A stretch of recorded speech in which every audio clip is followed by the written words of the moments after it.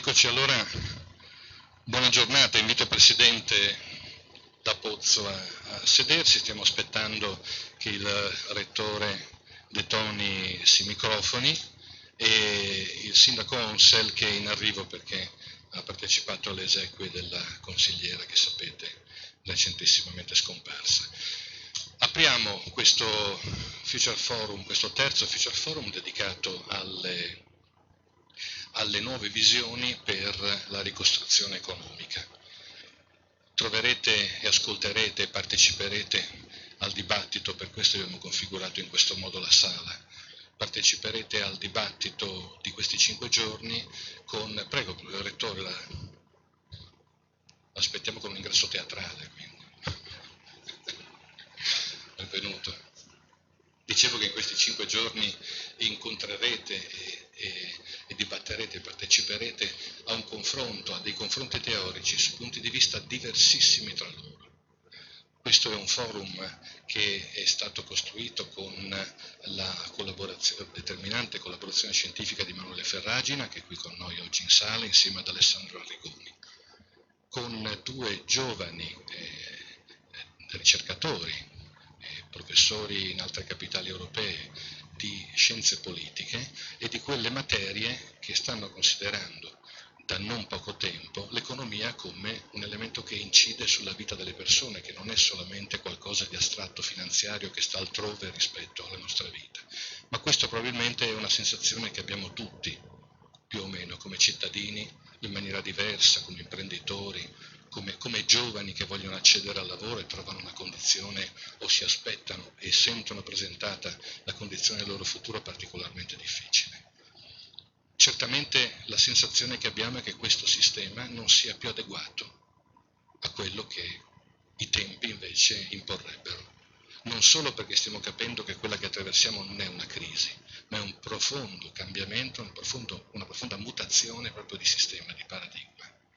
Noi siamo straordinario il tempo in cui stiamo vivendo perché ci permette di partecipare a questo, di assistere a un grande cambiamento che è epocale, che sta cambiando tutto il sistema che si è costruito dal secondo dopoguerra a oggi e che però tutt'oggi mantiene le sue condizioni e le sue premesse di partenza, che però sono mutate radicalmente nel tempo.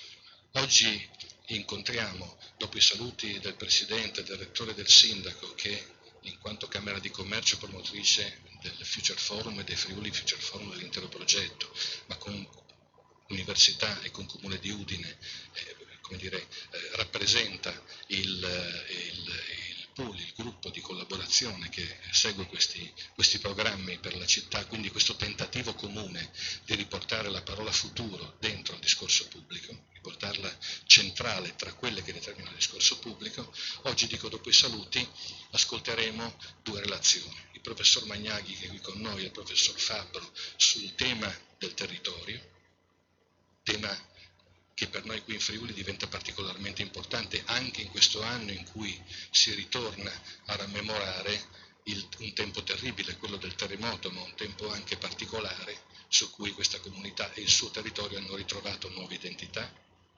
e a seguire quell'incontro una conversazione tra Riccardo Illi e il professor Piero Bevilacqua, che sarà moderata da Tommaso Cerni.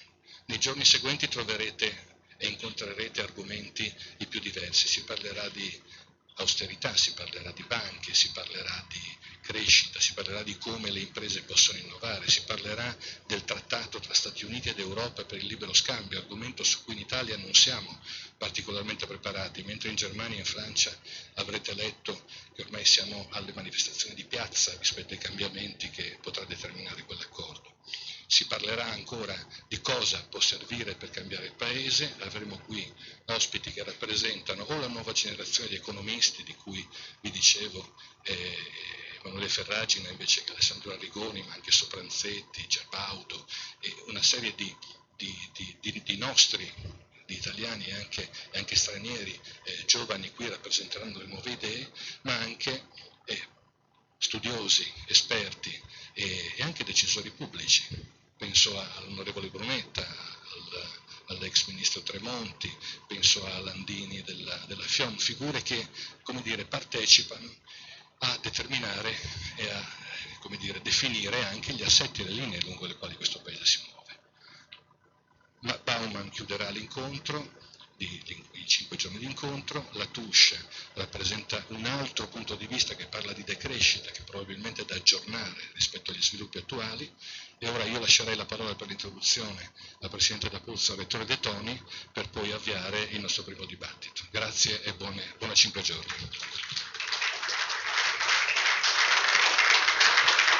Bene, buongiorno a tutti, saluto le autorità, i rappresentanti del mondo dell'economia, del mondo dell'università, tanti amici, ecco il nostro sindaco che ci ha raggiunto, e saluto e ringrazio il sindaco Onsel e il mitico, vi dirò mai magnifico, mitico rettore De Toni, in quanto già da molti anni stiamo collaborando insieme in vari progetti, e uno dei progetti che caratterizza l'attività della Camera di Commercio di Udine è quello del Future Forum, un percorso che si è articolato in vari appuntamenti, in varie occasioni, molto significativa l'edizione dello scorso anno, ma ritengo che in un momento molto complicato come quello che stiamo vivendo,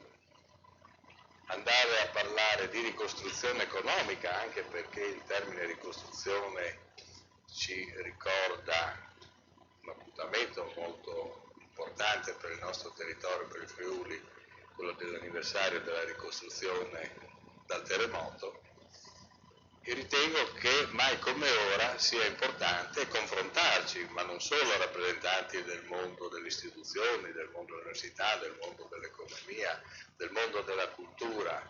Io ritengo che cultura e economia siano fondamentali, che si confrontino e si raffrontino. E quindi, cos'era Renato? Era settembre-ottobre quando ci siamo posti il tema terza edizione di Future Forum, dove l'andiamo a centrare, e abbiamo fatto una riflessione.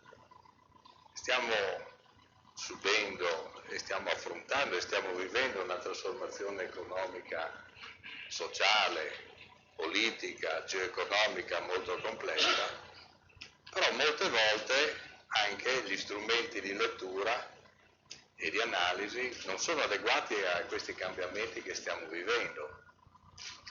Se noi pensiamo che uno dei principali indicatori del progresso economico è il PIL, un strumento ormai un arnese vecchio che non va a misurare quello che è la qualità della vita, dell'ambiente, il welfare e quant'altro, ma vanno a misurare solamente degli indicatori economici. Pensate, la Nigeria ha un aumento del PIL del 5, 6, 7% con tutti i problemi che può avere, quindi sono strumenti ormai estremamente obsoleti.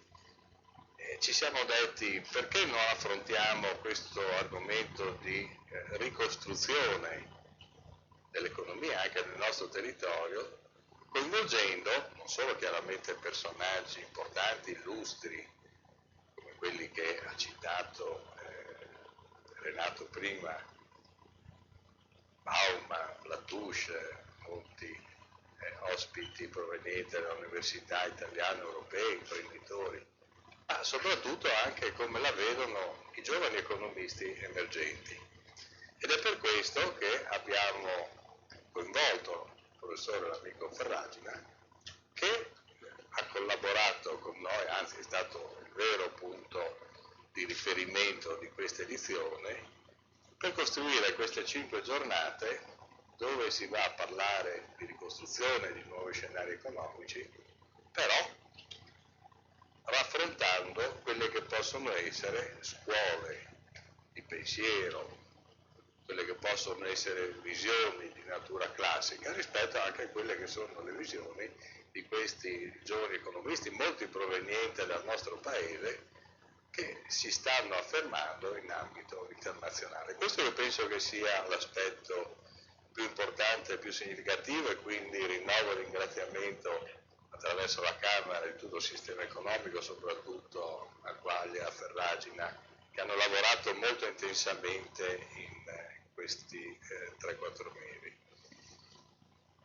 Una considerazione, c'era un articolo, anche perché è una breve introduzione, un saluto, ma poi ci saranno nelle giornate di oggi e quelle successive momenti molto importanti per approfondire e per discutere. C'è un articolo 4-5 giorni fa di un importante imprenditore collegato a Geos, multinazionale, che ha espresso un concetto che ritengo molto importante. Le idee sono più importanti della fabbrica. Anche tu che sei un fordista, l'ultimo fordista rimasto, penso che condividi questo pensiero, perché le idee sono parte intima dell'essere umano, della persona, attraverso il proprio territorio, la propria esperienza, la propria formazione, e quindi riportano l'uomo al centro, al baricentro della vita economica, della vita sociale, in un momento dove molte volte la tecnologia tende a prevaricare il ruolo dell'essere umano.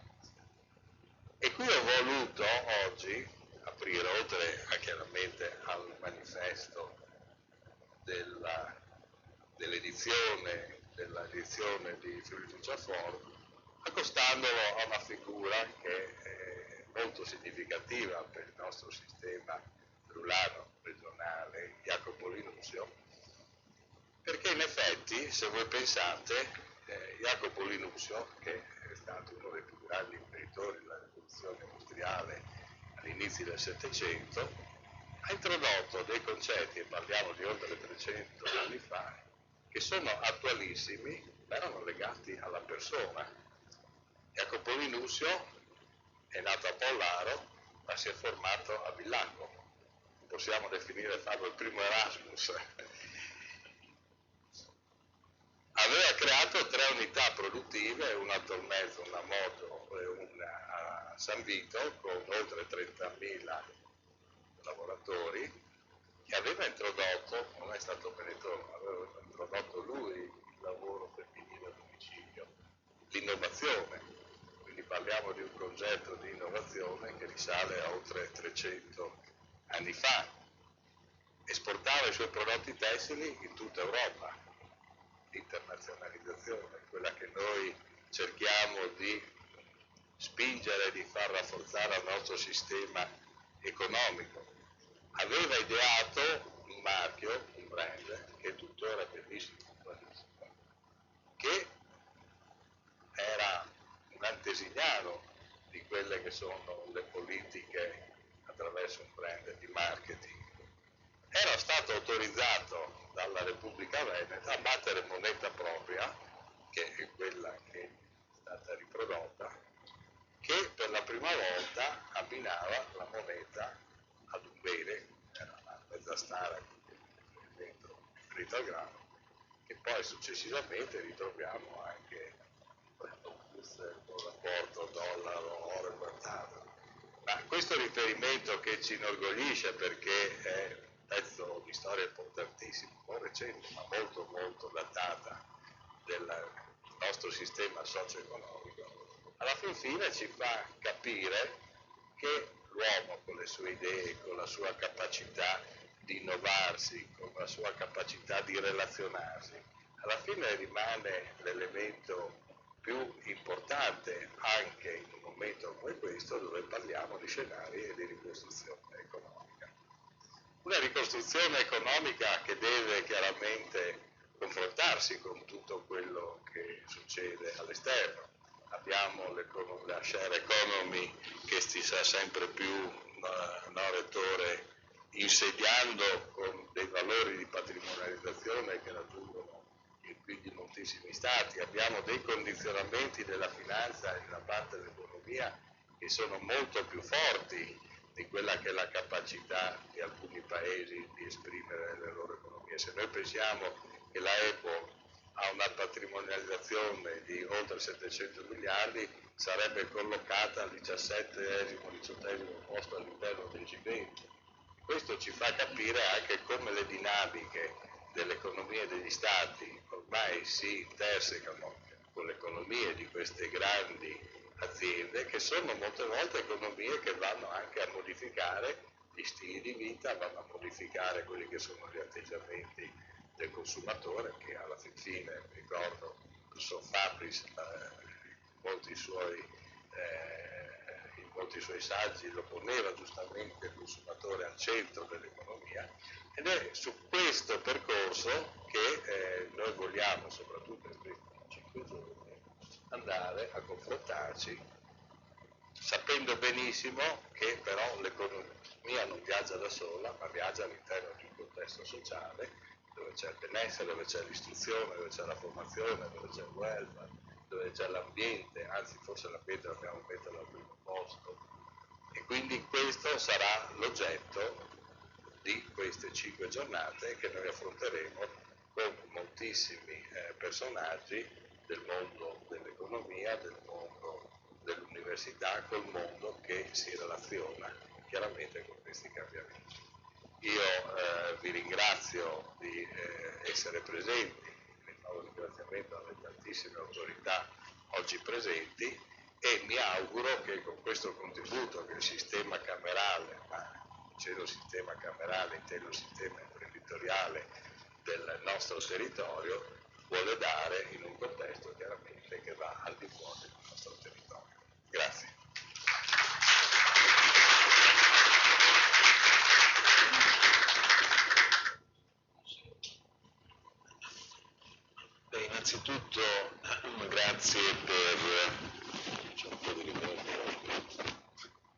Innanzitutto grazie per l'invito. Io qui sono a esprimere in primo luogo la soddisfazione per questo progetto, questo Friuli Future Forum in questa versione e appunto Udine 2024, noi da 2 anni fa, quando appunto il presidente da Pozzi della Camera di Commercio disse ma cerchiamo di fare questa analisi con l'Ocse, no? Attraverso tutta una rete di gruppi di lavoro per mettere a fuoco quali sono le prospettive del nostro territorio e fare anche poi dopo porgere all'Ocse con il loro comitato una serie di dati sui quali poi fare dei ragionamenti.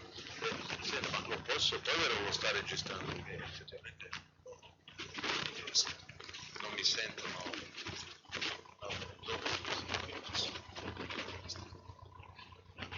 Grazie. Sì, immediatamente si disse di sì, c'è che anche il mio l'assessore Gabriele Giacomini all'innovazione. Immediatamente abbiamo detto un'idea bellissima e c'è stato questo esercizio di autoanalisi di tutta la realtà socio-economica che con tantissimi gruppi di lavoro ha immaginato quale poteva essere il futuro. Sono usciti 2 volumetti veramente preziosi, io credo, per poter capire non solo che realtà stiamo vivendo, ma anche che tipo di prospettive ci immaginiamo. E io voglio partire proprio da quello di rileggere un attimo, quando qui c'è come sottotitolo c'è scritto scenari di ricostruzione, perché qui non è che si tratti del fatto che c'è stata una distruzione, ma anzi da quell'analisi è emerso che forse meglio di tanti altri territori Udine e Friuli aveva saputo reggere a una recessione economica che appunto era iniziata nel 2008. Questo non vuol dire certamente che non si è abbassato in qualche misura rispetto al decennio precedente quella che era la prospettiva, appunto tutti sono pronti a sottoscrivere che un tempo il futuro era migliore di quello che è adesso, ma in rapporto la capacità del Friuli di rispondere anche in un momento di recessione è stata giudicata dall'Ocse come estremamente buona, estremamente reattiva, o come si dice adesso, il Friuli, forse tutti noi lo sappiamo già, ha una cosiddetta resilienza molto forte, lo si era visto in occasione del terremoto, lo si è visto nel caso della recessione economica. E mi è piaciuto molto anche perché ci hanno regalato quello dell'Ocse effettivamente un vocabolo che io vi pregherei appunto, vi ripeto spesso, ma vi pregherei un attimo di concentrarvi su questo vocabolo per non confondermi mai con un altro vocabolo, il declinismo.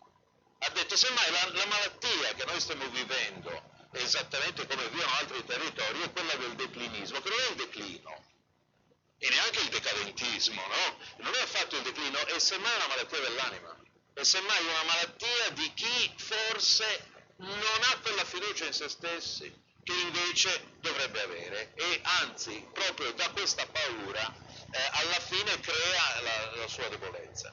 E quindi proprio sentendo cogliere abbastanza bene attraverso questa parola il rischio mortale o il rischio certamente grave che il nostro territorio poteva compiere, immediatamente ho deciso appunto con il massimo sostegno di seguire il Presidente La Pozza anche con Gabriele Giacomini proprio per fare in modo di sconfiggere. E certamente guardandomi intorno in questa sala, vedendo appunto tutti voi quanto siete portatori, ciascuno individualmente, di grandissimo patrimonio, e credo che effettivamente c'è una grandissimo potenziale per essere protagonisti. Noi per quanto riguarda appunto il Comune di Udine siamo molto impegnati sia sul tema della riduzione delle emissioni di CO2, noi siglammo, appunto questo lo dico varie volte, siglai nel 2009 il patto dei sindaci 20-20-20 che aveva l'obiettivo di ridurre del 20% le emissioni di CO2 da fonti fossili entro il 2020. E in realtà all'epoca tanti dissero sì lo facciamo, noi l'abbiamo fatto, abbiamo preso come baseline il 2006 e lì si computò che si era prodotti circa 690.000 tonnellate di CO2 e oggi, appunto nel 2015, gli ultimi 2016, gli ultimi dati sono del 2015, abbiamo ridotto del 9%. E effettivamente questo è, uno può dire, un successo, non è un successo, però certamente ha innescato tutto un meccanismo di rivisitazione di tanti modelli di sviluppo e di tanti orientamenti. Però certamente il nostro territorio è un territorio che ha alcune caratteristiche, alcuni pesi, alcune zavorre, se così li vogliamo chiamare, ma non è neanche delle opportunità pesanti. Proprio per dirne una, lo ripeto spesso, noi abbiamo attualmente, guardo signori generali, abbiamo attualmente 110 km quadrati di aree militari dismesse. Capite? Il comune di Udine da solo ha circa 56 km quadrati. Quindi è 2 volte la superficie di tutto il comune di Udine, partendo da Cussignacqua andando fino a San Leonardo. Ecco, 2 volte quella distanza di aree militari dismesse. Ed è evidente che in un contesto di nuova Europa questo potenziale, che è difficilissimo rimettere in gioco, che certamente è adesso demaniale o di varia proprietà, costituisce una delle sfide più importanti se vogliamo parlare di territorio. E qui non sono solo expolveriere, qui sono appunto strutture che possono costituire spazi nei quali compiere importanti opere di sviluppo. L'ultima cosa che dico, e adesso chiudo, anche potrei citare ovviamente vari esperimenti anche con Gabriele Giacomini si sono fatti con la Camera di Commercio, con Confartigianato, ottime cose, su i cosiddetti Fab Lab, cioè su questi laboratori dove si può capovolgere quel meccanismo dove chi è padrone dei mezzi di produzione è padrone del lavoro, perché in realtà questo ci si ricollega, no? Le idee sono poi il vero patrimonio. Chi è proprietario dei mezzi di produzione, non dico che sia secondario, però certamente non è più la figura centrale. Però ecco, l'altro aspetto sul quale il nostro territorio deve invece confrontarsi, e lo dico perché di qualche giorno fa che io sono stato eletto, non per merito mio, ma anche per merito di quello che ha fatto il Comune di Udine, a presidente di una rete europea. Il mio sfidante era il governatore della Biscaglia. Per tutto, sì, per il doppio dei voti, però sì, No, è una rete, no, bisogna appunto, è una rete europea on demographic change, no, sul cambiamento demografico.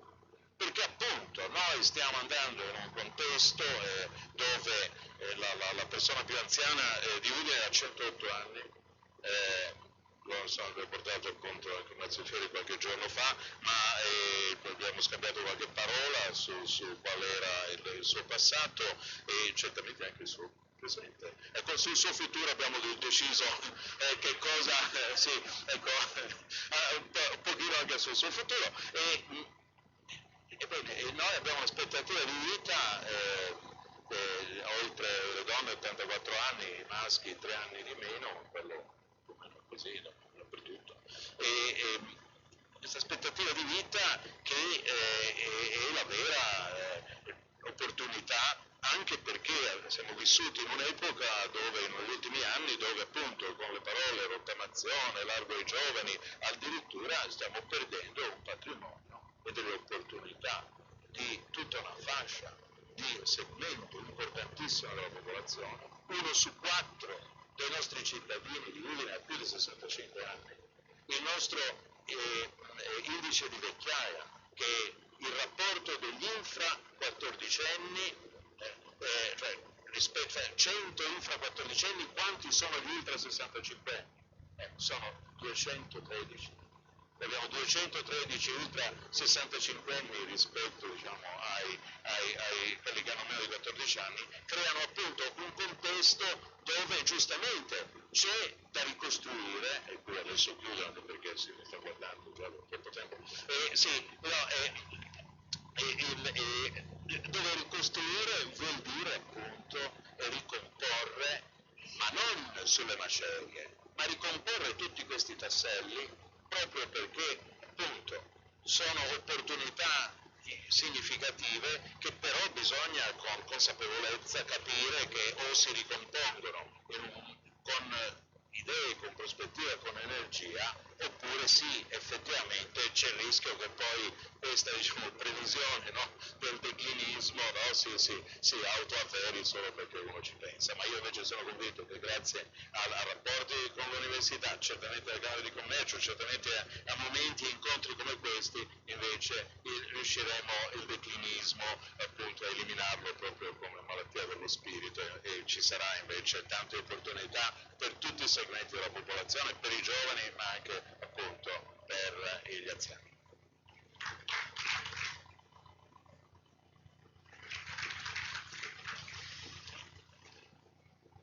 Bene, allora bentrovati a tutti, io ringrazio il Presidente D'Apozzo e diciamo tutto il team di Future Forum per questo evento.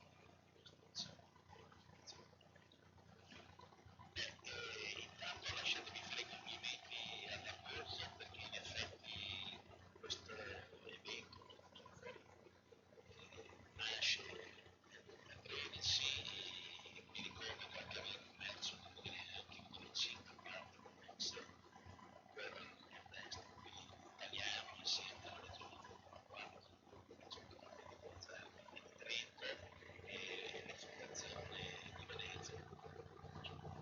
E quindi non sarebbe per caso, ma sapete, lasciatemi dire anche che io sono molto contento perché il Future Forum, così come quest'anno, è stato pensato anche grazie a un cultura quale è un evento che si può fare a Berlino, cioè abbiamo noi da Bauma alla Luce che sono dei pensatori di livello internazionale sicuramente europeo. E sono convinto che tra l'altro fare in città più piccole come Udine un vantaggio perché ha una risonanza accurata che può farla a Roma o a Milano, a negate tra decine di eventi importanti. Per entrare nel merito, io sono convinto che queste diciamo, occasioni di riflessione, di ricostruzione, come indica il titolo, siano importanti, perché noi abbiamo bisogno di pensiero e azione. No? Queste sono 5 giornate di pensiero e dopo abbiamo bisogno di azione. Le azioni devono fare dopo gli enti, con la politica, le agenzie, eccetera. senza azione è vano e l'azione senza pensiero è cieca. Quindi noi abbiamo bisogno fortemente di questi momenti. Io ringrazio veramente D'Apuzzo per aver lanciato insieme all'Università Comune questo tipo di iniziativa. Ecco, per entrare nel tema dei grandi cambiamenti epocali, ha ragione Quaglia, noi siamo dentro la grande rivoluzione del digitale, in cui siamo entrati relativamente da poco, perché 20 anni fa, come ricordava D'Apuzzo, non c'era Apple, non c'era Google, non c'era Facebook, che oggi sono tra le aziende più importanti del mondo, per non parlare di Asomo, di Alibaba, eccetera, eccetera. Quindi in effetti siamo dentro una grande cambiamento epocale, ma come insegna chi studia il cambiamento, non perdiamo mai di vista la buona crisi, perché quando le cose vanno bene è difficile cambiare, bisogna cambiare proprio durante le crisi. Ed è chiaro che durante questa crisi noi siamo di fronte a grandi contraddizioni, perché non c'è niente da fare. L'economia, il mercato, la libera concorrenza è una nostra astrazione. La realtà è che l'economia tende ad essere sempre monopolistica. Tant'è che le leggi antitrust nascono proprio per impedire questa concentrazione. Quindi se noi abbiamo soltanto l'economia al lavoro, avremo che la ricchezza si concentra in poche mani. Per questo abbiamo bisogno di tanta politica, perché l'economia crea il valore, la politica distribuisce. Per cui se non abbiamo un'azione politica forte che fa da bilanciamento al circolo economico, noi andiamo dentro a situazioni di conflitto sociale e quindi entriamo in crisi. Vi ricordo che Venezia era uno dei grandi proteggeva gli ebrei, perché se vedete i libri dicevano che se si faceva il conflitto con gli ebrei si perdeva business, e quindi i conflitti sociali aumentano la povertà proprio anche economica. Per entrare sui nostri abbiamo tanti problemi, adesso c'è il tema delle soluzioni, perché noi siamo chiamati qua a pensare soluzioni di ricostruzione, eccetera.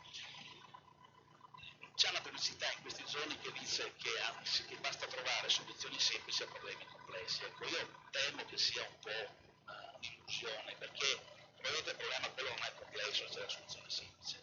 Quando i problemi sono complessi dobbiamo cercare soluzioni, come dicono gli americani, viable, cioè percorribili politicamente, cioè le soluzioni sono sempre percorribili almeno sul piano politico, per cui a noi non interessa trovare delle soluzioni. Io ho molti colleghi universitari trovo sempre delle soluzioni meravigliose, ottime sul piano logico, ma non sono per questa soluzione. Quindi la politica è sempre al centro anche delle soluzioni che dobbiamo trovare. Guardate che proprio Ernesto, il papà di Riccardo, una volta quando è venuto all'università, in un seminario ai miei allievi, e diceva che il mondo è disordinato. Diceva: immaginate di prendere degli occhi, metteteli, fateli cadere su un foglio bianco e si spargeranno tutti in maniera disordinata. Ma mettete sotto un bel maglietto, improvvisamente vedrete che tutti i chiodi si infilano secondo il maglietto. E allora diceva che qual è il magnete della società? La società è l'etica, il sistema di valori, eccetera. Perché se vi immaginate che se tutti noi ci comportassimo secondo certi principi, improvvisamente la realtà diventa estremamente più facile da affrontare. Io sono d'accordo con quello che diceva D'Apuzzo, che Jacopo Di Muscio è un grande esempio di futuro, anche se viene appunto dal primo Erasmus Italia-Austria, perché in effetti ha introdotto il concetto della rete. Guardate, se andate a studiarli bene, la rete vince sulle transazioni, le transazioni cosiddette in rete vincono sulle transazioni economiche classiche per un solo motivo, sono a maggiore intensità di informalità.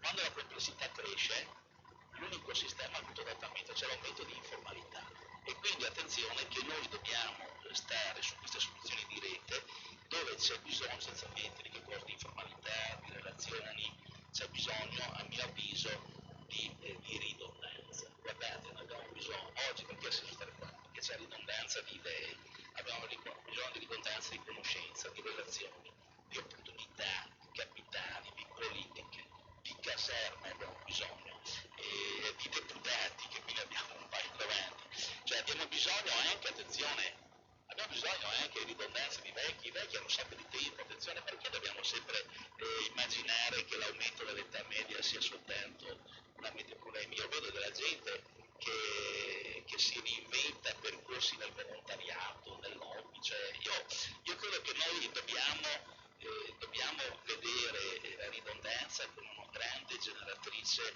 di innovazione. E qui concludo.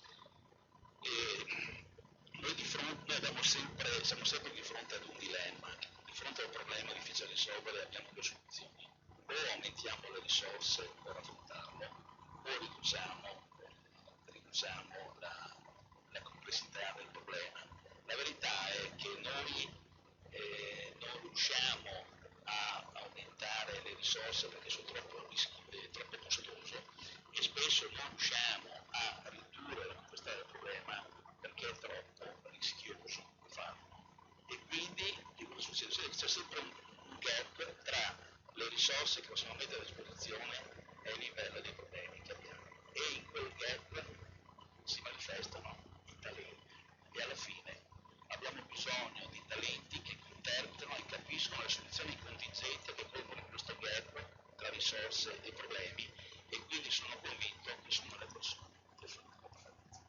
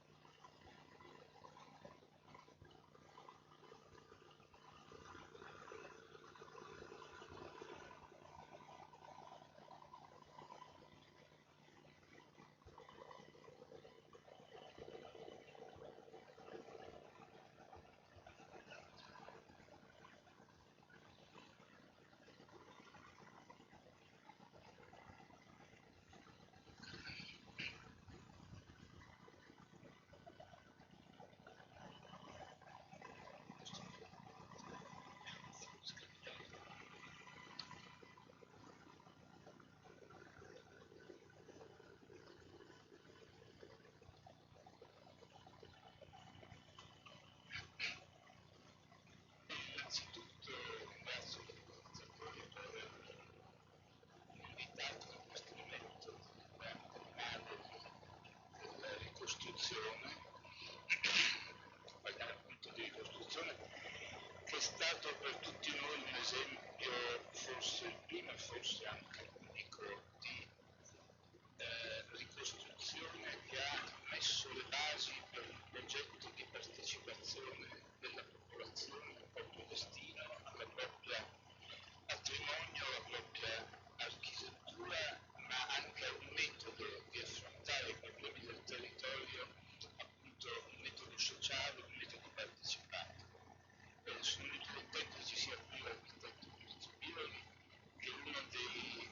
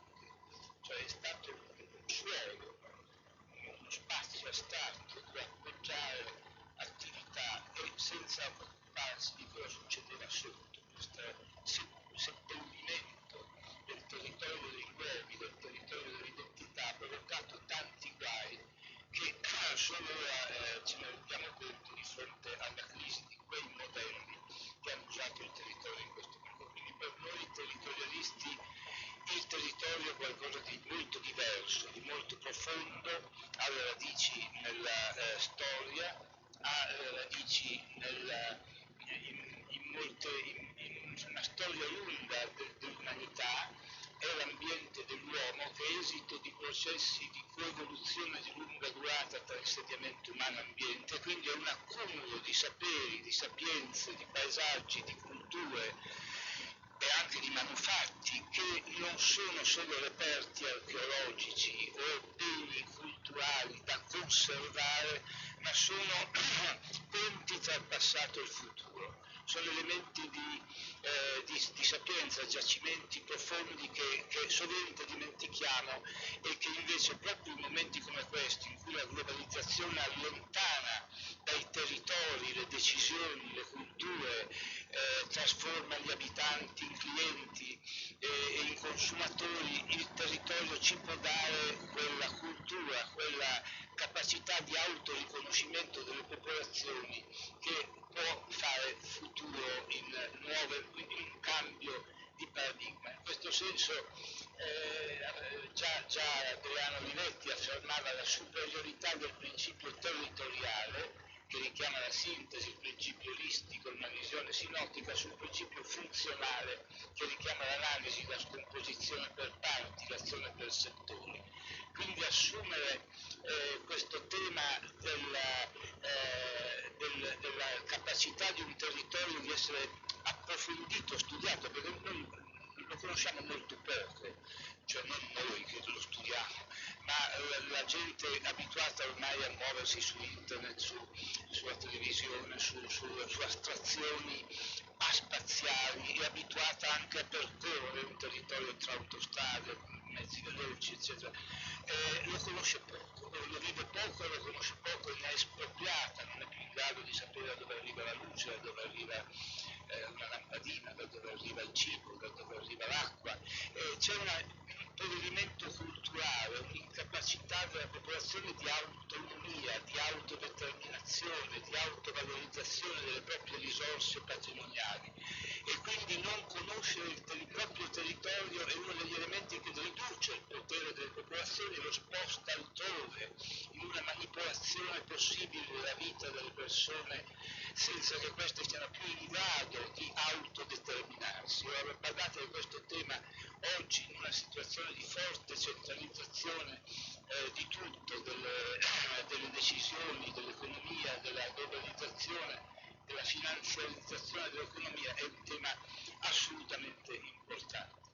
Naturalmente questo concetto di patrimonio territoriale che è alla base di un'interpretazione del territorio profonda, è un concetto che si evolve, qui ho fatto qualche elemento ma non ho il tempo di svilupparlo, voglio solo dire che l'evoluzione è stata da un concetto di separazione di patrimonio naturale e di patrimonio culturale verso un concetto di patrimonio territoriale. Qual è il passaggio?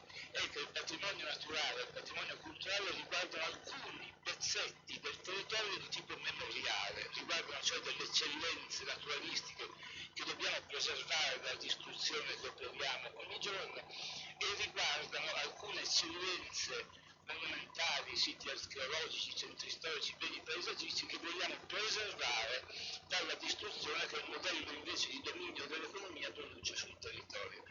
Noi veniamo da quella cultura che è una cultura dell'UNESCO, del Consiglio d'Europa, che abbiamo praticato anche con passione, però è una cultura che ci dice c'è un doppio regime.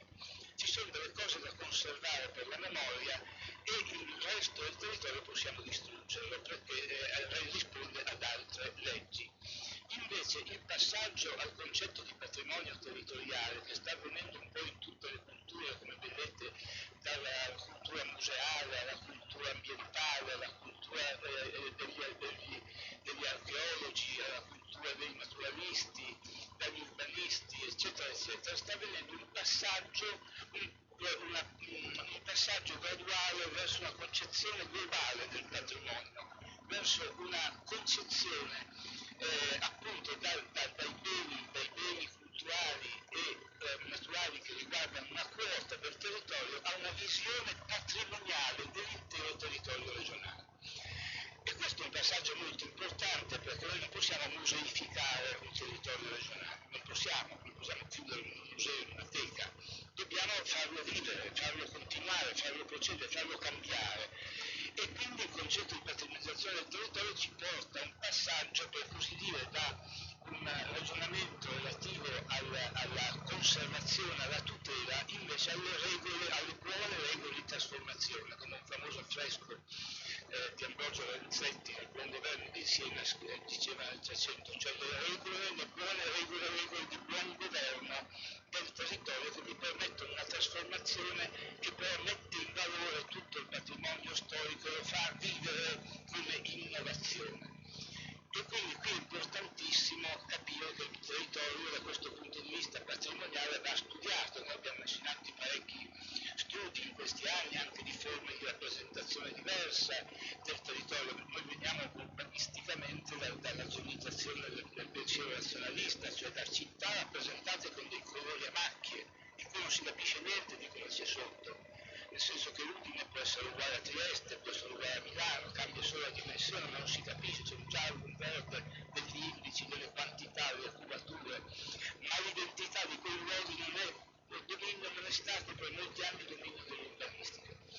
Ora invece studiare un territorio nella sua identità, nella sua capacità di esistere come forza propulsiva di idee, di bellezza, di culture, di saperi artistici, di saperi industriali, di saperi artigiani, è tutta un'altra descrizione. Bisogna raccontare questa anima, questo genius loci, e da anni ci applichiamo a questa cosa perché lo riteniamo fondamentale per proporre modelli di sviluppo che si basino proprio sulla valorizzazione di questi patrimoni. Da questo punto di vista vi cito solo l'ultima frase molto importante di distinguere. Noi siamo abituati a parlare di capitale territoriale, di risorse. In tutti i piani urbanistici, voi vedete, e socio-economici, si parla sempre di risorsa.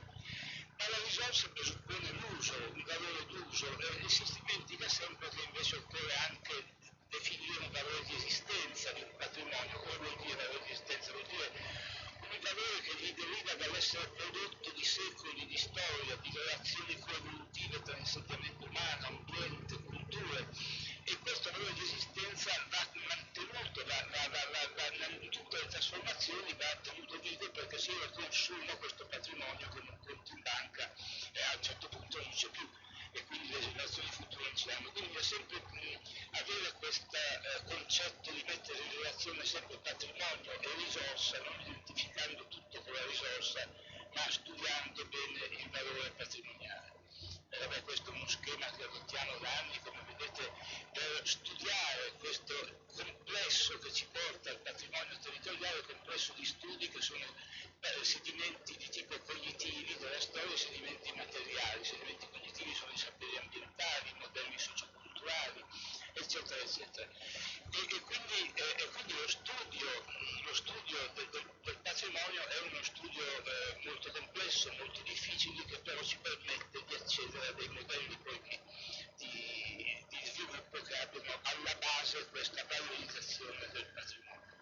E vi cito solo questa recente definizione del patrimonio territoriale nella nuova legge del governo del territorio della Regione Toscana, perché assume pienamente questo concetto, cioè di vedere il patrimonio come insieme delle strutture di lunga durata prodotte dalla coevoluzione tra ambiente naturale e insediamenti umani, di cui è riconosciuto il valore per le generazioni presenti e future. Quindi anche qui si richiama la garanzia di esistenza del patrimonio come risorsa per la produzione di ricchezza per la comunità. Qui poi si specificano quali sono i settori in cui si articola lo studio di questo patrimonio, che come vedete copre i principali aspetti di una struttura territoriale regionale, cioè una struttura idrogeomorfologica, quella ecosistemica, quella insediativa e quella agroforestale.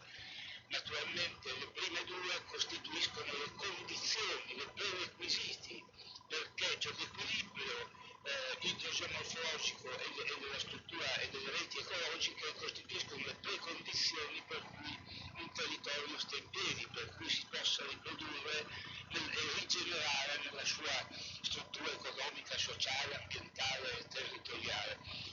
Faccio solo un piccolo inciso. Dice di smettere di andare piano. Un piccolo inciso. Noi siamo una curiosa società che a differenza dell'architettura o anche dell'urbanistica della città, dove si costruiscono prima le fondamenta, poi i muri, i pilastri e poi il tetto, come è ovvio a tutti, quando parliamo di territorio agiamo in modo bizzarro, cioè costruiamo prima il tetto, poi le pareti e poi le fondamenta. A vale a dire, facciamo insediamenti smisurati, facciamo infrastrutture, costruiamo di tutto e poi ci accorgiamo che non stanno in piedi perché i fiumi esondano e mangiano il territorio, perché le reti ecologiche sono interrotte, cioè quei primi due prerequisiti dell'insediamento umano li abbiamo dimenticati e quindi poi dobbiamo scavare i morti, le alluvioni, persane, eccetera, dopo che abbiamo costruito il tetto e dalle fondamenta. Noi ci proponiamo modestamente di fare questo lavoro molto banale, che è quello di ricostruire le fondamenta prima di fare il tetto, cioè di ricostruire le proporzioni in cui la firmitas e la venustas vengano prima dell'utilitas, per citare Vitruvio, e rimettere, diciamo così, il territorio sui suoi piedi, sulla sua capacità di autorigenerazione nel tempo lungo della storia. Qui sono alcune immagini che dimostrano come è molto cambiata, come abbiamo tentato di cambiare la rappresentazione di questo patrimonio, anziché di fare un territorio a macchie di funzioni, è un territorio che cerca di esprimere gli elementi della lunga durata, le strutture persistenti, i valori patrimoniali, ambientali, territoriali, culturali. Non tempo di soffermarmi, ma insomma qui siamo nella grande piana. Questa è l'immagine del patrimonio della Toscana centrale. A destra vedete qui Firenze, Prato, Pistoia, Lucca, Livorno, Pisa. Voi vedete che rapporto c'è tra le montagne, le pianure, le colline, i campi arati, il fiume, l'Arno, eccetera. Questo è un rapporto che dura circa 2000 anni, con piccole variazioni, questa variazione. Dopo arriva la nostra civilizzazione delle macchine e questo non l'ho portato a carta perché non era l'oggetto un tempo, ma voi vedete qui una fascia continua di urbanizzazione che è continua, un anello, questa ellisse è un anello continuo di costruzioni che hanno praticamente bloccato tutti i varchi con le valli, perché ognuna di queste città è espressione di un sistema vallivo profondo, di un sistema collinare, di un sistema montano, di una cultura che si affacciano su queste grandi piane. Questo è per dirvi che abbiamo un po' perso il senso delle proporzioni, il senso della relazione tra insediamento umano e ambiente, che uno degli oggetti del nostro lavoro è proprio quello di ricostruire in forme nuove, ovviamente, non solo ricostruire. Quindi noi siamo di fronte oggi, per sintetizzare, a un processo di rimozione del territorio che si attua attraverso espropriazione e privatizzazione di beni comuni naturali e territoriali, allontanamento dei sistemi decisionali, neocentralismo e riduzione dei poteri delle regioni sul governo del territorio e dell'energia, eccetera, eccetera. E abbiamo un sistema di investimenti che sono ultra concentrati su quei pochi nodi che vengono considerati importanti per la connessione con le reti globali. E quindi abbiamo alla fine un movimento che risucchia, concentra, gerarchizza nelle città metropolitane piccoli comuni, sapete tutti i tentativi fino a eliminare tutti i comuni di 5.000 abitanti, cioè il 65% dei comuni italiani, vale a dire l'abolizione dei comuni d'Italia. Regioni da accorpare, uffici postali da ridurre, tribunali, ospedali da centralizzare, piccole imprese, banche locali da ingrandire e centralizzare, università, residuando territori regionali svuotati, impoveriti, sottomessi. Cioè questo movimento è un movimento non solo italiano, è un movimento che in Francia sta andando avanti, dappertutto, e che ha come riferimento mondiale il famoso mega city, mega corridor, mega region, dove si va concentrando la popolazione mondiale. Le previsioni dell'ONU sono di arrivare a circa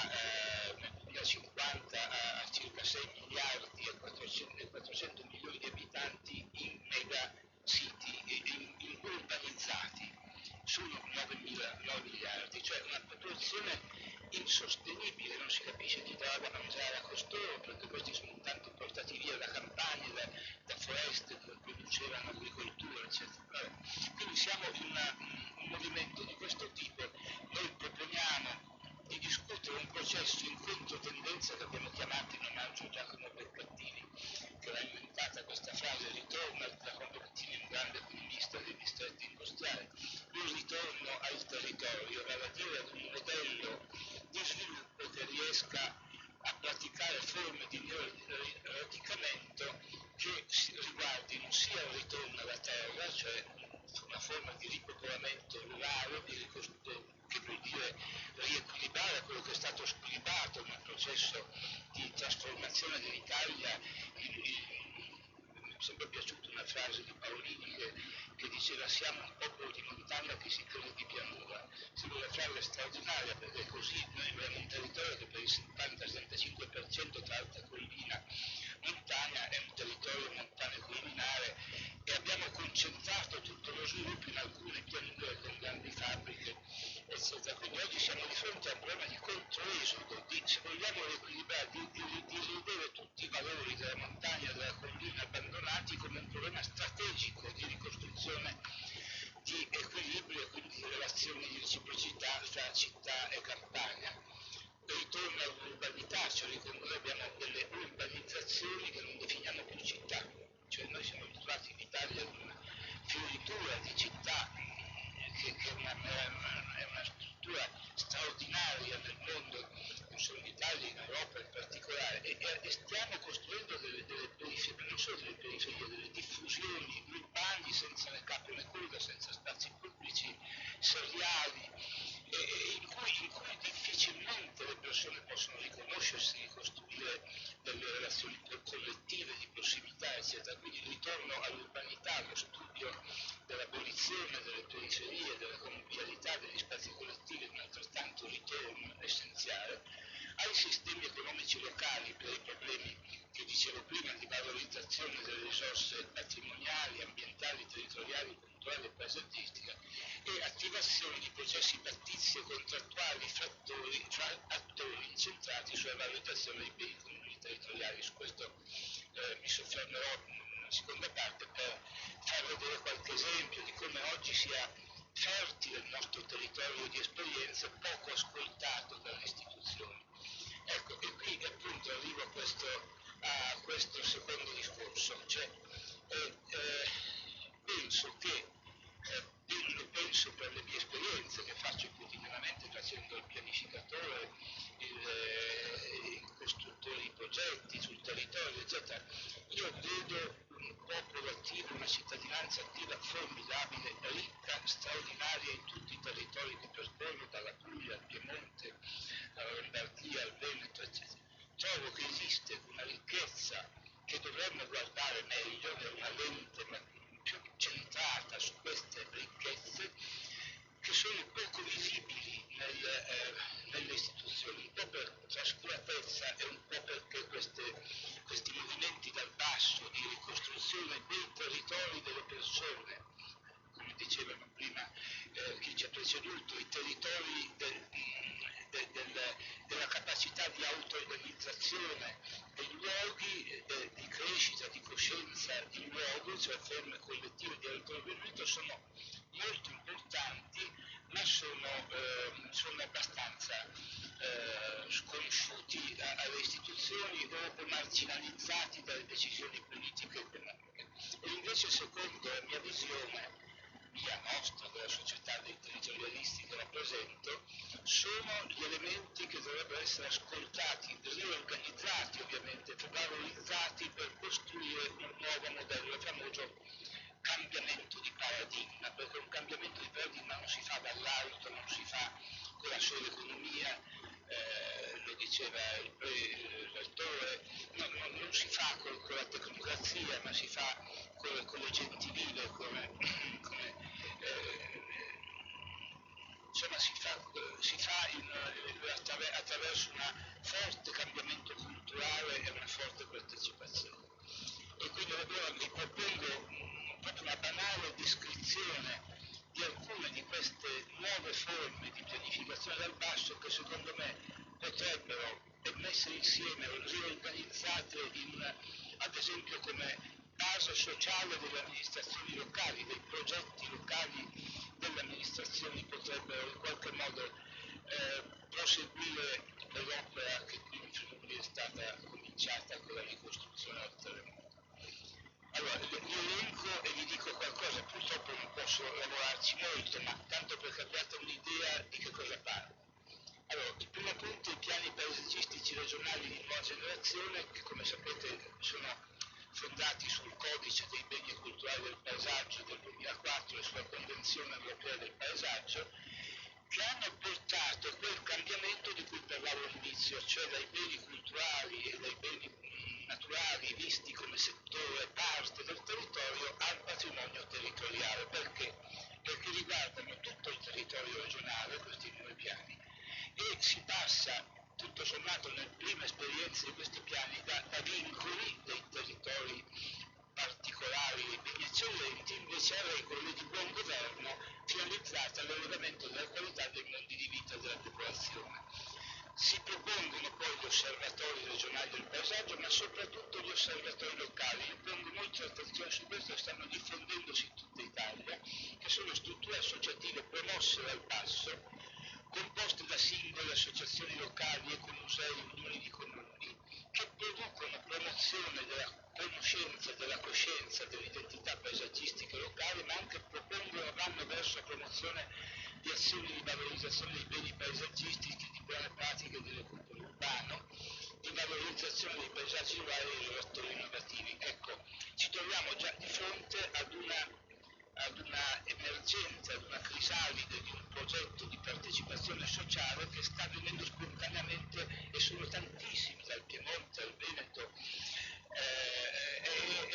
e che quindi hanno questa valenza di essere strumenti di cittadinanza attiva che parte dal paesaggio per fondare nuovi istituti di governo dal basso del patrimonio territoriale. Quindi questi sono esempi del piano tratto dal piano della Puglia che io ho coordinato, dove vedete la forma di rappresentazione del patrimonio cerca di rappresentare l'identità, non più delle funzioni, ma sono carte molto complesse che però danno questa idea che cerchiamo di far vivere nella consapevolezza delle persone l'identità dei territori. Questa immagine, per esempio, tra le tante che potevo mostrarvi, mostra come questa Puglia sia fatta di tanti reticoli, tante reti tutte diverse tra loro, che rappresentano morfotipi che hanno una storia, una relazione con l'ambiente, con la geologia, con la storia umana, dell'agricoltura, e che nessuno valorizza perché non si conoscono, non sono nel patrimonio delle guide turistiche o dei piani. E quindi tutti questi studi che stiamo portando avanti hanno questo significato di denotare la ricchezza e la complessità. L'operazione l'abbiamo fatta in Toscana, dove i paesaggi e i morfotipi territoriali sono tantissimi e molto diversi fra loro, hanno tutte ragioni storiche e potenzialità patrimoniali molto forti. Anche qui in Friuli, vi mostro solo questa analisi, è stata utilizzata questa rappresentazione usata in Puglia recentemente. Anche qui si sta studiando il territorio regionale nelle sue forme strutturali. Questo è molto importante per capire che cosa perdiamo se le distruggiamo, se non ne teniamo conto, se facciamo informi, l'urbanizzazione, eccetera. Naturalmente poi questi osservatori locali, come dicevo, hanno, che l'altro potere dei piani paesaggistici, hanno una funzione non soltanto descrittiva o di cataloghi di paesaggio, ma anche di promozione, di iniziativa, di cultura paesaggistica, di cultura del territorio, eccetera. L'altro aspetto che sta avvenendo è la crescita di quello che chiamiamo società locali del cibo, cioè sistemi agroalimentari fondati sulla identità dei patrimoni locali che partono dal cibo, dal cultivar storiche, dall'identificazione attraverso molte ricerche patrimoniali di cultivar specifiche, storiche, eccetera, eccetera.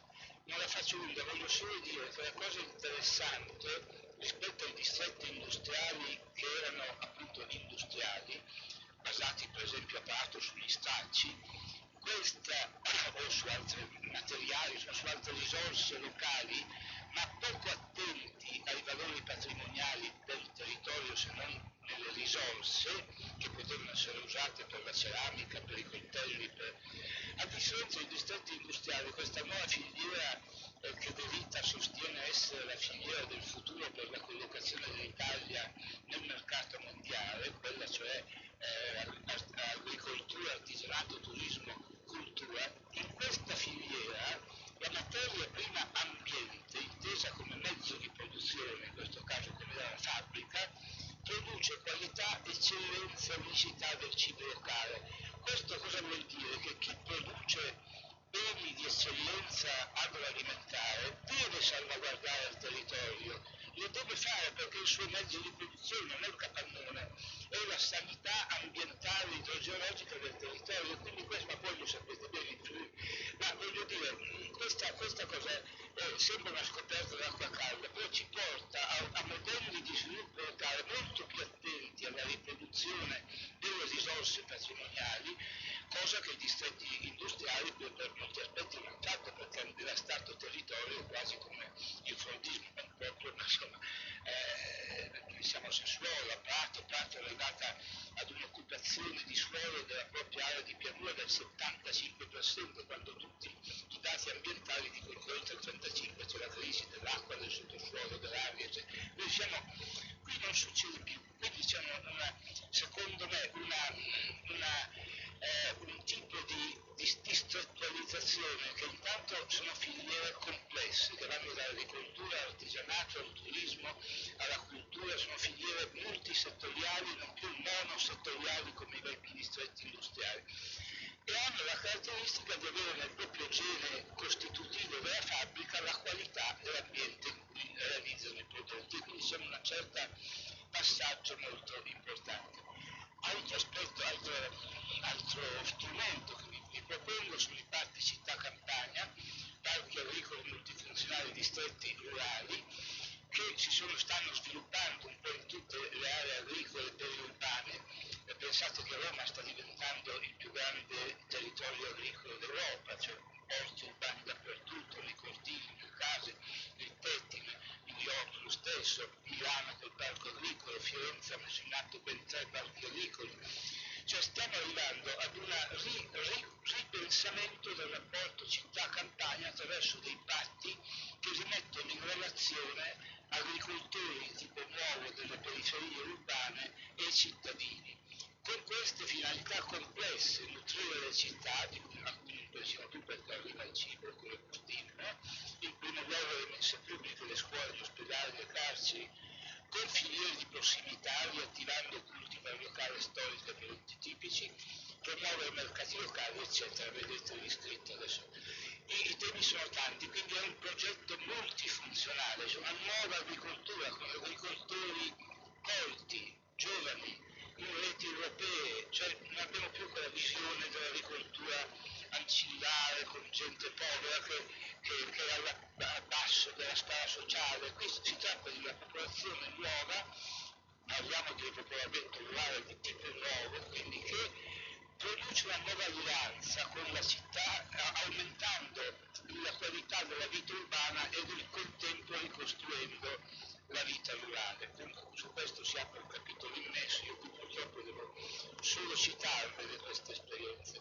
Vabbè, qui ci sono alcune spiegazioni di questa complessità della relazione città-campagna.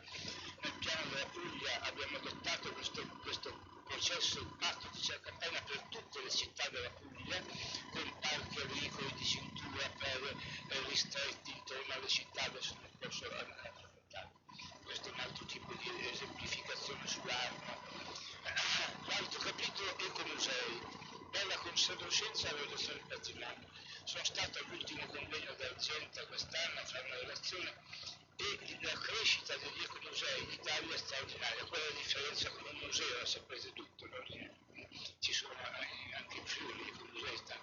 Cioè, è che l'ecomuseo è attivo, è vivo, è una testimonianza vivente del territorio, del suo patrimonio, della sua cultura, ma la cosa che lo differenzia dal museo, che è tutela e memoria, l'ecomuseo è attivo sul territorio, crea occupazione nuova nell'agricoltura, nell'artigianato, nuove culture della valorizzazione degli edifici, dell'albergo diffuso, eccetera, eccetera. Cioè, e addirittura in alcune regioni come Puglia, Veneto e Friuli sono regolati da leggi regionali e assolvono anche funzioni di osservatorio locale, dell'osservatorio regionale del paesaggio. E c'è già una proposta di legge per la loro legalizzazione nazionale, però hanno questa valenza che vi dicevo. Queste sono le mappe di comunità, cioè alcuni strumenti che gli ecomusei hanno messo in pratica per l'autovalorizzazione delle comunità locali, cioè per coinvolgere le popolazioni nell'autorappresentazione, come loro leggono, interpretano i valori del patrimonio e la loro lettura del patrimonio territoriale. Queste sono sue esperienze sugli ecomusei in Friuli, questa e quest'altra. Sulle immagini dietro c'è tutto il lavoro di mobilitazione, di costruzione, eccetera. Contratti di fiume, di falda, di lago, siamo al 10° tavolo nazionale, cioè dalla prima esperienza fatta da noi in Lombardia con il contratto di fiume di Verona siamo arrivati a più di 100 contratti di fiume in tutta Italia che stanno portando anche questi dei cambiamenti nel modo di trattare il territorio fluviale. Come gli altri esperimenti, anche questi stanno portando un'evoluzione dei contratti da politiche settoriali a progetti integrati, le politiche agricole multifunzionali, insomma lo sviluppo di una partecipazione delle popolazioni, di una reidentificazione dell'identità di valle, di bacino da parte delle popolazioni che sta portando ad una forte attivazione di cittadinanza attiva sul tema del fiume che come sapete in Italia erano diventati fogna a cielo aperto e rischio idraulico, e queste erano le politiche. Il tetto delle politiche sui fiumi prima dei contratti di fiume era riduciamo il rischio idraulico e riduciamo il rischio epidemiologico. Punto. Queste politiche che nascono sono molto innovative, che nascono dal basso, dalle popolazioni, dagli agricoltori locali, dai pescatori, da tutte le attività intorno al fiume, hanno una soglia completamente diversa, cioè partono dalla riappropriazione del fiume da parte delle popolazioni e quindi ne propongono delle politiche molto più evolute che non quelle della semplice riduzione del rischio idraulico. Quindi questo è un altro esempio in cui la partecipazione ha una funzione di cambiamento degli obiettivi strategici del modello di sviluppo. Questo è il primo contratto di fiume, questo è un esempio di come abbiamo iniziato sull'Arno con la riscoperta di tutti i valori di percorrenza, eccetera.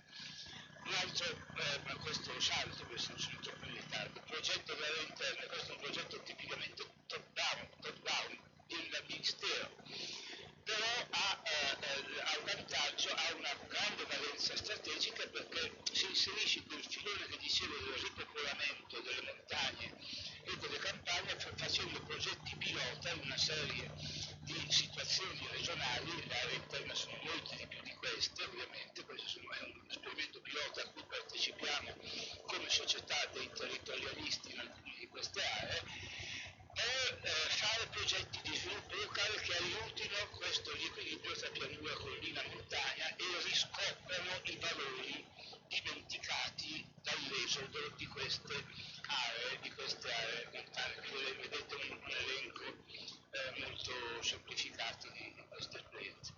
L'altra esperienza più urbana è la gestione sociale dei beni comuni, cioè tutte quelle esperienze che hanno affrontato il riuso di edifici dismessi o di spazi rurali, di cui cito qui qualche esempio, dove ci sono esperienze di co-housing, di autorecupero delle periferie, di forme collettive di gestione dei beni comuni, cioè ricerca di ridare ai luoghi urbani del collettivo una funzione sociale e di ricostruzione della città in sostanza.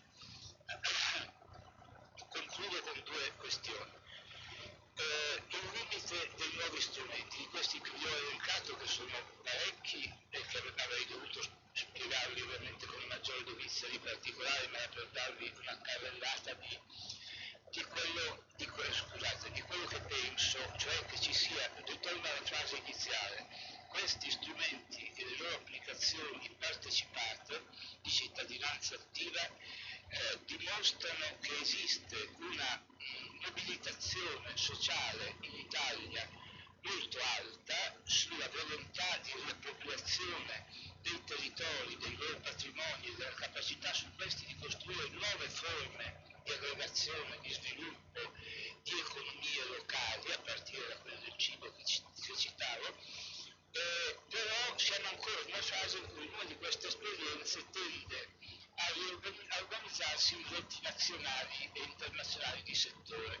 Vi ho fatto qui qualche esempio: i contratti di fiume su un tavolo nazionale che fa riferimento al Ministero dell'Ambiente, gli ecomusei al Ministero MIBACT, gli osservatori del paesaggio anch'essi al MIBACT, i parchi agricoli e local food alle PAC e per il regionale, eccetera. Cioè siamo ancora in una fase in cui ognuna di queste mobilitazioni sociali, che produce territorialità, produce coscienza di luogo, produce allusioni a nuove economie locali e a nuovi modelli di autogestione, però è separato, ognuno lavora per conto suo e fa riferimento verticalmente a dei ministeri diversi o degli settori regionali diversi. Quindi il problema oggi grosso è quello di come tutti parliamo di politiche integrate, di politiche intersettoriali, interdisciplinari, eccetera. Quindi in questa immagine faccio vedere come ci sia di fatto una convergenza tematica fra la Carta nazionale dei concetti di fiume, la Carta di Siena dei musei e paesaggi culturali, l'agenda dell'Ecomuseo 2016, eccetera, eccetera, come ognuna di queste carte, di questi manifesti, di questi progetti che partono dal basso però muovono da un problema, il fiume, l'ecomuseo, il paesaggio, eccetera, contenga valenze, link, elementi di legame verso una considerazione del territorio nel suo insieme, e quindi siano progetti sociali di territorio simili per obiettivi, proposte, strategie, forme di conoscenza, eccetera, eccetera, e anche di rovesciamento del sistema decisionale, cioè dal progetto di territorio socialmente prodotto ai settori regionali e nazionali di decisione e finanziamento, opposto di quanto avviene adesso. Alludono anche a nuove forme di impresa territoriale, quindi avvicinamento dei mezzi e ai fini della produzione, del patto, cioè in questi patti tra abitanti, associazioni culturali e ambientali, produttori, artigiani, ricerca scientifica, università, nasce una nuova fabbrica, sta nascendo una nuova idea di fabbrica, o meglio di struttura produttiva integrata, con molti obiettivi intersecati, da obiettivi economici, obiettivi ambientali, obiettivi culturali, e quindi quell'unità che si diceva prima nelle presentazioni, non mi ricordo chi, che se c'è solo l'economia si va a uno squilibrio, quindi si sta in qualche modo attivando dentro queste esperienze in forme di produzione di impresa che vanno verso economie integrate di sviluppo locale, con sperimentazione di forme di commoning, vale a dire di espansione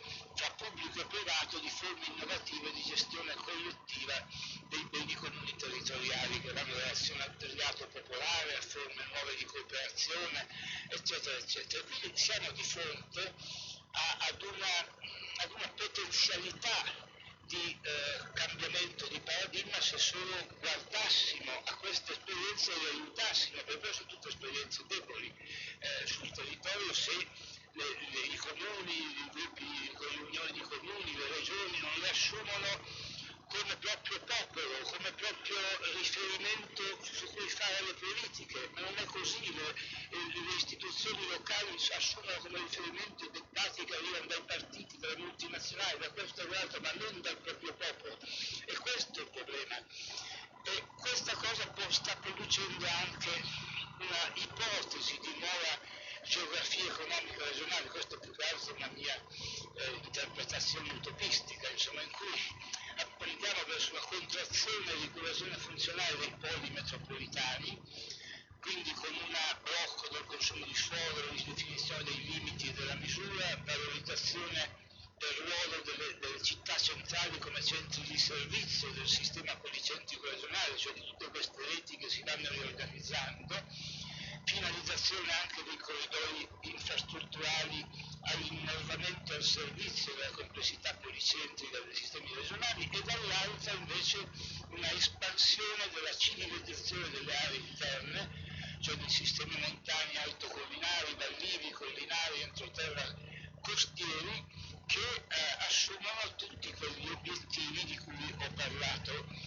prima, dando un nuovo impulso al ruolo delle reti di piccole e medie città storiche come potenziale valore alternativo ai modelli metropolitani, da non ancora metropoli a future centralità urbane alternative.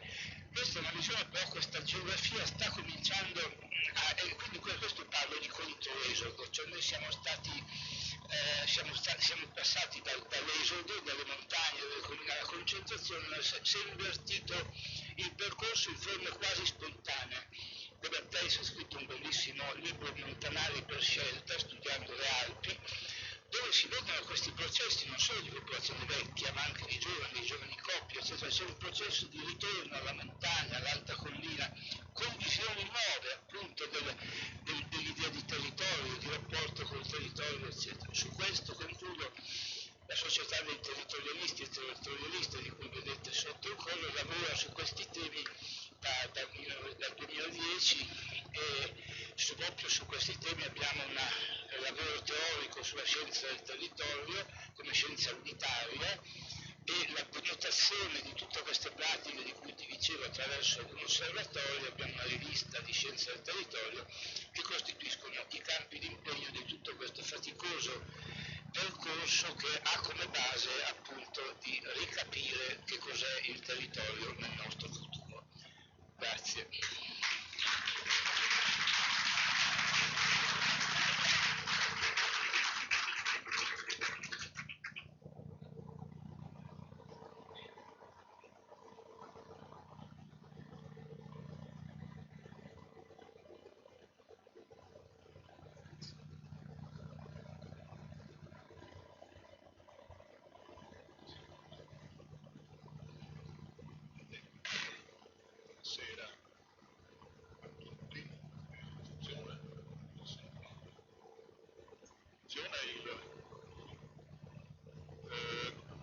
Desidero prima di tutto ringraziare per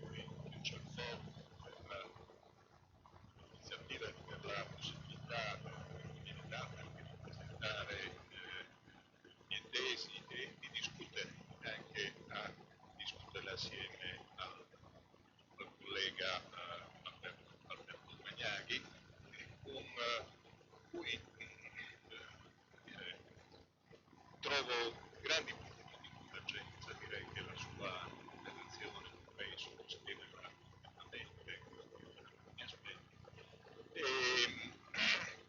con qualche differenziazione però non marginale, dovuta a due punti di vista sostanzialmente, due approcci diversi alla questione. Alberto Magnaghi diciamo, della nostra disciplina a livello nazionale e internazionale, ha profonde radici in un filone importante del pensiero urbanistico, che è quello delle utopie urbane. Mi sembra di poterlo dire con tutta onestà, ecco, nelle utopie urbane c'è la forza del pensiero urbanistico, contemporaneamente ci può essere anche quel nocciolo, come Isaia Berlin ci avverte, ecco, attenzione che nelle utopie può esserci un nocciolo un po' autoritario, un po' un rischio di, come dire, mettere un po'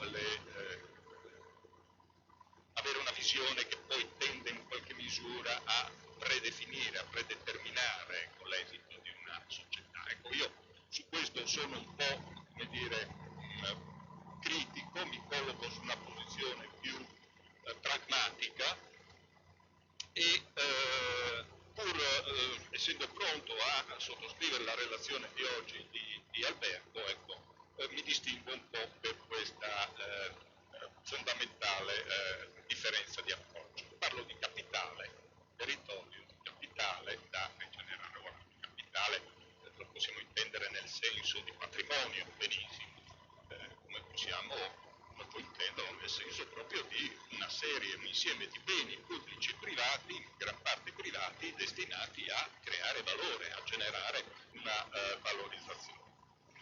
E qui un piccolo distinguo quindi è necessario rispetto alla teoria dei beni comuni, del territorio come bene comune. Allora, se per territorio come bene comune intendiamo un obiettivo, un intento per così dire etico, deontologico, vediamo nel territorio un bene comune come tale, dobbiamo pianificarlo, dobbiamo regolarlo, eccetera, eccetera, io sono territorio. La prospettiva è il territorio come bene comune. Se invece lo vediamo da un punto di vista ontologico, cioè il territorio è fatto di beni comuni, questo non è propriamente vero, perché il territorio è fatto di beni pubblici, di beni privati, e la nozione di bene comune non esiste nella nostra Costituzione, diciamo pure, anche se qualcuno sta cercando di ricercarne un po' delle origini. Quindi per me il territorio, io intendo il territorio con un'accezione che forse anche Alberto condivide a Claude Raffestin, territorio come geografo svizzero che ha dato grandi contributi alla definizione appunto di territorio geografo sociale, territorio non come oggetto separato dalla società, ma come una realtà materiale e simbolica prodotta dalla società nella sua interazione con il suo spazio di vita quotidiana. Credo che su questo possiamo condividere un punto di partenza importante. Inoltre, dice Claude Raffestin, scopo finale della territorialità sta nella massimizzazione dell'autonomia degli attori sociali, cioè intesa come capacità di fare scelte. Quanto più possiamo fare scelte autonome, tanto più, come dire, il nostro territorio, ecco, è un territorio vivo, dinamico, capace di produrre trasformazioni. Ovviamente nei limiti del sistema dato, il sistema in senso dimensionale, sistema ecologico, sistema giuridico, sistema politico. Inoltre, dice Claude Raffestin, il territorio vive, è dinamico e vive di cicli, quindi ha una sua natura ciclica che implica qualche volta anche quel declino di cui abbiamo detto prima. Non è che dobbiamo spaventarci se c'è il declino. C'è una fase di territorializzazione, quindi di costruzione strutturale, di attribuzione di senso, di costruzione di senso, di simboli, di significati del territorio, una fase di deterritorializzazione, di perdita di struttura e di significati, e una fase di auspicabile, non sempre data, non sempre, come dire, necessitata, ecco, riterritorializzazione. Allora, rispetto a queste tre fasi del ciclo, io intendo, come dire, provare a fare un'applicazione di questa visione ciclica e di questa definizione di territorio al contesto regionale del Friuli Venezia Giulia, per capire dove siamo rispetto a quel ciclo ed eventualmente quale ciclo ci aspetta, davanti a quali sfide siamo messi. Brevemente, solo per rifarsi alla definizione di capitale territoriale, la definizione un po' più ricca è recente, è una definizione dell'Ocse, ma poi diversi autori ci lavorano sopra. Capitale territoriale è tutto ciò che rappresenta la diversità di un territorio, di una regione, di una città rispetto al resto del mondo, in qualche modo. È ciò per cui noi siamo quella cosa lì. E ciò per cui i nostri asset, le nostre potenzialità vanno capite, interpretate e valorizzate realizzate come un unicum che altri non hanno in sostanza.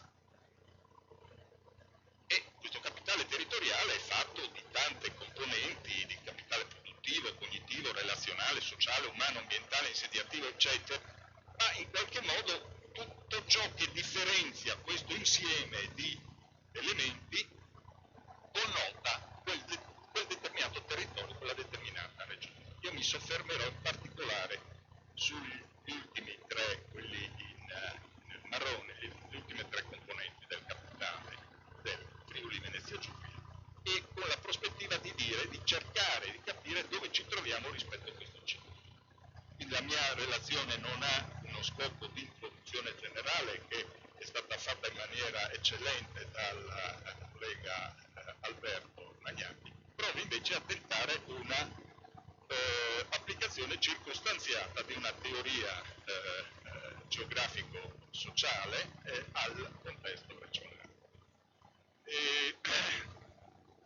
Il capitale procedo per dati aggregati, per dati statistici, in gran parte dati nazionali dell'Istat, che una studentessa mia laureanda mi ha aiutato appunto a elaborare, quindi ringrazio Elisabetta Paviotti per il lavoro fatto.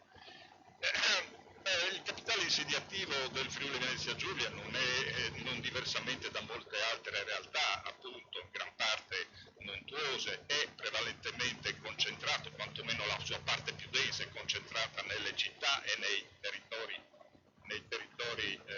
periurbani. Nelle città e nei territori periurbani, e meno denso, meno strutturato, diciamo, nelle aree periferiche. Ma quello che è interessante notare è che questo patrimonio, questo capitale insediativo, come diceva giustamente Alberto, per sostanzialmente 2000 anni si modifica poco, ecco, ha una struttura che è originata a partire sostanzialmente dalla colonizzazione romana, e poi c'è il Medioevo di mezzo, tante altre cose, ma insomma grosso modo nel suo impianto macroscopico rimane uguale fino a 50 anni fa. Poi negli ultimi 50 anni ha un'esplosione macroscopica, e allora negli ultimi 50 anni il capitale insediativo in Friuli Venezia Giulia cresce, si raddoppia, no? Arriva cresce del 110%, ma in Italia triplica. E in Emilia Romagna, che è pure una regione che noi consideriamo iperpianificata, ipercontrollata, eccetera, eccetera, si quadruplica. No? Quindi questo per dare un'idea delle dimensioni con cui abbiamo a che fare e con l'intensità dei fenomeni di crescita con cui abbiamo a che fare, e di cui Roberto parlava prima, mostrando in queste splendide carte che fa lui, il suo gruppo, insomma fanno un lavoro meraviglioso poi di cartografia tematica, se così si può dire. Nell'andare a ricercare quei valori territoriali devono andare a scavare sotto queste stratificazioni estremamente macroscopiche, determinatesi negli ultimi 50 anni. Ovviamente questa crescita della dimensione, ecco, del capitale territoriale, adesso io non entro nei contenuti valoriali, simbolici, eccetera, di questa crescita, mi limito a una, come dire, descrizione quantitativa, riguarda in primo luogo le città e le aree periurbane, e quindi la pianura, e questo è un po' abbastanza scontato. Se poi andiamo a cercare di capire questo capitale insediativo in che stato è, cioè qual è il grado di conservazione di questo capitale, dobbiamo riconoscere che metà di questo patrimonio, di questo capitale, è stato costruito prima degli anni 70. Quindi in termini di valore nominale, come dicono le norme degli ingegneri per le caratteristiche, appunto per valutare le caratteristiche di edifici, di valore nominale si tratta di un capitale insediativo obsoleto, che avrebbe bisogno di profonde operazioni di riqualificazione e di rigenerazione. Vi sono 300.000 edifici, 300.000 abitazioni, queste sono abitazioni civili. Bene, 50 anni raddoppio dell'insediamento, ma negli ultimi 10 anni le cose sono andate un po' diversamente perché c'è stato un crollo nella produzione edilizia, in qualche misura dovuta a un esaurimento naturale, se vogliamo, del ciclo di costruzione del territorio, ma dovuta anche a una crisi che conosciamo e che va a colpire in particolare il mercato immobiliare. Quindi qui c'è un indice appunto che misura la produzione in termini di superficie abitabile per famiglia. Nel 2003 avevamo un metro quadrato di superficie abitabile per famiglia prodotto all'anno, sostanzialmente, in Italia, Nord-Est, Friuli Venezia Giulia, qui non so, c'è Friuli Venezia Giulia. Questo metro quadrato diventa un valore di 0,2 metri quadrati nel 2012, quindi è enormemente diminuita la produzione edilizia, quindi la produzione dello stesso in qualche modo capitale insediato.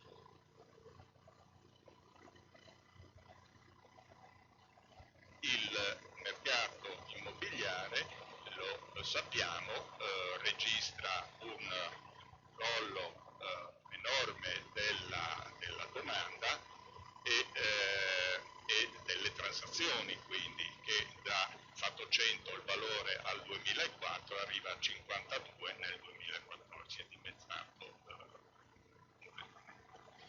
Ma questo non corrisponde a un adeguamento delle quotazioni, delle quotazioni dell'offerta di case che, qui siamo a Udine, preso come esempio, che rimane invece pressoché costante, quindi c'è una sorta di non adattamento della domanda a quella che sono dell'offerta a quelle che sono le condizioni della domanda. Un mercato che ha delle sue rigidità e che dovrebbe essere esplorato anche per questo, ma che tuttavia vediamo, soprattutto negli ultimi anni, che quando i prezzi tendono, anche se di poco, a calare, aumenta anche il numero delle transazioni. Quindi questo effettivamente siamo davanti a una situazione che andrebbe studiata. A me interessa provare a fare un'operazione di messa a confronto tra capitale insediativo e capitale umano. Perché, una segnalazione che faccio ad Alberto, se non riusciamo a mettere in relazione queste due dimensioni, rischiamo, di non cogliere che l'evoluzione del ciclo del capitale territoriale è diverso dall'evoluzione del ciclo della popolazione. Capitale umano inteso in questo senso come popolazione. Ora, la popolazione del Friuli Venezia Giulia negli ultimi 10 anni, fatto 100 il valore al 2003, cresce un pochino, passa al 103, diciamo, quindi rimane sostanzialmente costante. Rispetto ai valori europei, si allinea abbastanza con la tendenza europea. Ma questo andamento della popolazione abbastanza costante, comunque non negativo,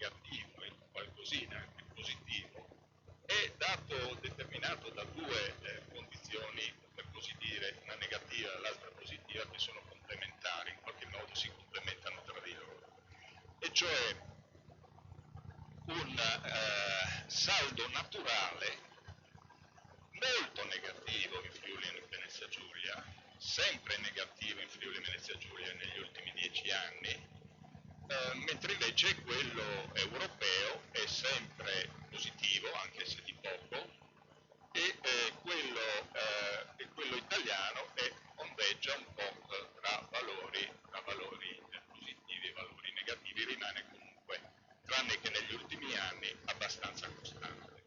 Quindi il saldo naturale in Friuli Venezia Giulia è peggio dell'Italia ed è peggio anche, e si colloca in Europa nelle posizioni peggiori. Il saldo migratorio è invece positivo ed è più positivo che, ora Friuli Venezia Giulia è sempre nel rosso, ed è più positivo che in Europa, dove ovviamente più basso è in Friuli Venezia Giulia,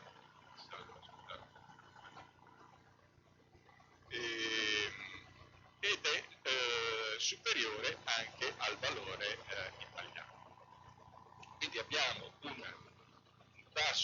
tassi di migratori, sostanzialmente un saldo migratorio, ecco, tra chi si cancella, chi esce dalla regione e chi entra da altre regioni o dall'estero, superiori a quelli che sono i valori che si registrano in Europa.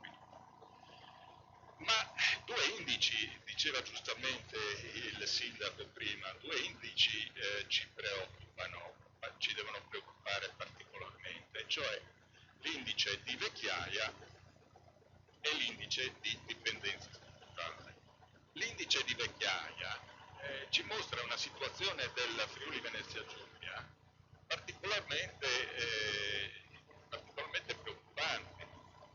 Questo valore di 193 vuol dire praticamente che ci sono, per ogni 100 ragazzi ci sono 200 anziani sostanzialmente, per ogni 100 unità con meno di 15 anni ci sono 200 unità con più di 65. E questo è un indice appunto che mostra la enorme difficoltà, se non l'impossibilità che si generi naturalmente una rigenerazione del capitale umano, per così dire un turnover del capitale. La situazione, come si vede dalle colonne, è peggiore che in Europa, è peggiore anche che in Italia, della media italiana. Quest'altro dato ci mostra invece, queste colonne ci mostrano il rapporto tra gli attivi e gli inattivi. Qui ogni 100 attivi ci sono 60 inattivi, allora 60 inattivi in Friuli Venezia Giulia su 100 attivi. La colonna è più alta che in Europa che in Italia, la velocità con cui questi numeri crescono è maggiore che nelle altre aree di questo ci dice che, una cosa che sappiamo tutti, ma di cui forse ci preoccupiamo poco, che nei prossimi anni ci arriverà addosso un treno di cui dall'impatto molto forte, che è quello appunto di una spesa sanitaria e previdenziale crescente, enorme, con cui non possiamo far fronte, diciamo, con le nostre capacità autonome di ricerca. I dati Istat inoltre ci dicono che nel 2014 1166 residenti del Friuli Venezia Giulia si sono trasferiti all'estero, di cui metà tra i 18 e i 39 anni. Quindi abbiamo molti giovani in crescita del 30% rispetto al 2012 che stanno facendo progetti di vita al di fuori di questo territorio. Bene, allora cominciamo a tirare le fila del discorso. Dove si colloca quindi il ciclo del capitale territoriale in Friuli Venezia Giulia rispetto alle tre fasi che abbiamo detto in precedenza? Se leggiamo assieme del consumo di suolo, insediamenti, la crescita degli insediamenti, ma anche la loro obsolescenza, l'invecchiamento della popolazione, non possiamo che concludere che il ciclo della territorializzazione per noi ha avuto, con la riproduzione post-terremoto, la fase più dinamica, il suo motore, per così dire, si è esaurito. Si è esaurito anche per altre ragioni. Un libro che ho appena pubblicato, dove appunto un piccolo territorio capitale da rigenerare, dico che il modello Friuli è morto. Il modello Friuli è morto per due ragioni, perché si è chiuso quel ciclo, ma anche perché le condizioni sociali, politiche di forte fiducia nella sussidiarietà, in una capacità dal basso, di generare territorio e in caso di costruzione, oggi non appartengono alla politica, alle prospettive del governo, alla dialettica, neppure alla dialettica in qualche misura. E quindi su tutta questa dimensione del locale, io pure ho condiviso con molti territorialisti che va riconosciuto, hanno in Alberto Magnaghi il loro maestro. In questo momento mi sento un po' scettico, vedo questa grossa difficoltà a realizzare, a tornare a ripensare in qualche misura quel modello. Per cui dico, alto là, io preferisco essere un po' più come il medico che dovendo fare appunto una diagnosi e deve essere impietoso in qualche modo, preferisco essere un po' impietoso in questo caso qui, ma essere realista e guardare le cose come stanno. Il ciclo di territorializzazione in questa regione è per così dire finito. E siamo, io dico, da più di 10 anni dentro una fase di deterritorializzazione. 10 anni di deterritorializzazione possono come dire, mettere a terra qualsiasi società ancorché dinamica, capace, resiliente. Gli insediamenti sono sovrabbondanti, in buona parte sottoutilizzati o obsoleti. E il capitale umano si sta impoverendo più velocemente che nel resto d'Italia e d'Europa. Il suolo è un invariante, ormai il suolo non è possibile pensare di tornare a riavviare il meccanismo di crescita puntando sulla rendita urbana e sulla espansione di nuove periferie, e anche il recupero, questo è il punto ancora più dolente, il recupero del costruito rischia di essere una chimera se non si sa per chi e per quale scopo si recupera. È vero che ci sono gli anziani che vivono di più, però è inevitabile che raggiunta una certa età, si smetta di investire sulla riqualificazione della propria abitazione. In qualche modo si demandi alle generazioni successive di intervenire sulla riqualificazione della casa e quindi anche dell'insediamento e quindi anche del territorio. La domanda che pongo alla fine è quella appunto se una riterritorializzazione del capitale territoriale regionale è possibile.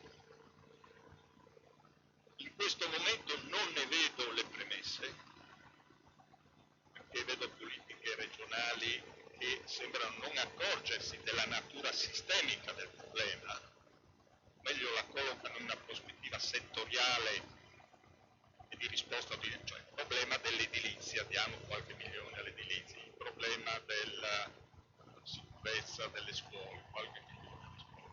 Quindi una risposta ordinaria tutto sommato. E siamo soddisfatti, insomma, se cresciamo di uno 0. Ma anche la retorica dell'innovazione, in gran parte tecnologica, è pur seducente, diciamo, rischia di non creare un posto di lavoro in più nei mercati locali del lavoro, dove mancano stimoli e progetti.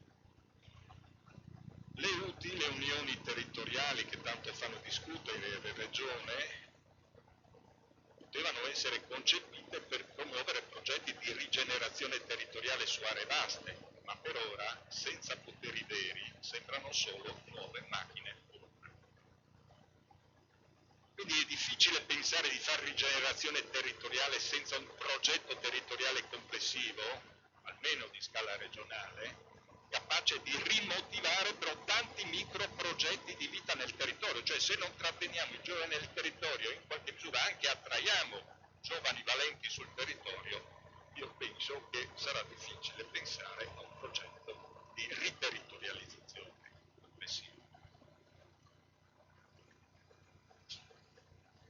Concludo con una proposta e a cui ho dato il nome di New Deal regionale, un nuovo patto per la riterritorializzazione della regione.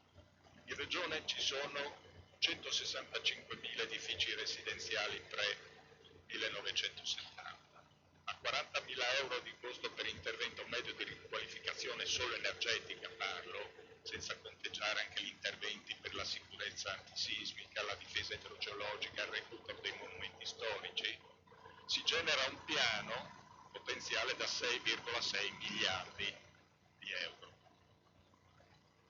È un investimento di dimensioni enorme, ma pubblico.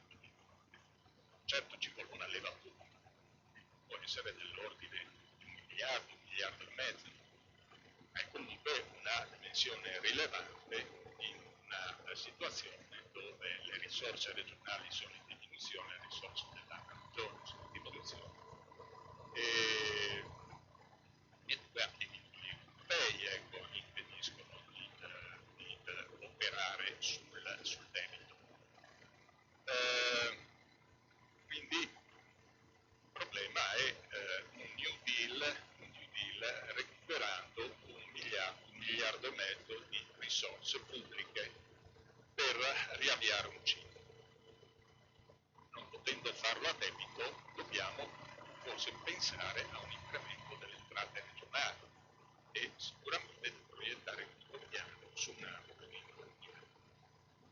Però, ecco, questo è l'invito che mi sento di fare alla società regionale e alla politica regionale. Nell'anno del quarantennale del terremoto, io credo che è necessario provare a pensare a questo livello di complessità e di dimensioni e dobbiamo cominciare a pensare alle priorità, perché non basta dire miliardo pubblico, 5 miliardi privati da buttare così differenziatamente sul territorio. Bisogna dire quali sono i driver, le aree driver del territorio su aree, quindi quali sono le priorità. Grazie.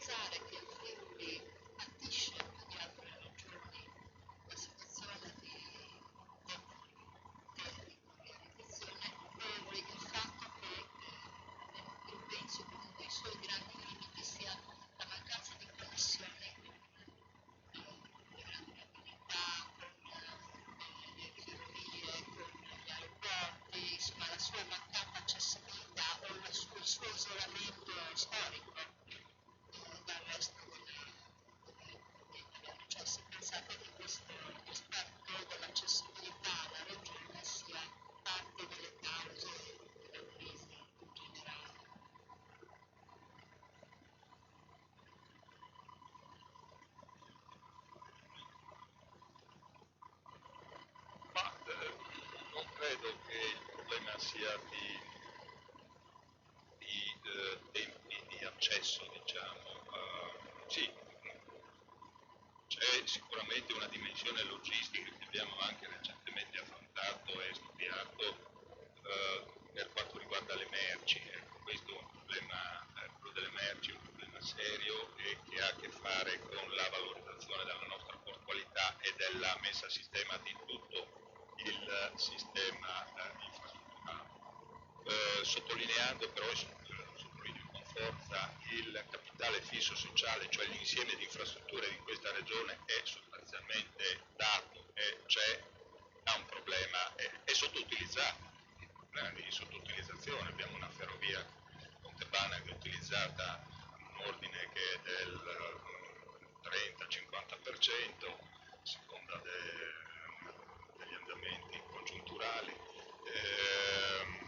Abbiamo un porto che sta crescendo, ma fa fatica a crescere, quindi dal punto di vista delle merci io credo che siamo collocati bene. Abbiamo il problema di mettere a sistema il complesso di infrastrutture di cui siamo. Certamente il porto deve potenziarsi, se vuole essere un porto per grandi navi deve potenziarsi. Ma l'infrastruttura di retroporto c'è, va messa, ripeto, a sistema, soprattutto con interventi di ultimo miglio. Dal punto di vista delle persone, della mobilità delle persone, è vero che siamo messi molto male, nel senso che i tempi sul trasporto pubblico, voglio dire, per raggiungere i principali centri nazionali, da Udine e così via, sono ancora quelli di molti anni fa, insomma, quindi è migliorato poco da questo punto di vista la situazione. Però ecco, non credo che questo è un problema di un servizio alla popolazione e di un servizio sociale importante come è quello del trasporto.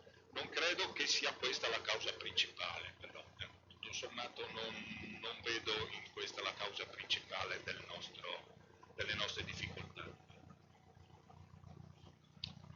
Sì, io concordo interamente, anche se ho delle discussioni da fare, concordo interamente con questa risposta, cioè io ho mostrato dei processi che portano ad una centralizzazione di pochi nodi metropolitani a cui tutti devono collegarsi, ma se non c'è nulla da collegare, il problema è lì. Cioè è giusto dire che dobbiamo accedere più rapidamente, ma è anche giusto che dobbiamo rendere il territorio più permeabile, più adibile al suo interno per la ricostruzione di quella territorializzazione di cui si parlava. Quindi è vero che dobbiamo avere una più veloce accessibilità all'esterno, ma probabilmente anche pensare a un sistema infrastrutturale di servizio al territorio maggiore che giustamente si dice essere carente. E questo credo valga un po' per tutte le regioni italiane dove stanno avvenendo questi processi di concentrazione in pochi nodi dove tutti debbono convergere, ma in modo subalterno, perché se poi non hanno una loro dimensione territoriale reticolare, diffusa, che serve proprio tutto questo problema del rapporto tra pianura, collina, montagna, di cui parlavo, se non viene infrastrutturato. Io penso a un sistema infrastrutturale innanzitutto di servizio al territorio, di mobilità veloce, lenta, articolata per servire il territorio come una nuova infrastruttura per poter produrre un nuovo processo di territorializzazione.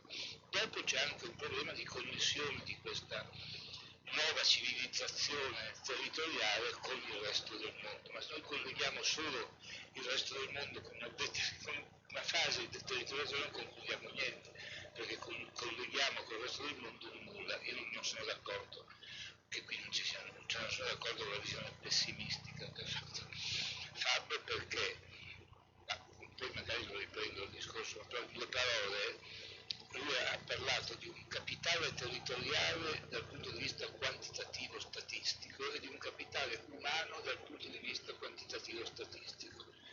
Io ho affrontato il problema da tutt'altro punto di vista, cioè ho parlato di un capitale territoriale dal punto di vista patrimoniale, cioè del suo valore, e di un capitale umano dal punto di vista delle energie sociali. sono da mettere insieme le due dimensioni ovviamente, però solo una e solo l'altra probabilmente sono carenti, perché se io mi baso solo per esempio sul patrimonio come è stato descritto dal punto di vista quantitativo di case e di edifici, e forse non accedo ad una complessità di lettura patrimoniale che è fatta di qualità ambientale mescolata alla localizzazione delle città, degli edifici, cioè a un'idea di patrimonio anche qualitativa, e così come per me il capitale umano sono quelle esperienze che ho mostrato prima, che sono fatte di poche persone, che non riguardano la statistica, magari sono antistatistica, ma però mi denunciano dei germi di innovazione potenziale che la statistica mi nega perché continua a calare la popolazione. Ecco, quindi probabilmente dovremmo fare un dialogo più lungo su queste due dimensioni del concetto di patrimonio territoriale e di patrimonio umano. Se posso aggiungere una cosa per rispondere all'architetto da Francia. È chiaro che il trasporto pubblico funziona quando ci sono determinate quantità di domanda.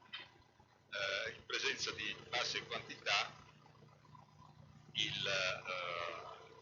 offre il servizio, diciamo, non è motivato a offrirlo, o addirittura le nostre quantità sono anche diminuite perché intorno ai nodi, le stazioni per esempio, le stazioni che sono luoghi fondamentali per creare urbanità, per concentrare anche e addensare le persone, non sono da noi considerate così importanti. Noi abbiamo sparpagliato un po' gli edifici, le abitazioni nel territorio e abbiamo depotenziato le aree di stazione. Le aree di stazione sono fondamentali se si vuole fare un discorso di mobilità e di trasporto sostenibile, perché se io sulle stazioni ci metto migliaia o riconcentro migliaia di persone e attività eccetera, automaticamente torna il trasporto, torna l'attività torna il servizio di trasporto, e collego le stazioni e intorno alle stazioni, come dire, rigenero la città.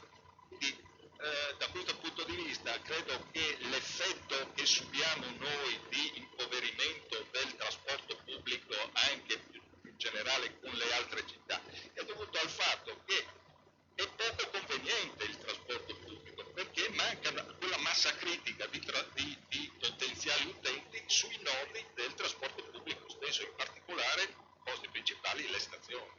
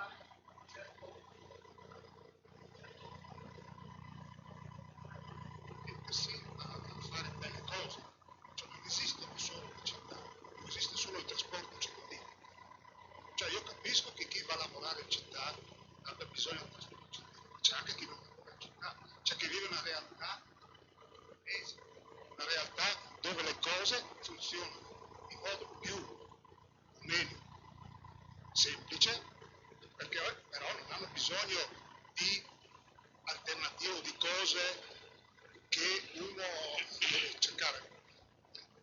La domanda è appunto, esistono anche queste realtà, non possiamo fermarci solo a dire c'è solo la città, di una città, o di due o di cinque, si parla di un territorio. Potrebbe essere anche una forza per la città, se il territorio lavora a favore della città. Cioè non possiamo ignorare il territorio per la città. Noi non dobbiamo dire, adesso ci concentriamo solo su Udine, su Trieste, su Porto Vecchio, su questo. Ci sono altre realtà a cui godere e a cui trovare. Certo, questo è il senso dell'intervento fatto. Un'altra domanda?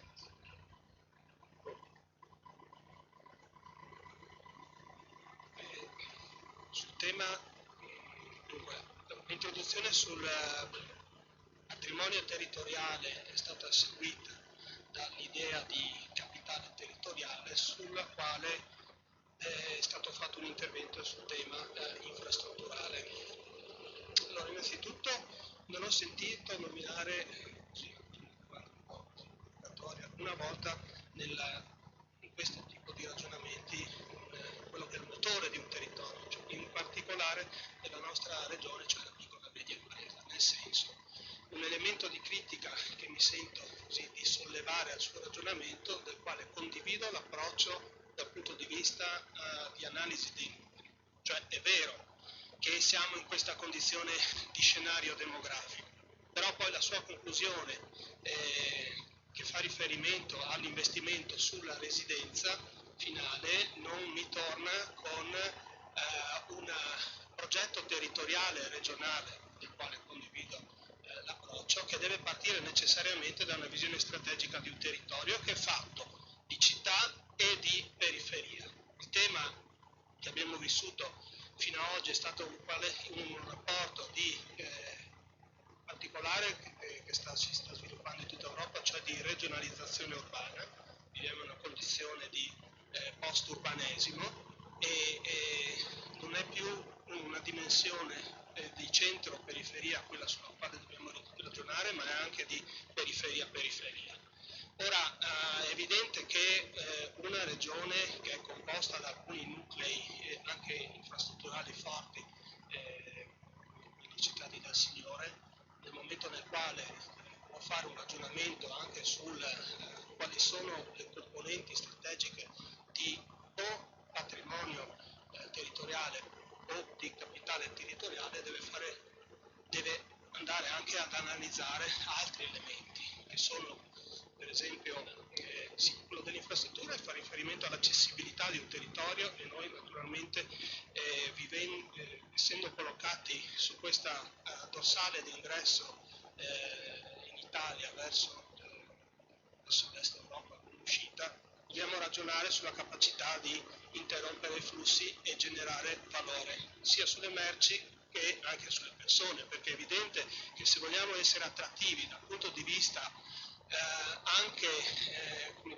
e quindi competitivi dal punto di vista dei flussi, in questo caso di persone, il ragionamento deve essere necessariamente condiviso con qual è l'idea di rapporto tra università, per esempio, che importa capitale umano, e il mondo, per non parlare del tema dei parchi scientifici e di innovazione, per non parlare della piccola e media impresa. Quindi 2 anni fa, 3 anni fa, Paola Noni della Comunità Europea, della Direzione di Econometria, è venuta qua e ci ha spiegato quali sono gli elementi, le categorie sulle quali si gioca la competitività territoriale, nelle quali appunto le infrastrutture sono uno, c'è la dimensione del mercato, la qualità del mercato e altre 5 o 6. Quindi dal punto di vista tra l'altro anche infrastrutturale non siamo neanche messi malissimo, perché come giustamente lei dice le nostre linee del ferro funzionano al 30%, nel momento nel quale incrementiamo i flussi abbiamo anche una riserva di capitale da sfruttare. Quindi per concludere e arrivare alla domanda, mi sembra che in questo suo ragionamento manchi, non è sufficiente dire la politica, che lo è, ovviamente ha il compito di elaborare una visione strategica. Cioè c'è approccio urbanista,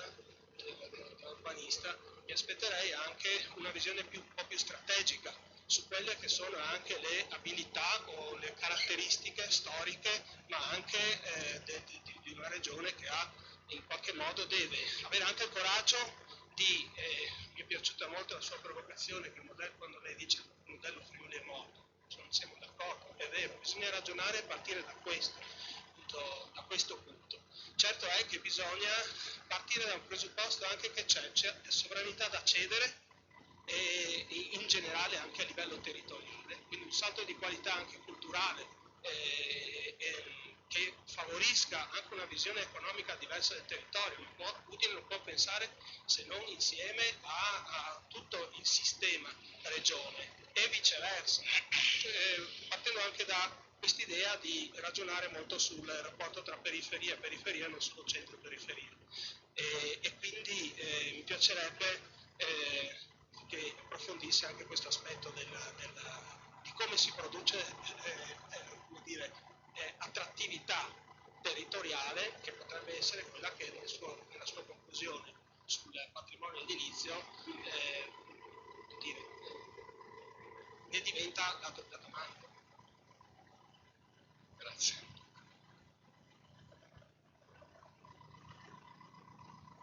Allora sì, io sono ancora della Brigata la struttura tanto uscire anche dal territorio, sono ospite del territorio, come residente recente della Friuli, vediamo anche come avanti con l'unità operativa, perché comunque il territorio è importante, il patrimonio, non solamente residenziale. Allora vado subito alla mia osservazione. Mi sembra di capire sia l'approccio patrimoniale del territorio capitale, ma anche la dimensione della sicurezza.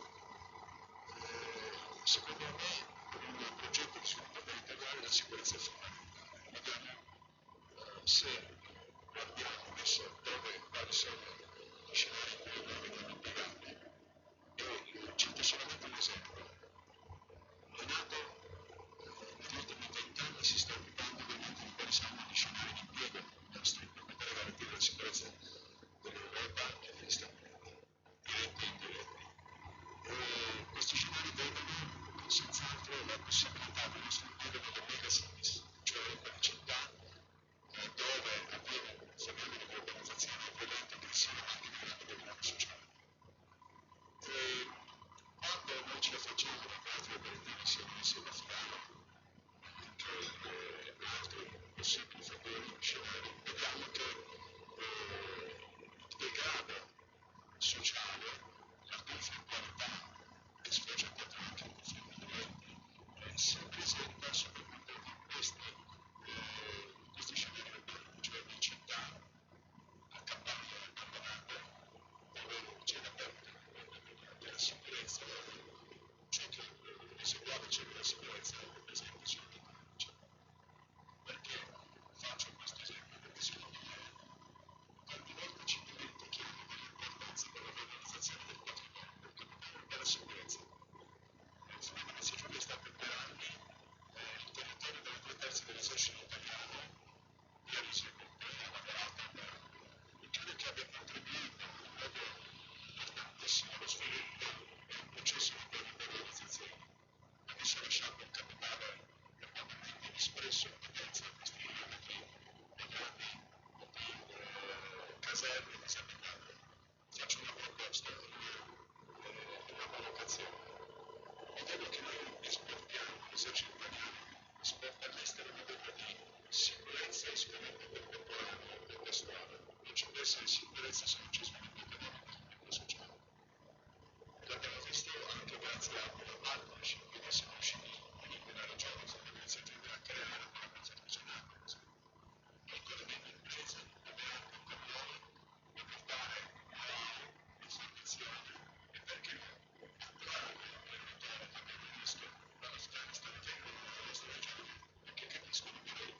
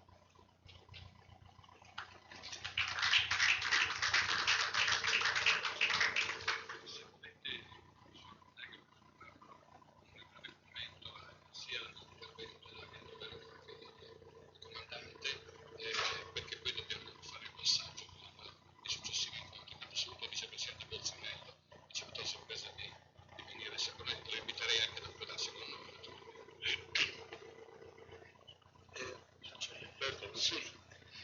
No, io volevo rispondere anche alla questione posta prima, perché io ho tratteggiato un pochino dei modelli in cui invece si va in direzione opposta, cioè si sta concentrando investimenti, aspettative, competitività nei grandi poli metropolitani, impoverendo tutto il sistema regionale.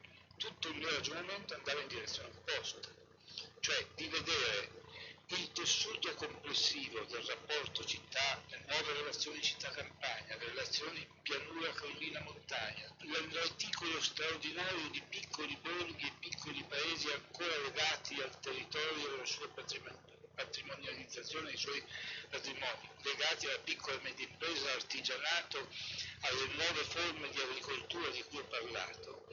È tutto un ragionamento che porta a un discorso di regionalizzazione dell'economia anziché di concentrazione in modelli centro-periferici in cui si impoverisce il territorio e si va verso una iperconcentrazione dei poli metropolitani. Quindi io sono interamente d'accordo, sto iniziando uno studio sulle piccoli e piccolissimi borghi legati alle economie locali in Italia, che è un patrimonio straordinario che però tendiamo a dire ma che vadano in malora, vengano tutti in metropoli, in città, cioè c'è una tendenza a vederli come negatività, come non ancora sviluppati. Ecco, noi credo che siamo in una fase che io ho definito di controesodo, cioè dopo il grande esodo verso i grandi poli, in cui sta ricominciando spontaneamente un movimento alternativo.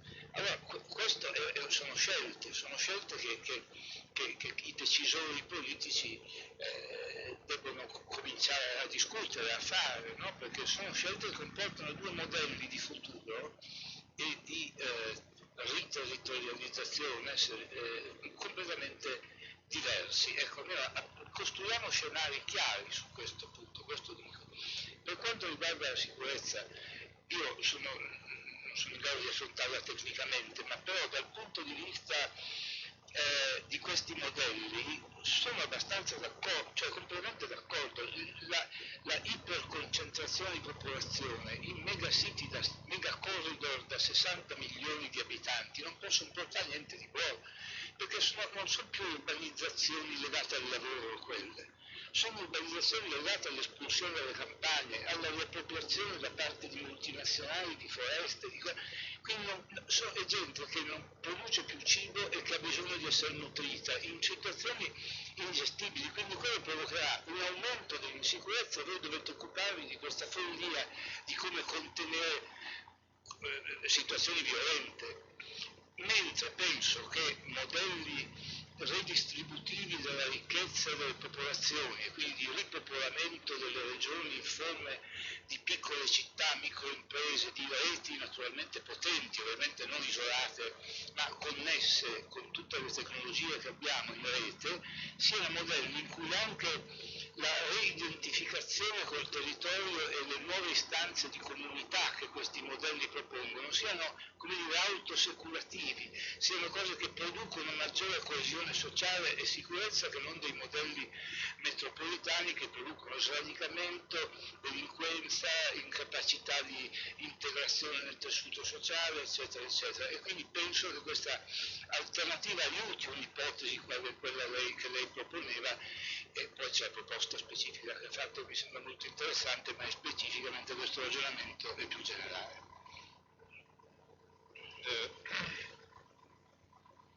Io credo che la prima questione, città-periferia, io non credo che il dualismo città-periferie si ponga nei termini in cui si pone in altre regioni, qui da noi, e quindi non siamo in presenza di città così macroscopiche, divoratrici di risorse, di opportunità tali da sottrarle al resto del territorio. Vedo anzi un territorio non urbano molto più dinamico, molto più vivace di quanto non lo sia quello urbano oggi, ecco, non so, rispetto a una città come Udine è un po' stanca, ecco, la vedo un po' stanca, mentre invece si trovano più spunti, dinamiche più interessanti in periferia, quindi assolutamente non c'è nella mia visione questo dualismo, tantomeno in questa realtà. questione invece il signore prima poneva tante questioni sul motore in qualche modo di questa rigenerazione. Premetto che io insomma faccio una cosa, mi concentro su alcuni indicatori, su alcune grandezze, non è che le posso mettere in gioco tutte perché poi si fa quindi ho fatto la scelta di dare alcuni numeri, le quantità generali, dopodiché io sono convinto da urbanista che devo operare anche con altri strumenti di analisi. Allora se dovessi pensare a un mio progetto di territorio in questa regione, penserei sicuramente a una rete di centri piccoli e medi basati su nodi del trasporto pubblico locale che sono le stazioni. Quindi è lì che dobbiamo pensare, stazioni grandi, dove ci sono stazioni grandi è più facile perché lì abbiamo anche aree abbandonate, abbiamo tutta una serie di servizi già esistenti. Il problema è dove le stazioni sono in territori ormai poco abitati, siamo sotto sopra. Allora lì il problema è di ricostruire appunto un territorio a partire da questi nodi.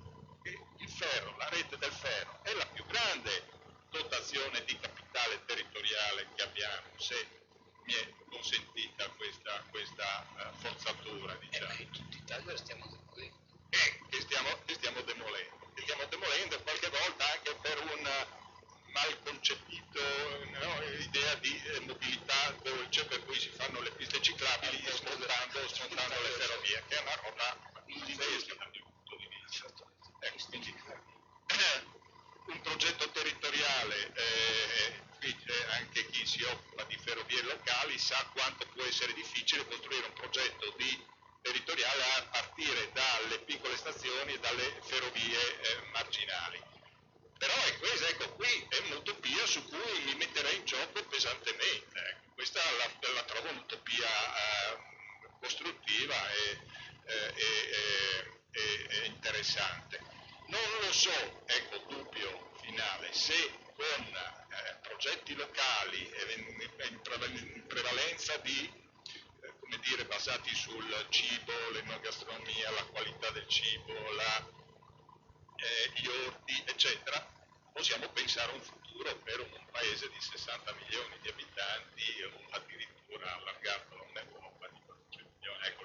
Io sono un po' scettico su questa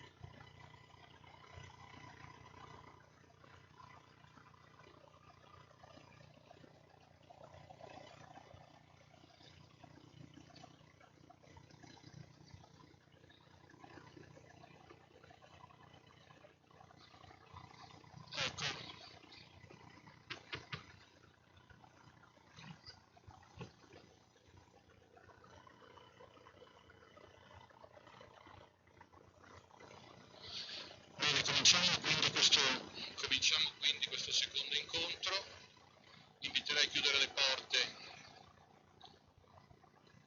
all'avvio di questo secondo dibattito.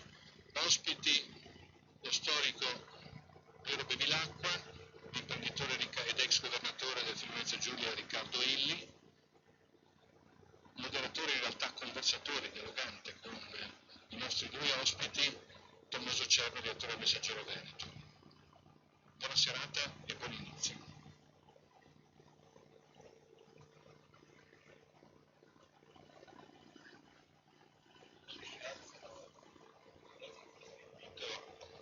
Normalmente i dialogatori si sentono, fa un effetto future.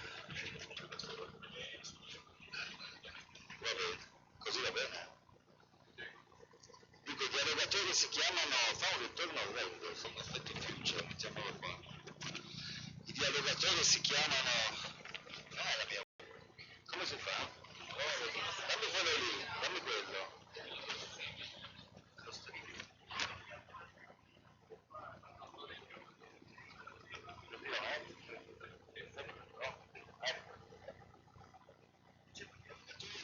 Si chiamano per competenza, mentre io ho citato questo categoria di competenza, nel senso che sono personalmente molto curioso di dialogare con Piero Bevilacqua, storico e grande studioso del capitalismo e delle sue distorsioni, di quello che magari si tende a impedire non soltanto la spina dorsale, ma anche il nostro che ogni tanto si appoggia su questo scheletro che ci e quindi in qualche modo è capace di mostrare quello che hanno direttamente.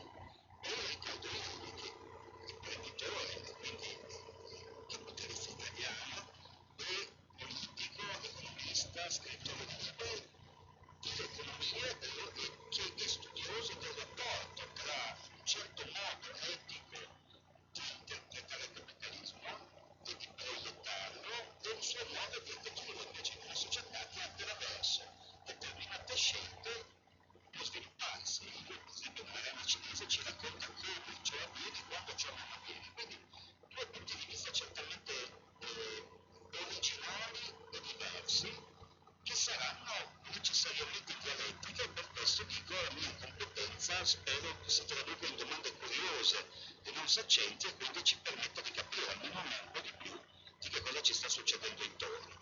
Partirei dal professor Bevilacqua e da quello che lui ci vuole dire per introdurre questo tema che ho soltanto tratteggiato. Il capitalismo non solo come l'abbiamo tante volte sintetizzato in Occidente, la forma compiuta dello sviluppo di una società che tende al benessere, ma anche un elemento che ha portato distruzione nella società, nell'ambiente, nella società intesa anche nei rapporti tra le persone e quindi ha lasciato anche macellerie.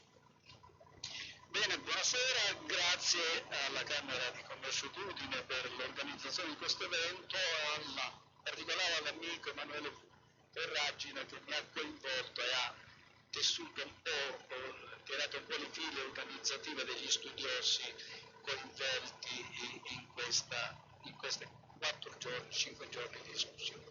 Io parto con questa riflessione di carattere generale. La crisi esplosa a partire dal 2008 ha manifestato, diciamo, la fragilità e anche la fallacia di un modello di sviluppo ispirato dal pensiero neoliberistico, come sappiamo. Tuttavia, la sua banalizzazione mediatica, soprattutto negli ultimi anni, rischia di fare apparire tutto ciò che è accaduto, quindi le distruzioni di cui parlava lei, le macerie che abbiamo intorno, come un episodio, come un momento congiunturale particolarmente sfavorevole e negativo, nascondendo così invece i caratteri sistemici, strutturali a mio avviso, dell'impasse storica che il capitalismo oggi vive a livello mondiale. Quindi devo dire un paio di cose molto rapide sul meccanismo, sul modello che ha portato alla crisi, perché già in questo si nascondono fattori di carattere e sistemico. Molto brevemente, l'epicentro il cuore del modello che ha funzionato fino al 2008 sono gli Stati Uniti in quanto l'economia di questo paese ha funzionato da traino dell'economia mondiale, questo per diversi decenni dell'ultimo Novecento. Gli Stati Uniti sono diventati il grande supermercato del pianeta.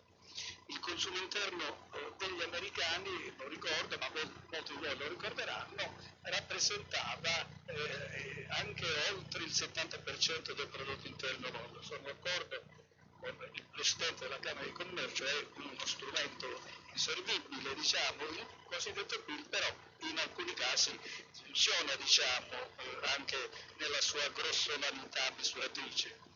Allora, questo consumo di beni che attraeva merci da gran parte dei paesi produttori dell'Occidente, dal Giappone e negli ultimi decenni soprattutto dalla Cina, si è accompagnato negli Stati Uniti ad un vasto processo di ristrutturazione industriale e soprattutto di delocalizzazione nei paesi in via di sviluppo, nei paesi emergenti. In questo modo la classe operaia americana, la middle class, la classe operaia americana, soprattutto quella più meglio messa ne fa parte, come sappiamo, sono stati messi sotto scacco da questo processo, sia dalla ristrutturazione interna sia dalla delocalizzazione, e ha dato vita a questo doppio movimento a forme prolungate di disoccupazione della classe operaia, a nuove e stesse forme di precarizzazione del lavoro, prolungamento degli orari di lavoro.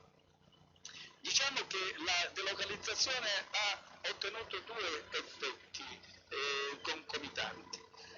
Per un verso è riuscita a far proseguire alle imprese americane il processo di accumulazione al di fuori del territorio degli Stati Uniti, per un altro verso ha messo sotto ricatto la classe operaia, minacciandola continuamente di disoccupazione se essa non stava ai patti di salari fermi, se non decrescenti, contratti di lavoro diciamo più duri e così via.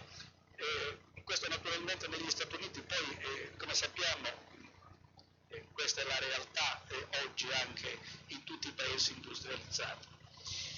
Allora, il lavoro, la qualità dell'industria, il lavoro di qualità che l'industria informatica aveva promesso, era la grande utopia, la grande speranza degli anni 90, c'è stato, ma è stato molto limitato, ha riguardato ristrette elite.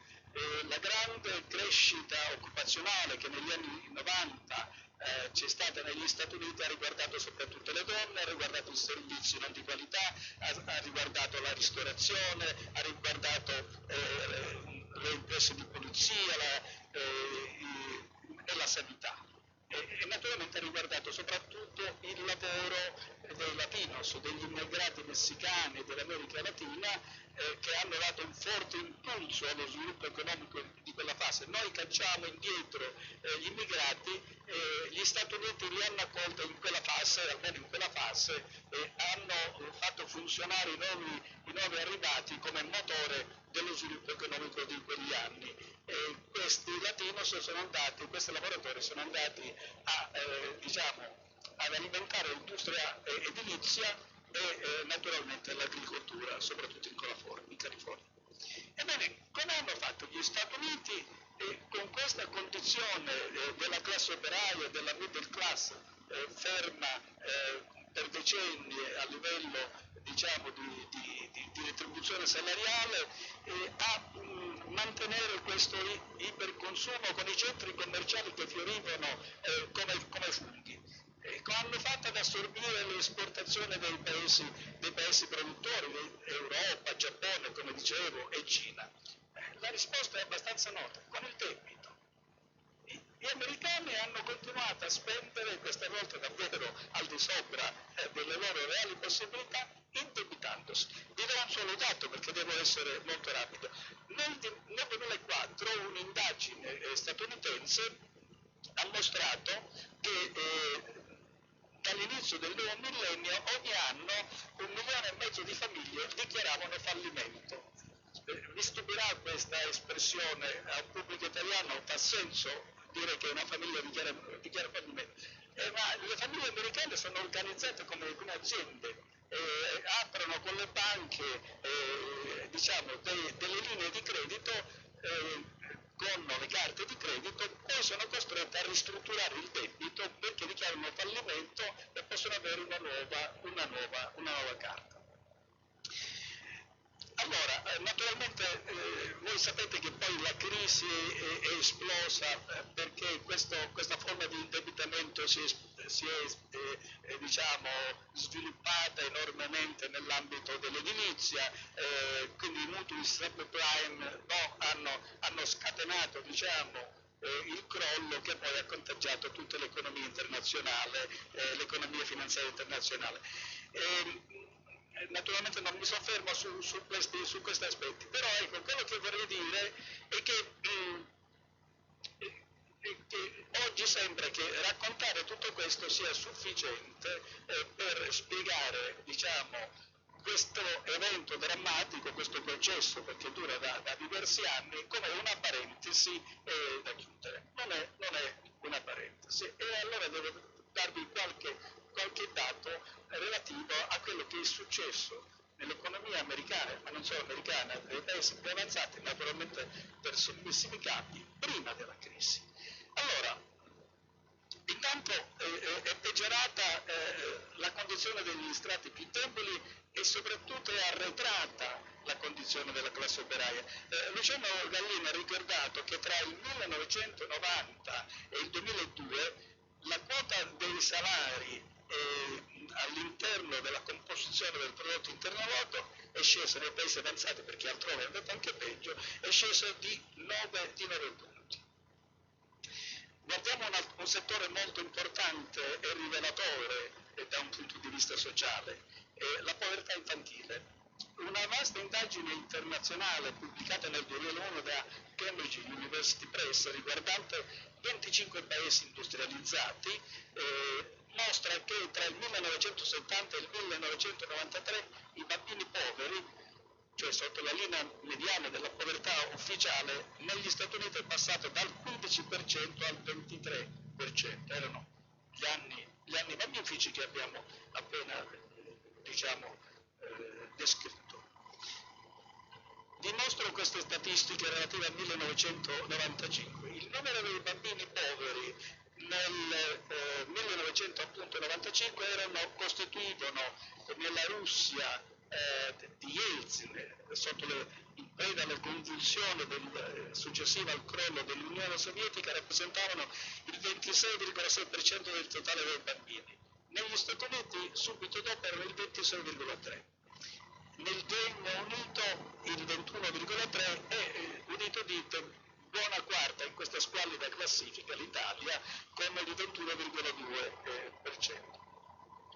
Nel 1990 il fenomeno della povertà infantile negli Stati Uniti era molto noto. Vi leggo una dichiarazione del National Association of State Board of Education appunto degli Stati Uniti, che svolgeva questa considerazione.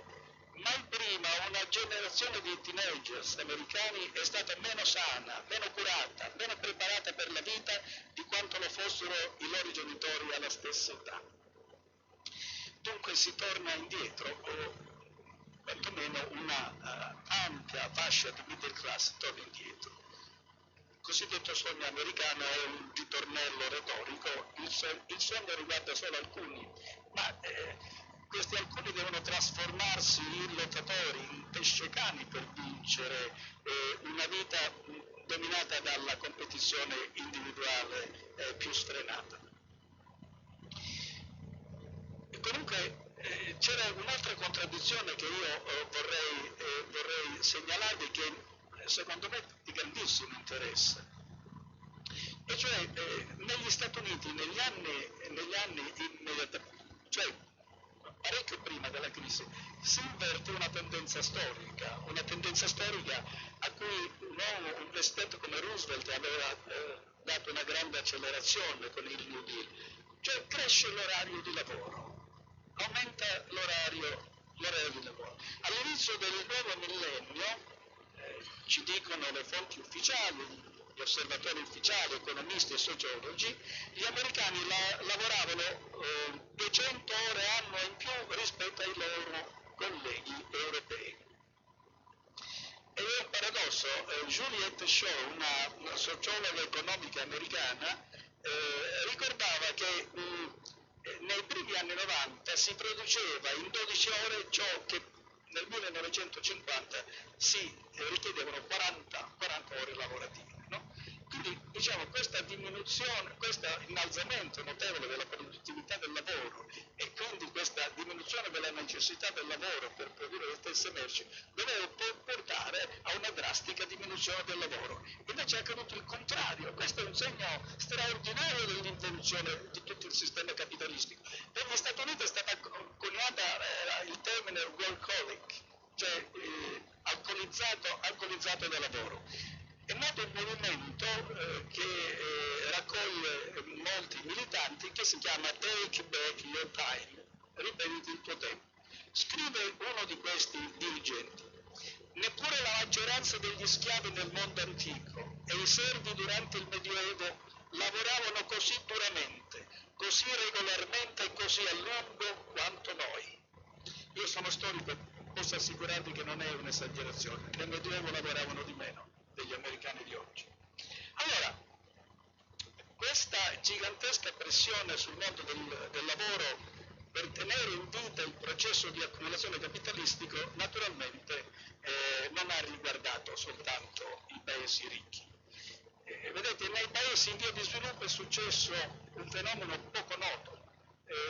C'è una letteratura poco frequentata che ci ricorda un fatto drammatico. Io vi cito solo il libro più accreditato, I nuovi schiavi di Kevin Bales, pubblicato da Feltrinelli e riedito più volte, che ci dice che secondo stime che sono più prudenti di quelle delle Nazioni Unite, alla fine del Novecento c'erano 27 milioni di schiavi, 27 milioni di schiavi da debito, soprattutto collocati in Brasile, nel Pakistan, in Thailandia e così via. Allora, anche questo è un fatto veramente inedito nella storia dell'età contemporanea, cioè nei paesi poveri si ritorna alla schiavitù. E naturalmente è una schiavitù che non tiene in piedi un sistema arretrato, tiene in piedi anche l'industria capitalistica degli Stati Uniti, dell'Europa, del Giappone e della Cina. Grande fatto sistemico l'aumento della disuguaglianza. Tommaso Piketty ha messo in evidenza, come sapete, la crescita cumulativa della disuguaglianza, cioè una disuguaglianza che cresce su se stessa come meccanismo automatico. Ora, la disuguaglianza non è solo un fenomeno socialmente ingiusto, ha un effetto squilibrante sul sistema perché naturalmente la domanda interna langue, no? Se i poveri diventano più poveri e la classe media si vede minacciata di sprofondare nella povertà, non spende, tende a risparmiare, ha il futuro davanti incerto e non investe, non si muove, è attanagliata dalla paura. Ma non c'è solo questo aspetto, c'è anche un aspetto, diciamo, di carattere sociale, di carattere addirittura esistenziale. C'è un libro importante che consiglio a tutti voi, si intitola La misura dell'anima, nella traduzione italiana, pubblicata da Feltrinelli, di Richard Wilkinson e Kate Pickett. Una ricerca che è durata 25 anni sugli effetti delle disuguaglianze sociali nei paesi avanzati. Ebbene, la marginalità, hanno mostrato i due autori, produce fenomeni gravi sul piano sociale ed esistenziale, aumento della povertà infantile, l'abbiamo detto, diffusione dell'alcolismo, ricorso alla droga, crescita delle gravidanze precoci nelle ragazze, aumento dei divorzi e degli aborti, incremento dei suicidi e dei crimini, crescita dell'obesità, c'è anche questo. Ora, naturalmente quello che accade agli individui nella società capitalistica attuale e anche al tessuto sociale, ve lo spiegherà molto meglio di me Zygmunt Bauman quando parlerà in questa sede.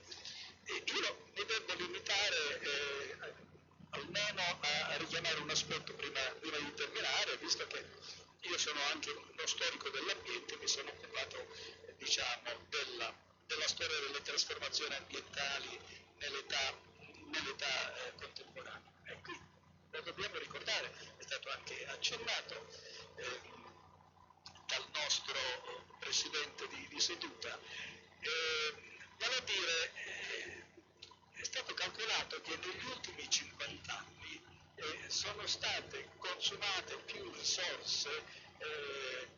risorse naturali di quanto non sia accaduto in tutta la precedente storia umana. Cioè noi abbiamo saccheggiato la terra, però non è solo una considerazione di tipo quantitativo che noi dobbiamo fare, cioè non dobbiamo considerare il pianeta come una cava, no? Le cui risorse alla fine finiscono. Questo non è corretto. Era presente un po' nella reazione di Alberto Magnati. L'ambiente è una rete, è un sistema di connessioni vitali, spesso invisibili, che noi spesso scopriamo dopo averla gravemente danneggiata, no?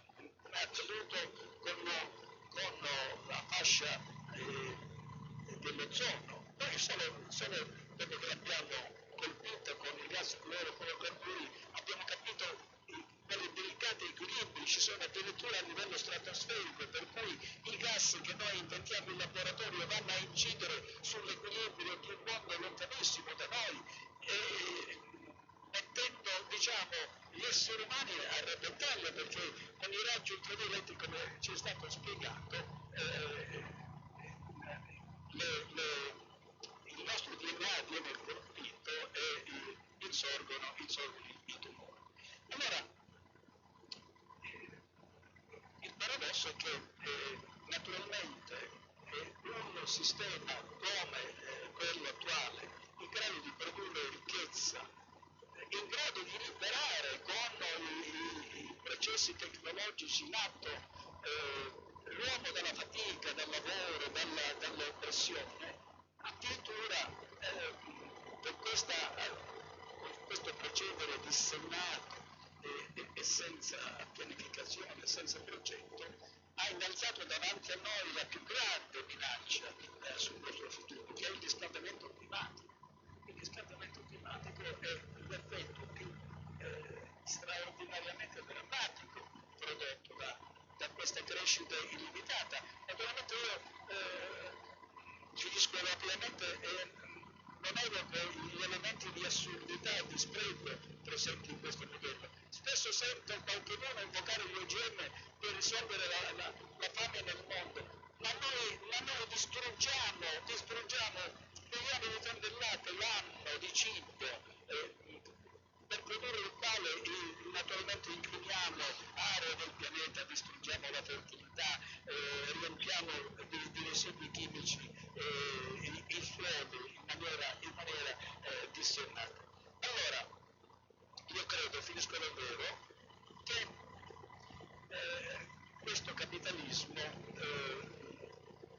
si è bloccato ed è entrato in un circolo di autodistruzione, perché secondo me si è privato del proprio antagonista storico, cioè ha svuotato i partiti popolari di massa, che costituivano un grande elemento di equilibrio nella società capitalistica, soprattutto del primo ventennio all'indomani della seconda guerra mondiale. Cioè, questo capitalismo non ha più gli anticorpi antagonistici che lo costringevano a distribuire la ricchezza, che lo costringevano a vedere i limiti del proprio sviluppo. Un dominio assoluto diventa un dominio sconsiderato e secondo me minaccia seriamente di trasformare i vantaggi e ricchezza nel loro contrario. Grazie.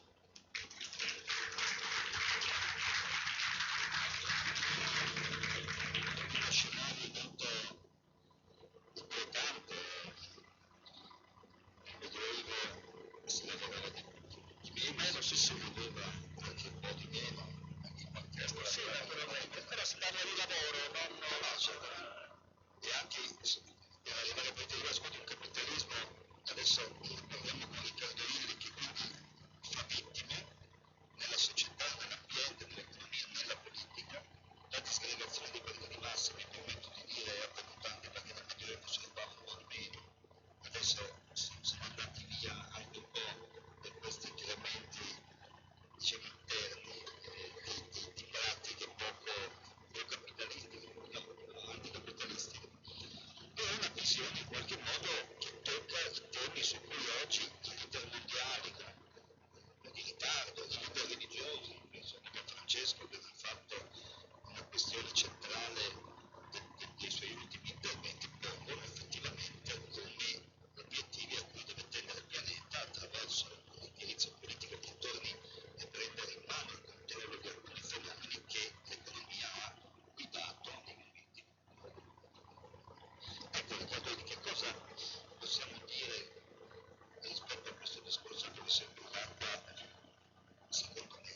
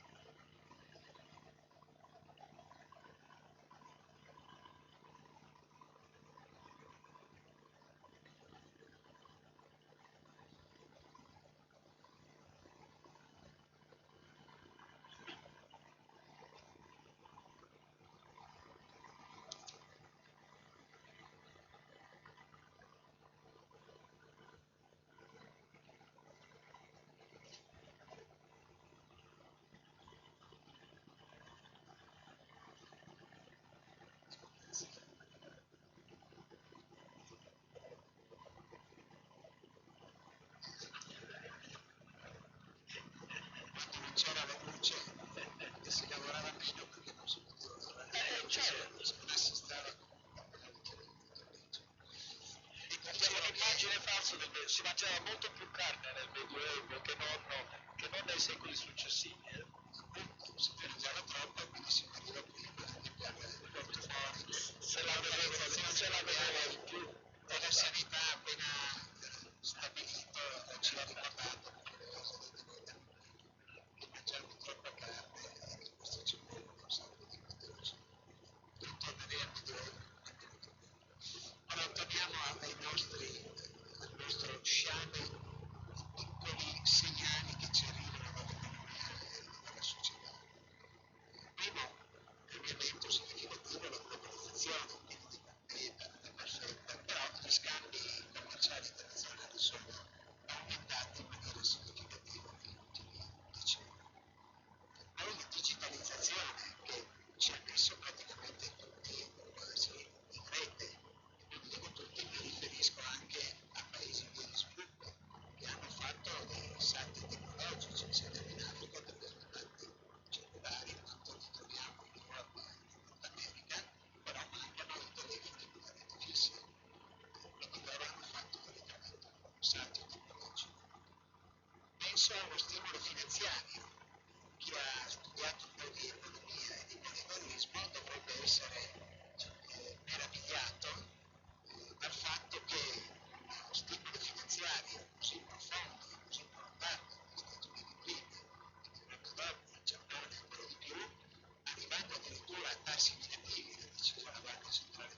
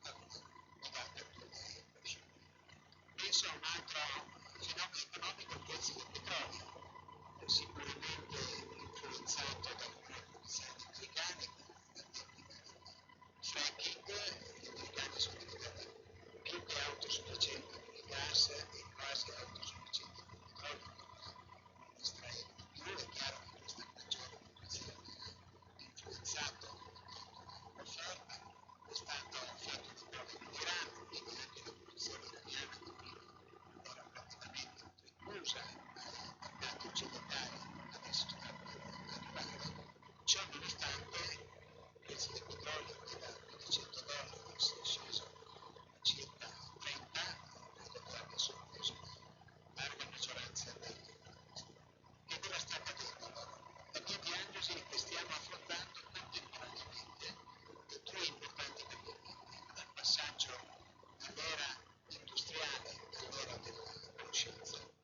Vi ricordo che l'umanità è passata in precedenza per l'era della caccia, che è durata forse qualche migliaia di anni, all'era dell'agricoltura, che è durata solo qualche migliaia di anni, l'era dell'industria è durata solo qualche secolo, quindi probabilmente l'era della conoscenza è durata ancora di meno. Quindi oltre a preoccuparci di consolidare il passaggio dall'era dell'industria all'era della conoscenza, dovremmo cominciare a domandarci quale sarà la prossima e quanto in verità. Io l'altro di un giorno dicendo potrebbe essere l'era dell'estetica, della qualità in termini estetici. In genere l'uomo, dopo aver soddisfatto le sue esigenze primarie di cibo, di tempo, si preoccupa poi di migliorare la qualità. Quindi la prossima potrebbe essere l'era dell'estetica. Ma l'altro grande cambiamento è il cambiamento energetico.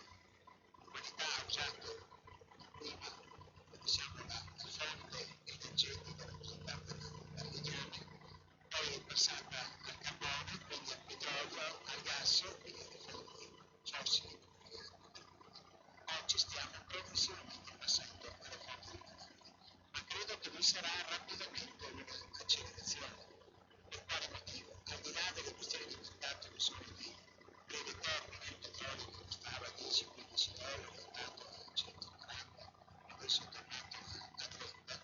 Estrarre il petrolio costa e costerà in futuro sempre di più, quindi i suoi costi sono crescenti. Produrre invece 1 kWh da fonti rinnovabili costa sempre di più. Un pannello fotovoltaico dimezza il prezzo seguendo praticamente la legge di Moore sui costi invece che sulla capacità di calcolo sul computer ogni 3 o 4 anni. Quindi questo significa che fra 3 o 4 anni 1 kWh prodotto da fotovoltaico costerà meno. Quindi è evidente che quando si raggiungerà quella chiamata la grid parity, la parità di costi di produzione, ci sarà poi una corsa dei rinnovabili e quindi il prezzo diminuirà ancora più rapidamente. E credo che semplicemente la produzione di petrolio verrà limitata, l'uso del petrolio verrà limitato a certi utilizzi indispensabili, penso al trasporto aereo e a pochi altri utilizzi. E come torniamo all'era dell'innovazione? Anzitutto vorrei precisare che noi abbiamo due tipi di innovazione, una la definisco incrementale e l'altra dirompente. L'innovazione dirompente è quella che abbiamo vissuto nel secolo precedente, ancora di più in quello dell'Ottocento, quando sono stati inventati, che ne so, il motore a scoppio, la lampadina elettrica, il trasporto aereo. L'ultima innovazione dirompente è stata l'invenzione del raggio laser e, se vogliamo, poi la digitalizzazione. Quindi parliamo della metà del secolo passato. Da quella volta noi non siamo riusciti più a produrre innovazioni dirompenti, pur avendone assolutamente la necessità, e ci siamo dedicati prevalentemente all'innovazione incrementale, cioè a migliorare innovazioni che già avevamo a disposizione. Pensiamo al telefono cellulare, non è null'altro che la sommatoria di due tecnologie, le trasmissioni via radio e il telefono per dirlo via filo, soltanto via filo. Il smartphone che usiamo oggi non è null'altro che l'aggiunta al telefono della possibilità di mandare messaggi, di fare email, di accedere a internet, di fare fotografie, di fare filmati, tutte tecnologie che già esistevano ma su supporti diversi. Le abbiamo concentrate su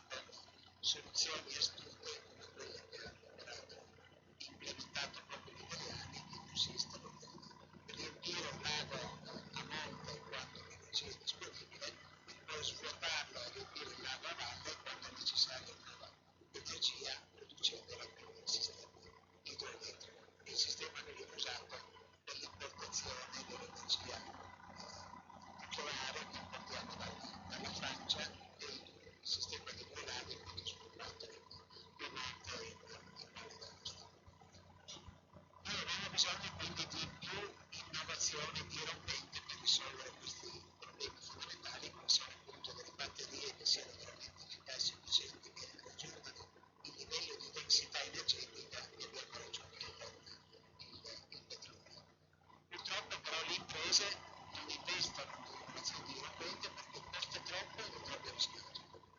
Preferiscono, giustamente direi, investire sulle innovazioni incrementali e quindi il pubblico dovrebbe concentrarsi sulle innovazioni dirompenti. Questo faciliterebbe l'entrata nell'era della conoscenza e faciliterebbe l'accelerazione nell'ottenere certi risultati tecnologici dei quali abbiamo bisogno. Quindi non solo la collaborazione che c'è oggi, ma una maggiore specializzazione fra pubblico e privato, lasciando al pubblico l'innovazione incrementale e dedicando il privato all'innovazione incrementale e specializzando il pubblico sull'innovazione dirompente. Nell'era della conoscenza la ricchezza viene creata da che cosa? Dalla capacità di far nascere, far crescere e attrarre imprese ad alto contenuto di conoscenza, che sono poi quelle che impiegano le risorse umane più formate, più limitate e in genere sono quelle meglio retribuite. Il fatto di riuscire a far nascere, crescere e attrarre imprese ad alto contenuto di conoscenza migliora il tasso di occupazione, ma soprattutto migliora la qualità del lavoro. Per far questo bisogna innanzitutto preoccuparsi di produrre la conoscenza, questo lo fanno le università e i centri di ricerca, trasferirla e quindi formare le persone e educarle, questo lo fanno soprattutto le università, e poi impiegarla, questo lo fanno le imprese, che come ho detto vanno aiutate a nascere e crescere e vanno anche attratte. Il problema del quale ci vuole il nostro paese è come la regione. Ecco, qual è la situazione in Italia, se vogliamo anche in Friuli Venezia Giulia da questo punto di vista? Ecco, purtroppo non è molto positiva. Pensate che nel periodo 2008-2014 la spesa italiana per l'università, che già non era più alta della media europea, ma semmai era più bassa, è stata ridotta del 22%. In Germania nel frattempo è aumentata del 23%, cioè mentre noi spendiamo per educare e per fare ricerca sempre meno, in Germania e in altri paesi spendono molto di più. Il risultato è che dei giovani in età a studi universitari in Italia solo 34 sono iscritti all'università contro il 74 negli Stati Uniti. Ho visto tempo fa i dati su altri paesi che magari noi consideriamo così per un po' di disprezzo e di sufficienza. In Corea i dati sono ancora migliori di quelli degli Stati Uniti.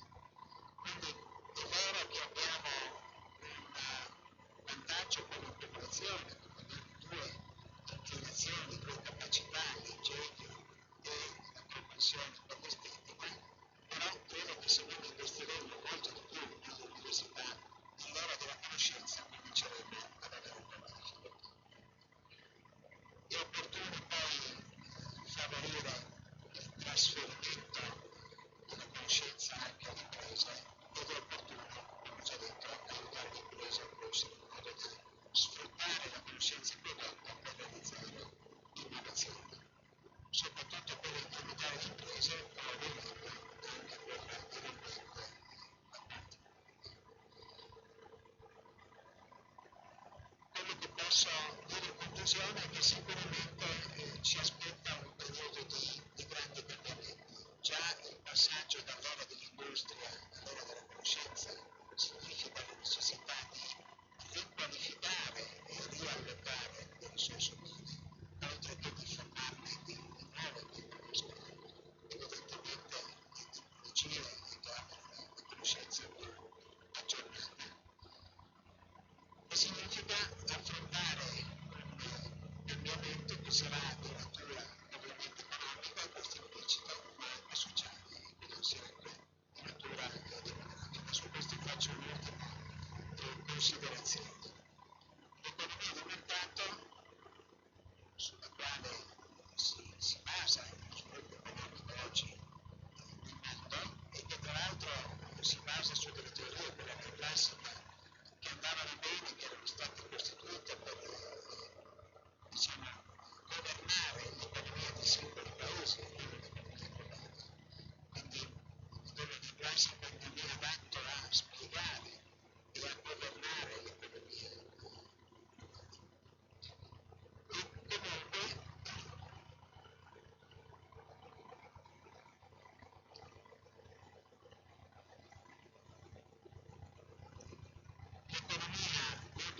si basa sulla democrazia, ma con l'immigrazione e con la progressiva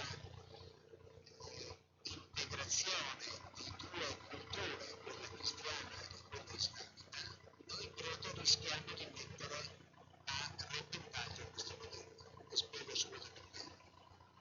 Faccio fatica a pensare che quella islamica sia una cultura perfettamente coerente con la democrazia. Ricordo solo il fatto che quella scrittura è stata recentemente nella cultura islamica, il voto delle donne o anche la testimonianza di una donna in tribunale vale la metà rispetto a quella di un uomo. Cosa che peraltro, mi ricordavo mia madre un paio di anni fa, succedeva anche nel mondo occidentale, non per fortuna qualche secolo fa. Ma se questo fattore non viene cambiato, potrei anche ricordare la poligamia o altri elementi che sono ammessi nella cultura islamica, si creerà un rischio per la democrazia anche nei nostri paesi e di conseguenza anche il modello economico liberale, l'economia di mercato sarà messo a repentaglio. Quindi credo che anche su questo noi dovremo fare qualche considerazione per il futuro, trovando delle soluzioni che peraltro saranno sicuramente molto complesse e molto difficili, però mi risulta che nessuno lo stia nemmeno studiando. Ecco, oltre a osservare quali sono le situazioni attuali e passate, che sono tutte le meno negative, io credo che noi dovremmo anche preoccuparci di individuare delle soluzioni per il futuro. E anche questo dovrebbe essere quel compito dell'università. Grazie. Volevo proporvi due spunti di riflessione collegandomi a quello che è stato detto. Abbiamo parlato del capitalismo, della sua evoluzione, abbiamo parlato del rapporto tra economia e politica e di come questo sia mutato. Abbiamo parlato dei due tipi di innovazione. A grandi linee, nella seconda guerra mondiale, per ragioni diverse da quelle della ricerca scientifica, ma perché gli stati avevano necessità di investire nella ricerca di armi, forse è stato l'ultimo momento in cui ci sono state grandi innovazioni di genere, come le ha definite, dirompenti. Penso a von Braun, che da nazista in America sostanzialmente struttura quella che sarà poi la ricerca spaziale, penso a Marconi che diciamo, immagina il raggio laser, penso a Fermi alla cultura atomica, penso a Turing e al tentativo di decifrare il codice di un nemico che poi diventa la base concettuale dell'era dell'elaboratore elettronico. Gli stati in questo caso partecipano con forza economica e dando potere di ricerca dirompente per ragioni che non sono positive. Molte di queste scoperte, tranne la bomba atomica utilizzata dagli Stati Uniti d'America alla fine della seconda guerra mondiale, funzionano meglio poi come scoperte scientifiche nell'evoluzione dell'uomo quando vengono coniugate, penso alla ricerca medica per il raggio laser, penso all'utilizzo del nucleare come energia e non come arma di distruzione di massa, e penso agli studi spaziali che ancora oggi sostanzialmente cominciano come tentativo di esplorare l'universo e non di essere capaci di dominare il mondo, ma c'è la presenza forte di una ragione di Stato, quindi della politica, che poi per una ragione di guerra in qualche modo apre questa frontiera di cui ti parlavo. Oggi vediamo una politica in crisi. Lei prima denunciava il fatto che la partitocrazia che oggi viene definita negativa era invece un sostrato, un corpo intermedio capace di fare da contrappeso a delle spinte di un capitalismo libero che potevano essere dirompenti e che venivano mediate con le esigenze dei singoli della società e quindi in qualche maniera creavano condizioni di benessere dentro quel sistema che metteva insieme il potere politico di confinare, di indirizzare e la forza del capitalismo di crescere senza guardarsi troppo intorno, in sostanza. Oggi tutto questo sembra invece, soprattutto in Italia, venuto in qualche modo meno. Siamo passati attraverso 20 anni in cui si è tentato di dare alla politica regole invece aziendali, da un certo punto di vista, rispetto al tema dello spreco eccetera, ma siamo arrivati a un neoliberismo in sostanza che sembra molto più schiavo dei poteri economici di quanto lo erano i partiti complessi. Come possiamo mettere insieme queste due cose? Cioè il fatto che la politica possa tornare ad avere esigenza di fare quello che egli ci suggeriva, e cioè pensare molto più in alto di quanto è interesse dell'economia pensare per il proprio benessere e sviluppare l'era della conoscenza ricercando il futuro dell'uomo davvero e non soltanto ciò che può portarti un guadagno immediato e quindi in qualche modo in questa sorta di manierismo delle tecnologie che già esistono per fini commerciali, e come possiamo superare questa prevalenza del capitale che attraverso il ricatto, attraverso l'impoverimento del sistema, la rabbia popolare, lo sfogo nel voto, che oggi in qualche modo è quasi una vendetta contro qualcosa che non funziona e non più un ragionamento complesso di un'idea del mondo, ci consenta di riavere un corpo intermedio che media tra queste esigenze e questa prospettiva condivisa che terrà conto dell'interesse di singoli ma anche degli interessi generali. Bene, io vorrei fare questa osservazione, ho ascoltato naturalmente con grande interesse quanto ha detto il dottor Illy, ma mi sono chiesto, ma l'innovazione può essere solo tecnologica? Guardate, noi siamo in grado oggi, in maniera che direi miracolosa, a spedire navicelle spaziali su pianeti considerati irraggiungibili, e ancora viviamo su un pianeta dove ogni anno muoiono milioni di bambini per fame o perché hanno l'acqua contaminata. Non possiamo fare niente a questo livello. Le nostre innovazioni si fermano solo nella tecnologia, a livello sociale non riusciamo a fare niente. Noi in una società ricca dobbiamo lavorare ancora 8 ore? Allora, quando io ho citato quell'espressione, naturalmente non evocavo in forme nostalgiche la vita del Medioevo, facevo una considerazione da storico.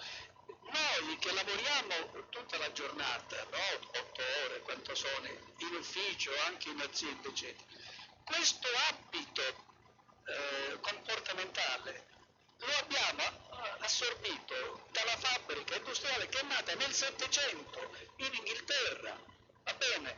Prima gli uomini non lavoravano con questa sistematicità, anche i lavoratori a domicilio nell'industria precapitalistica che lavoravano in casa su commesse si prendevano il tempo che volevano, lavoravano un po' in casa, un po' nel campo, un po' e così via. Cioè questo disciplinamento è il risultato di una storia recente. Anche sotto il capitalismo il servo della gleba era subordinato al barone, non lavorava come il bracciante del Novecento, ma proprio per niente. Non solo il suo lavoro era ritmato dal sole e dal buio della notte, ma il lavoro se lo organizzava nella pars dominica, nella parte del Signore e nella sua porzione. Quindi era tutta un'organizzazione diversa.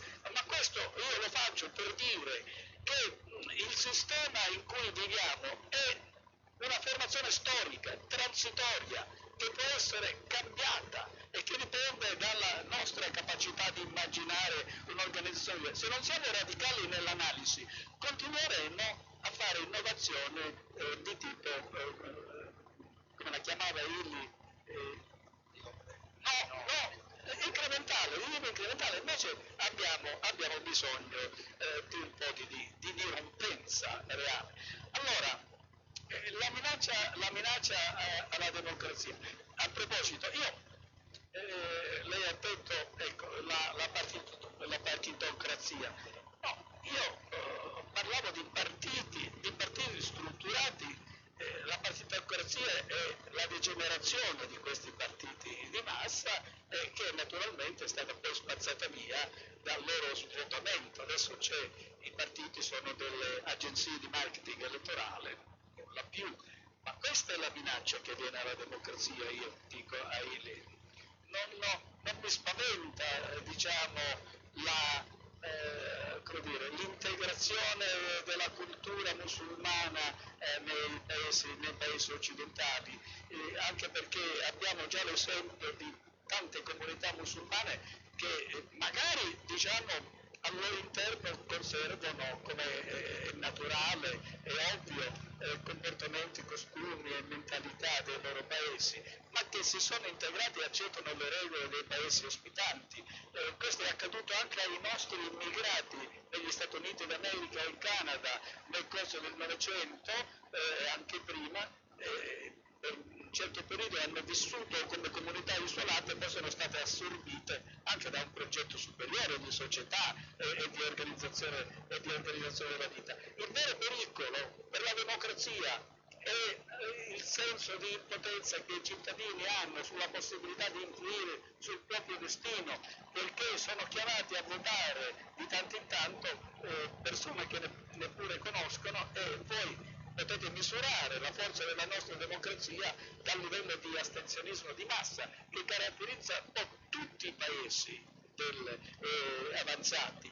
E il tarlo è l'assenza di democrazia. Bisogna trovare strumenti di canali di comunicazione tra i cittadini e il potere a livello locale a livello nazionale.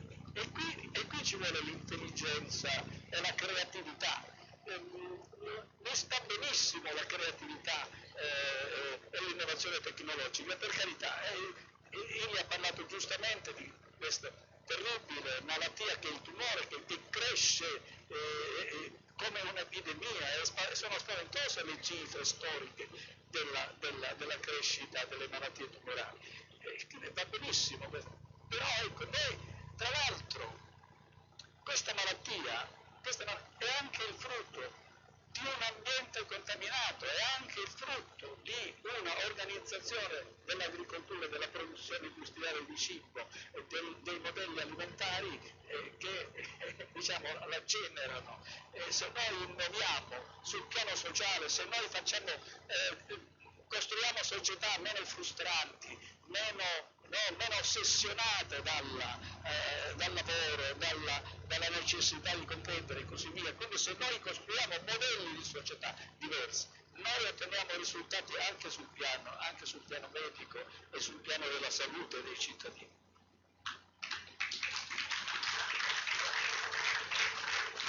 Questa cosa che si lavora in Italia, si lavora tanto, è un tema che adesso sembra quasi invertito, nel senso che se questo streaming andasse in onda nell'aula del comune di Sanremo, dove stanno giudicando il vigile in mutande e gli altri 36, probabilmente la prenderebbero come consulenza. No, non fermiamoci lì. Insomma, sono milioni di casi.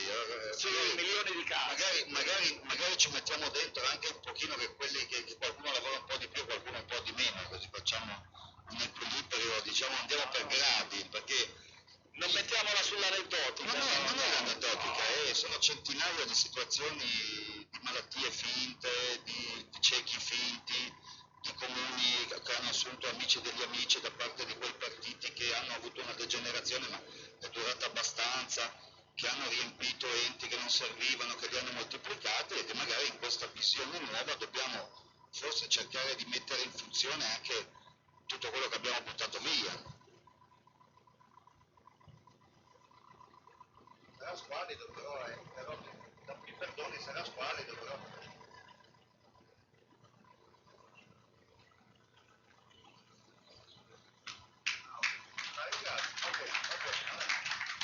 La ringrazio. No, va bene, vedo che le persone, vedo che la democrazia è che deve avere ragione lei. Io ho portato un caso in un paese dove ci sono migliaia di persone senza lavoro, di migliaia di persone occupate che non lavorano, piaga del Paese italiano anche durante questo convegno. Se lei ritiene che questo significa abbassare il livello rispetto a quello che il professore ha detto,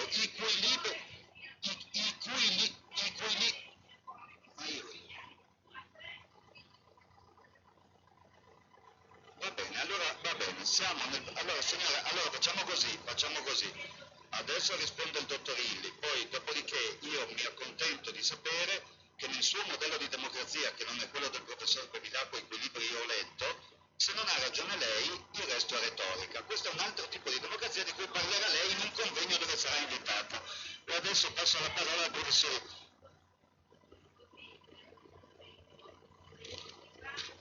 Signora, guardi, facciamo così, facciamo parlare il professor Illy e le sue basi, poi le va a spiegare a qualcun altro perché a me non interessano, la ringrazio. Non la sto offendendo. Scusi, è lei che sta offendendo me? Allora, È lei che sta offendendo me. Ho scritto anch'io dei libri. Non sono un cretino perché lei è qui a fare la sua retorica. Adesso risponde al professor Grilli e poi io me ne vado. Me ne vado così lei parla del suo modello di mondo e delle sue verità. E dei suoi occupati e della sua Italia che crede di conoscere. No, guarda, adesso me ne vado perché è veramente una cosa inconcepibile. Scusi, però abbia pazienza. Lei ha ragione a esprimere un punto di vista, però si fermi perché se lo ripete cosa interrompe un dialogo che non interessa, ci consumi tra il dottor Illy e il professor Bellino. Allora io rispondo alla domanda in tre maniere. La prima è: c'è una carenza di leadership a livello della politica. Non sto parlando dell'Italia e neanche dell'Europa, ma dico a livello mondiale. Pensate solo a come è nata l'Unione Europea con le idee veramente lungimiranti di Jacques Delors e pensate a come l'Unione Europea, la Commissione, viene gestita oggi con addirittura l'incapacità a gestire un fenomeno che può essere non certo arginato, ma almeno gestito meglio solo a livello dell'Unione Europea, mi riferisco all'immigrazione, e l'Unione Europea che sembra un pugile suonato. Quindi il primo problema è quello di leadership e di uomini che abbiano delle idee e che riescano a trascinare almeno la maggioranza dei cittadini nel realizzare quelle idee, e mi sto riferendo all'idea della Repubblica. Il secondo è il modello di gestione della democrazia. Noi siamo abituati al modello democratico della rappresentanza che ha qualche secolo, anzi qualche millennio, come si rifà ai greci, e che forse oggi potrebbe essere superato. Se siamo tutti in rete e siamo in grado di far conoscere la nostra opinione tirando fuori il nostro smartphone o con il personal computer a casa, perché non cambiamo il modello di gestione della democrazia rendendolo più partecipativo? Lo fanno già in Svizzera, peraltro con metodologie antiche, da secoli, no? Perché lì sulle questioni importanti si fanno i referendum. Adesso capisco che in Italia un referendum costa tanto, è complicato, poi abbiamo delle norme, no? Che qualcuno ha messo in discussione sul quorum da raggiungere o meno per il referendum, ma noi potremmo realizzare il referendum attraverso l'informatica. Quindi io propongo quantomeno verificare, mettere in discussione un modello di democrazia digitale, che vuol dire una democrazia molto più partecipata. La terza questione riguarda i tipi di governi. Noi abbiamo oggi governi, a parte quelli comunali, regionali, quindi degli enti locali, abbiamo il governo degli stati e di strutture sovranazionali. Abbiamo l'Unione Europea qui, abbiamo il NAFTA nel Nord America, il Mercosur nel Sud America, che si occupano prevalentemente di questioni economiche, e l'Unione Europea non soltanto di quello. Però io faccio una domanda retorica, per dire la risposta scontata. Quando noi produciamo in Friuli Venezia Giulia, come ci spiegava il sindaco Furio Onsel, certe quantità di anidride carbonica, stiamo inquinando il comune di Udine, stiamo inquinando il Friuli Venezia Giulia, l'Italia, l'Europa o il mondo intero? La risposta è il mondo intero, perché quella anidride carbonica va a finire nell'atmosfera che poi circola e quindi da qui può andare a finire in Sud America. Non c'è distinzione. Abbiamo noi un organo di governo globale? La risposta è no. Io ho citato il problema dell'ambiente, analizzando, perché il problema ambientale è ancora molto più grosso, ma poi potrei parlare della comunicazione. Esiste un soggetto che governa internet, eppure è il mezzo di comunicazione globale che noi usiamo in larga maggioranza tutti i santi giorni. Non esiste un soggetto che sia in grado di governarlo. Pensiamo alla finanza. È vero che abbiamo più valute, c'è il dollaro, c'è l'euro, c'è lo yen, però alla fine la finanza è ormai globalizzata. Chi la gestisce a livello globale? La risposta è nessuno. Non c'è un organo di governo globale per fenomeni che sono ormai globali. E io credo che questo costituisca uno dei problemi del benessere dei cittadini nei confronti della politica. Non vedono dei leader nei quali si possano identificare quantomeno nella maggioranza delle cose che dicono che fanno. Mi sento di escludere Renzi oggi perché sta facendo delle cose che in Italia non si vedevano da decenni.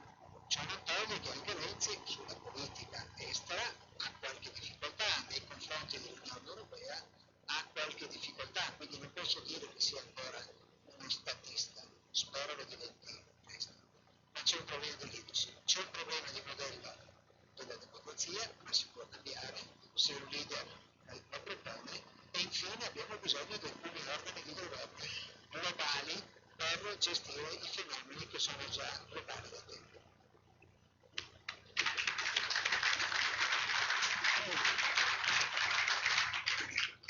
Diciamo, a parte il giudizio sul governo di Renzi, su questo sono assolutamente d'accordo con il... non c'è bisogno forse. Era per rafforzare... Allora, no, è verissimo quanto, almeno secondo me, quanto diceva il dottor Illy, cioè effettivamente se voi ci pensate l'impotenza della politica è anche legata al carattere sovranazionale dei fenomeni, al carattere mondiale, no?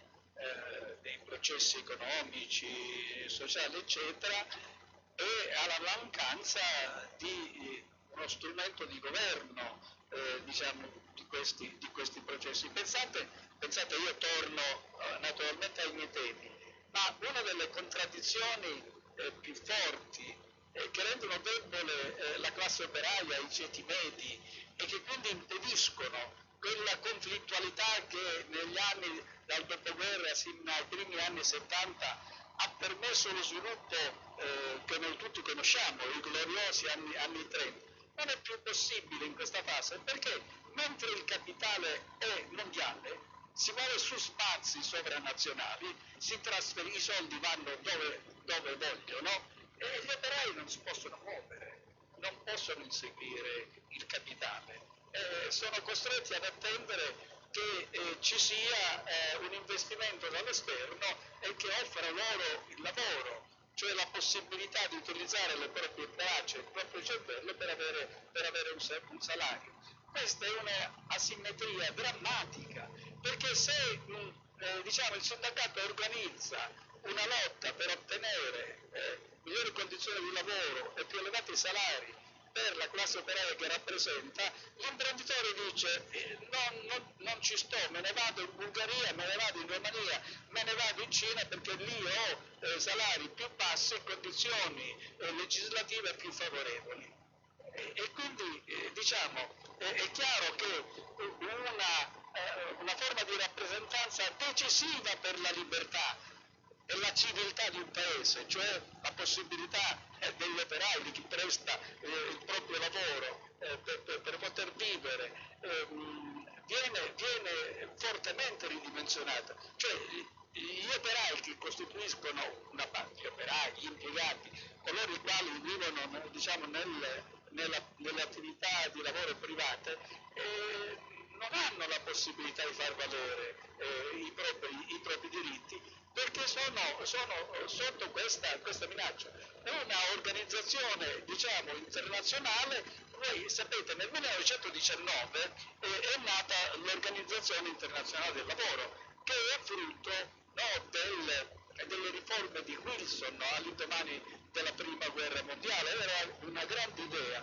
cioè una organizzazione che curasse i diritti dei lavoratori a livello mondiale. Pensate quanto sarebbe utile se si fissassero dei tetti salariali minimi, delle condizioni di lavoro irrinunciabili per tutti gli operai del mondo, eccetera. Invece l'ILO cosiddetto, questo istituto, è un ufficio studi burocratizzato, non fa grandi cose, certo, pubblica anche statistiche interessanti, ma potrebbe essere un organismo straordinario di salvaguardia dei diritti dei lavoratori a livello mondiale, e questo farebbe fare un salto di qualità a tutte le nostre società, naturalmente, non soltanto ai lavoratori. Quindi torno diciamo sul mio tema, innovazione e creatività soprattutto sul piano sociale, perché poi questo fa fare anche diciamo, salti di qualità anche alla tecnologia, all'innovazione tecnologica, secondo me. Sì, in un altro testo di economia intriso di retorica che mi è capitato di leggere, ho individuato, e molti economisti oggi guardano a questo, uno scenario che va in parallelo a quello che lei dice sulla carenza di adeguamento dei diritti del lavoro negli anni, una cosa che è avvenuta. Io ricordo una volta di avere incontrato, quando ero all'Espresso e mi occupavo di lavoro, andai alla CGIL per fare un'inchiesta contro le agenzie interinali, no? Come fanno i giornalisti retorici, cioè sono andato là e ho detto parliamo male delle agenzie interinali. Quando sono arrivato là ho incontrato una donna straordinaria che si chiama Filomena Trizio e che gestiva tutta la parte precariato della CGIL. E quando io le ho detto guardi vorrei fare un'inchiesta per dire che queste agenzie interinali sono delle truffe, lei mi ha detto guardi è arrivato tardi, questa roba la potevamo dire 3 anni fa, pensi che oggi ci sono talmente tante truffe che le agenzie interinali anche a noi della CGIL ci sembrano ancora una cosa buona.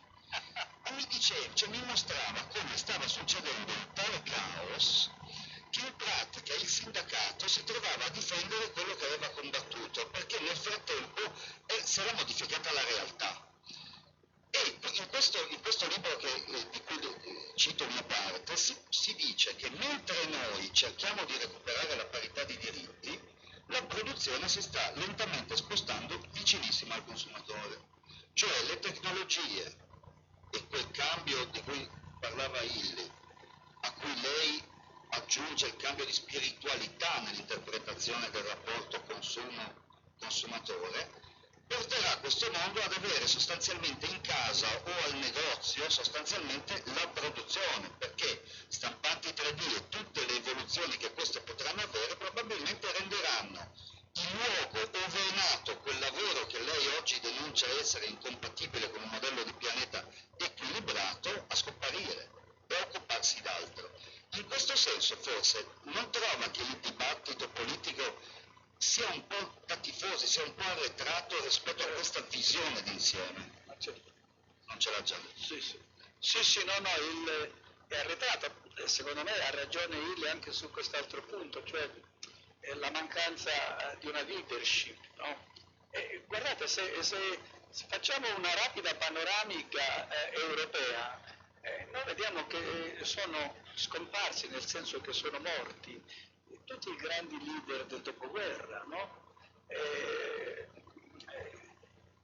Personaggi che erano dei giganti della politica perché avevano attraversato la guerra, avevano fatto l'antifascismo, l'antinazismo ed erano diciamo statisti o comunque uomini politici alla testa di paesi e di partiti strutturati, di movimenti sociali straordinari, quali quelli che si sono realizzati all'indomani della seconda guerra mondiale. Oggi noi vediamo che arrivano alla gestione del potere politico nei singoli paesi e nelle istituzioni europee polli di batteria, gente che è cresciuta in partiti moribondi, oppure nel migliore dei casi sul piano diciamo solo della preparazione tecnica, manager, no? Economisti che credono di governare il mondo con la matematica, no? E con gli algoritmi. Non c'è nessuna grande personalità dotata di visione, capace di carisma, capace di realizzare consenso su progetti di lungo periodo, no? Li vediamo un grande paese come la Francia, il paese dove c'è stato De Gaulle, anche c'è stato anche Chirac. C'è stato anche Chirac. Anche Chirac, diciamo, personaggio di un certo peso. No, nel senso di dire... però l'elenco che lei ha fatto mostra la discesa. Però non è anche il fatto ma io volevo concludere, ma noi vediamo un uomo come Hollande cioè che ubbidisce al diciamo alle sue immediate esigenze elettorali in una maniera che spaventa. Questo manomette la Costituzione di un paese dove è nata la democrazia dei moderni, la Francia della grande rivoluzione, per le sue esigenze di bottega elettorale. Questa è la minaccia alla democrazia. Però posso chiedere una cosa che poi voglio chiedere anche a Illy, cioè il fatto che oggi la comunicazione ci consenta di partecipare in tempo reale ai dibattiti politici e non politici, di esprimere il giudizio in maniera apparentemente democratica, cioè su Twitter tutti, da un perfetto idiota a un premio Nobel, sono convinti di essere la stessa cosa. E questa cosa si sta manifestando nel mondo. C'è sempre più gente che parla senza sapere. Questo spinge la politica a essere giudicata a ogni momento e la comunicazione a essere giudicata a ogni momento. Come possiamo immaginare che un modello dove noi garantiamo a tutti il diritto di parola nel nome di una democrazia ipotetica, senza verificare chi parla e cosa dice e perché lo dice, abbia poi il tempo di giudicare programmi di lungo termine o di valutare statisti a 20 anni dal loro insediamento?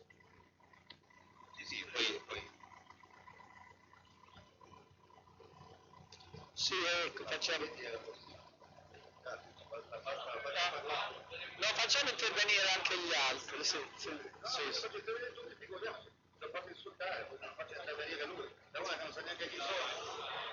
ma è così, ma ragazzi, no, facciamo gli ipocriti, non è vero? Allora, potete parlare, avete visto che può parlare. Allora, Non faccio parte del mondo dove dico quello che non succede. Insulti di una persona che non ti conosci, libera di fare, e vuoi di parlare. Ma scherzo ha fatto? allora Illy sta parlando. rispondo alle due domande, una sulla prossimità della produzione e l'altra sull'appiattimento della comunicazione tramite internet, che è un tema al quale ho anche pensato abbastanza a lungo. Io credo che in realtà nel manifatturiero, che rimarrà anche nell'era della conoscenza, così come è rimasta l'agricoltura e anche la caccia, qualcuno dirà ahimè, forse in certi casi può essere utile, per lo più dico anch'io ahimè, quindi l'industria rimarrà. Io credo che ci sarà una sorta di polarizzazione. Da un lato avremo stabilimenti sempre più efficienti e probabilmente anche la dimensione, l'economia di scala aiuterà a farli diventare più efficienti, quindi centralizzati, e dall'altro molte produzioni che possono essere oggi utilmente, anche con le stampanti 3D, essere portate in prossimità del consumatore, verranno appunto disintegrate, quindi avremo una miriade di microproduzioni probabilmente gestite per tutte le altre funzioni a livello centralizzato, ma la pura manifattura sarà piccola, locale e prossima al consumatore. Quello che secondo me la politica dovrebbe fare è dare l'esempio. La politica soprattutto si occupa di amministrazione dello Stato e di enti locali, quindi soggetti che erogano servizi per la maggior parte immateriali. Pensiamo alla regione, l'unico servizio materiale che eroga è quello sanitario, gli altri sono permessi, certificati, autorizzazioni, finanziamenti e così via. E anche l'amministrazione comunale ha un certo numero di servizi materiali, ma la larga maggioranza sono immateriali. Tutti i servizi immateriali possono essere portati su internet. La pubblica amministrazione dovrebbe informatizzare tutti i suoi servizi, metterli tutti online, con questo rendendo più efficiente la sua azione, quindi costando di meno, più facile la vita ai cittadini e alle imprese, quindi agli utenti, ma anche dando un esempio alle stesse imprese, che talvolta sono inerti.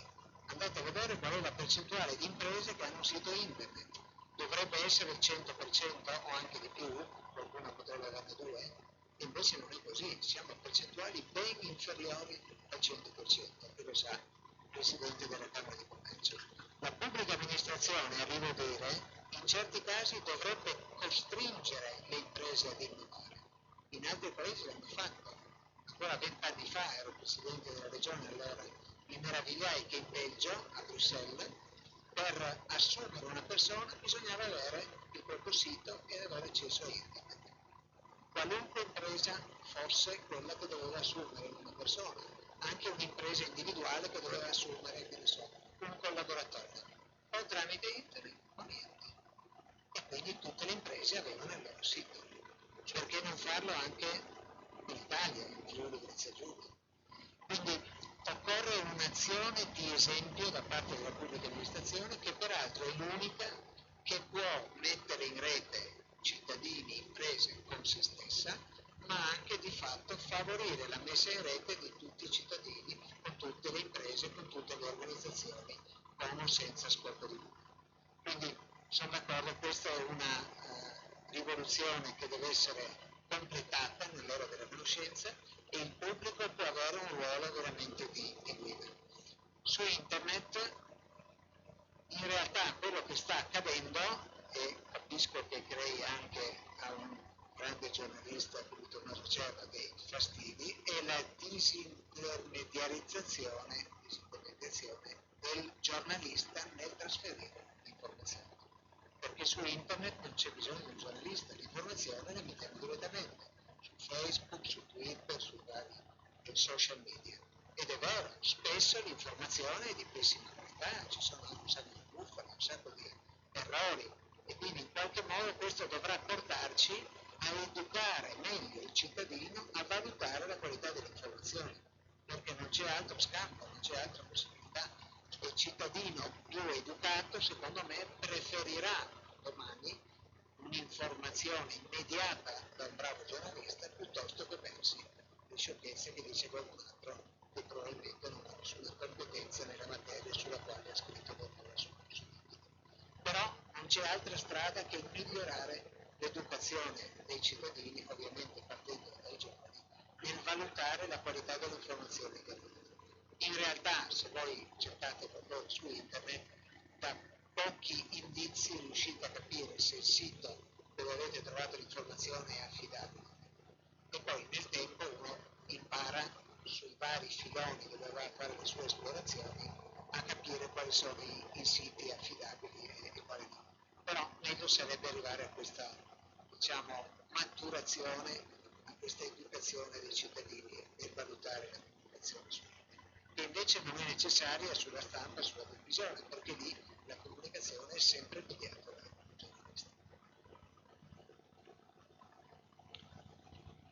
Sì, no, facciamo parlare un po' il pubblico, no? Vuole intervenire se c'è qualcuno, altrimenti...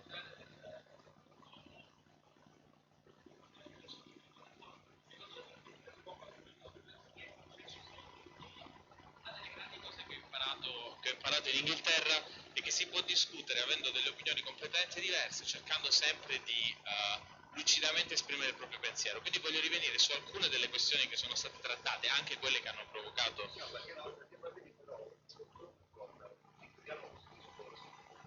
Io ho detto una cosa che la signora fa, se lei, il signore che ha citato le 4, lo togliamo dalle io ho detto che in Italia è difficile arrivare all'idea che l'opposizione pone della politica se il costume delle persone, essendo io l'unico giornalista italiano che ha difeso la signora si alza e dice quello che lei sta dicendo non è vero perché stiamo facendo il cammino, c'è fatto il discorso che sta facendo noi. Allora, presupponevo che alla base di un buon discorso comprendesse il presente dell'italiano, mi sono sentito semplicemente toccato da un argomento esattamente per tutto rispetto al sottolineato, con la sottolineatura che avevo distrutto il livello culturale di questo modo. Quindi ho semplicemente chiesto se era possibile continuare, visto che i signori che erano intervenuti o non capivano l'italiano o non avevano ascoltato quello che avevo detto. No, credo. Per il resto, vengano le loro opinioni sulle 4. Quello che voglio dire, ecco, quello che penso che... Esatto, quello che penso in generale è che il mio modello e la mia idea di comunicazione è che si possono esprimere esattamente le stesse idee o idee diverse, però dobbiamo farlo con ordine, intervenendo nel dibattito in maniera sistematica. Cioè, allora, i punti che volevo discutere rapidamente rispetto a quello che si è discusso. Il primo è svuotamento democratico, svuotamento della democrazia. Secondo me la logica di quello che sta succedendo è direttamente correlata a quello che sta succedendo sia nella produzione di ricchezza che nella distribuzione di essa. Guardate, è successa una cosa molto semplice: a partire dagli anni 70 la ricchezza si è fortemente polarizzata in tutti i paesi occidentali. Nel momento in cui la ricchezza si polarizza in maniera così forte, succede un'altra cosa grave, che il lavoratore, pur lavorando tanto, non può competere con le persone che hanno accumulato ricchezza in maniera pregressa. Esempio molto banale: se oggi io sono un lavoratore a Parigi e ho anche un lavoro altamente qualificato come quello di professore universitario e voglio comprare una casa, non posso competere sul mercato con chi o aveva grandi capitali ingenti prima, oppure aveva acquistato la casa prima dei prezzi a partire dal 2003 e 2008. Quindi che cosa succede? Che chi si ritrova nella condizione di dover vivere all'interno di questo sistema produttivo non lo supporta più, per una ragione molto semplice, che questo sistema non gli sta più distribuendo ricchezza così come ha fatto nel dopoguerra e negli anni 70, 80 e 90 a debito. Attenzione, negli anni 70 e 90 a debito. Quindi logica di produzione e democrazia sono sempre strettamente connessi. E su questo vi devo dire che mi trovo in disaccordo con alcune delle cose che avete detto sulla leadership. De Gaulle è funzionale al suo tempo perché De Gaulle lavora in un momento in cui la Francia è un paese che sta crescendo e quindi interpreta la crescita del suo paese in un sistema nel quale si può redistribuire ricchezza. Oggi, se voi, per assurdo, se potessimo prendere De Gaulle e renderlo oggi leader della Francia, probabilmente farebbe una figura migliore di Hollande, perché è molto difficile farne una peggiore. Ma questo è fuori dai record, perché però avrebbe grande difficoltà, perché non avrebbe la capacità di ridistribuire risorse all'interno del sistema. Quindi è vero che la leadership è importante, ma quello che più conta è la legittimità e il sostegno a un sistema che redistribuisce ricchezza. Ed è per questo che oggi chi governa le grandi dinamiche globali dovrebbe inquietarsi dalla polarizzazione del reddito. Non c'è solamente il povero che deve inquietarsi di queste logiche, ma anche il ricco che dovrebbe farlo, perché il ricco crea un sistema che diventa progressivamente ingovernabile, e mi sembra che quello che abbiamo vissuto, io vivendo a Parigi nell'ultimo anno, renda a questo punto abbastanza plastico. Quindi logica della produzione. E secondo, voglio vedere sullo spinoso punto dei lavoratori. A me, io non so, perché poi io ho sempre una grande diffidenza di queste misurazioni storiche del tempo di lavoro. Io non lo so se oggi lavoriamo più o meno che nel Medioevo. Io so solamente una cosa, che le aspettative di chi lavora oggi in tutta Europa sono molto più negative di quelle dei loro padri. Viviamo in un sistema nel quale per la prima volta nel dopoguerra i figli avranno una prospettiva di vita peggiore di quella dei loro padri. Guardate che questa roba non è banale, perché quando voi parlate con delle persone giovani e gli chiedete qual è la loro idea di futuro, perché non partecipano alla politica, perché i giovani non vanno più a votare, potete o leggerla come apatia, sono mammoni, oppure potete leggere questo sistema come dire: questa gente in questo sistema non crede più perché non fa parte, perché non ha nessuna possibilità di realizzarsi. E questa incapacità di realizzarsi è funzionale a due cose in Italia. Una a delle dinamiche globali che abbiamo descritto sul capitalismo, ma l'altra è una cosa propria del paese, che sono proprio quelli di Sanremo che vanno a timbrare il cartellino. Perché in questo paese abbiamo due dinamiche parallele. Da un lato abbiamo la dinamica di un lavoro precarizzato e lo sfruttamento di gente che lavora 16 o 18 ore perché guadagna 4 euro l'ora. E in parallelo abbiamo continuato a garantire la presenza di persone che sono assolutamente improduttive per il sistema. No, secondo me il punto di rottura prima è arrivato dal fatto che secondo me questi due momenti sono in parallelo. È vero che c'è chi lavora di più, ma se noi prendiamo semplicemente la media delle ore lavorate, perdiamo una particolarità del dettaglio che ci fa capire molto su questo paese. C'è una parte della popolazione precarizzata e senza diritti che lavora probabilmente quanto gli schiavi medievali, mentre c'è una parte di questo paese minoritaria e in via di estinzione che ha protezioni fortissime e può sostanzialmente fare il bello e il cattivo tempo. Ultimo punto, sull'informazione e la logica di comunicazione nell'epoca globale. Anche su questo sono in leggero disaccordo su alcune delle cose che sono state dette. Secondo me il fatto che tutti possano esprimersi su Twitter o che tutti possano dire la loro può essere noioso da leggere, effettivamente capita anche a me di sbottare di fronte ad alcuni commenti, ma secondo me non è per forza una cosa che negativizza il sistema di informazione, perché tutta l'informazione sui social media è basata su una roba molto importante, che è il capitale reputazionale dell'individuo che twitta o che scrive su Twitter. E su questo questo che si gioca oggi la grande dinamica. Noi diciamo, abbiamo parlato di giornalismo o di informazione da su Twitter. Guardate che i giornali italiani oggi, e io vi posso portare l'esempio di quello che è successo dopo gli attentati di Parigi, pubblicano molto spesso delle notizie che non sono confermate, cioè i giornali stessi, e non vi voglio fare l'esempio del giornale, ma i giornali stessi, che dovrebbero essere i controllori dell'attendibilità delle informazioni, pubblicano, visto la rapidità dei sistemi di informazione, delle notizie che non sono confermate. Qualcuno ha scritto che c'erano stati degli attentati a Parigi anche nel 18° arrondissement, per esempio, in una zona di Parigi dove non c'erano stati, perché il comunicato di Daesh era stato tradotto letteralmente da Repubblica. Questo provoca che gente che vive in un altro posto si preoccupa perché crede che delle persone siano colpite quando queste non vengono. Quindi facciamo attenzione quando pensiamo che alcune cose funzionino e non funzionano sui social media, perché l'accelerazione dell'informazione nella quale tutti giochiamo genera un abbassamento del controllo tipico della qualità che si può fare e dobbiamo capire quali sono gli strumenti reputazionali che permettono di ascoltare e capire chi ci dice delle informazioni che sono credibili e quelle che non lo sono.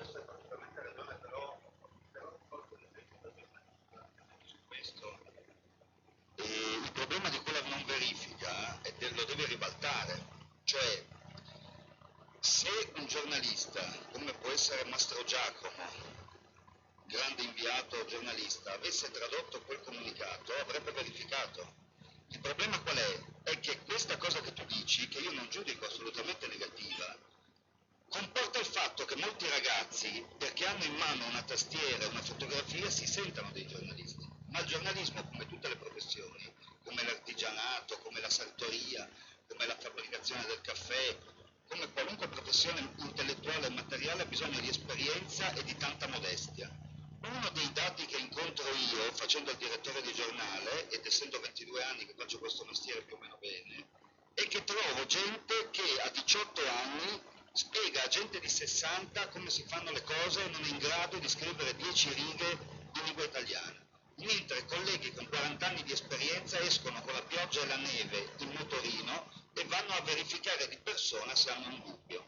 Se quel signore che ha pubblicato quella cosa fosse stato un giornalista come si intende, non solo perché fa questa professione, avrebbe fatto una verifica. Io non avrei pubblicato una notizia senza verifica. Quindi dipende da come si fa e non da dove lo si fa. Il giornalismo oggi ha forme diffusionali molto più ampie. Qual è il problema della sua crisi? Che queste forme diffusionali non le hanno inventate gli editori. Se Facebook e Twitter l'avessero inventato gli editori, oggi i giornali sarebbero molto più ricchi di prima. Le hanno inventate altre persone e le stanno usando gratuitamente i giornali, perdendoci anche un sacco di soldi perché danno dell'informazione che costa molto a prezzo zero, e questo è uno dei grandi disequilibri su cui poi si collega il ragionamento che faceva Illy su come noi diventeremo e come noi abbiamo la necessità di dire sapere che cosa leggiamo. Professore? Certo. Sì. Sì, c'è anche Alberto Magnani. Siccome considero Illy un visionario, e forse pochissimi hanno vissuto esperienze da visionario, pensate che Illy è il primo sindaco d'Italia che pensa a un piano verde delle verde e ha il coraggio di presentarlo all'università. Gli universitari sgranavano gli occhi, però noi non vogliono edificare del verde e basta, e degli spazi qualitativi protetti per i cittadini. Parliamo 15 anni fa, e quindi mi sento il dovere di fargli confermi, signor Sindaco, mi sento il dovere di fargli una domanda. Illy ha detto che entriamo nell'era della conoscenza, ma proprio per questo pensiero, quasi anticipando il Papa Francesco, per questo pensiero, pensa, caro ex sindaco, che abbiamo bisogno dell'era della filosofia, come lo è stato per la società greca, come lo è stato, anche se vogliamo, dopo nel corso della rivoluzione industriale. Non pensa che più che della conoscenza dobbiamo capire in che direzione andare. Ci sono industriali tedeschi che stanno assumendo filosofi per capire se quel tipo di produzione può raggiungere certe esigenze, invece di imbrogliare sul CO2.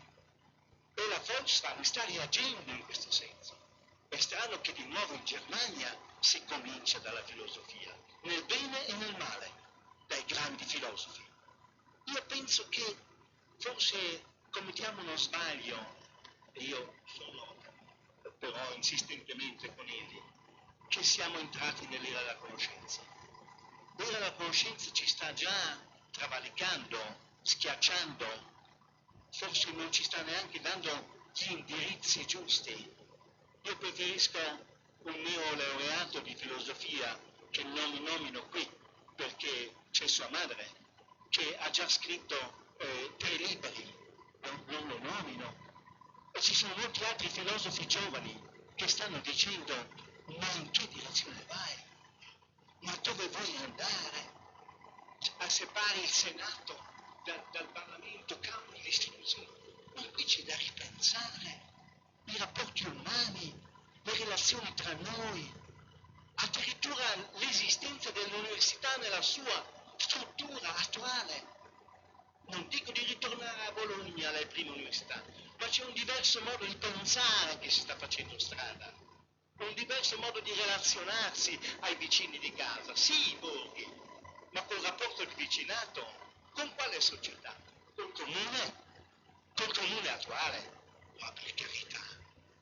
Col sindaco batte la pesca, non gli nomino, ma non scherziamo. No, non scherziamo. È loro stessi che non lo vogliono, loro stessi che vogliono essere coinvolti in un nuovo pensiero. E io lo dico a Eli perché Eli è un visionario. Manca questo concetto. Io credo che siamo costretti a entrare nell'era della filosofia. È un grande storico che mi può rispondere. E anche un sindaco visionario. E pongo una domanda, questa è la mia domanda. E rimango col fiato sospeso.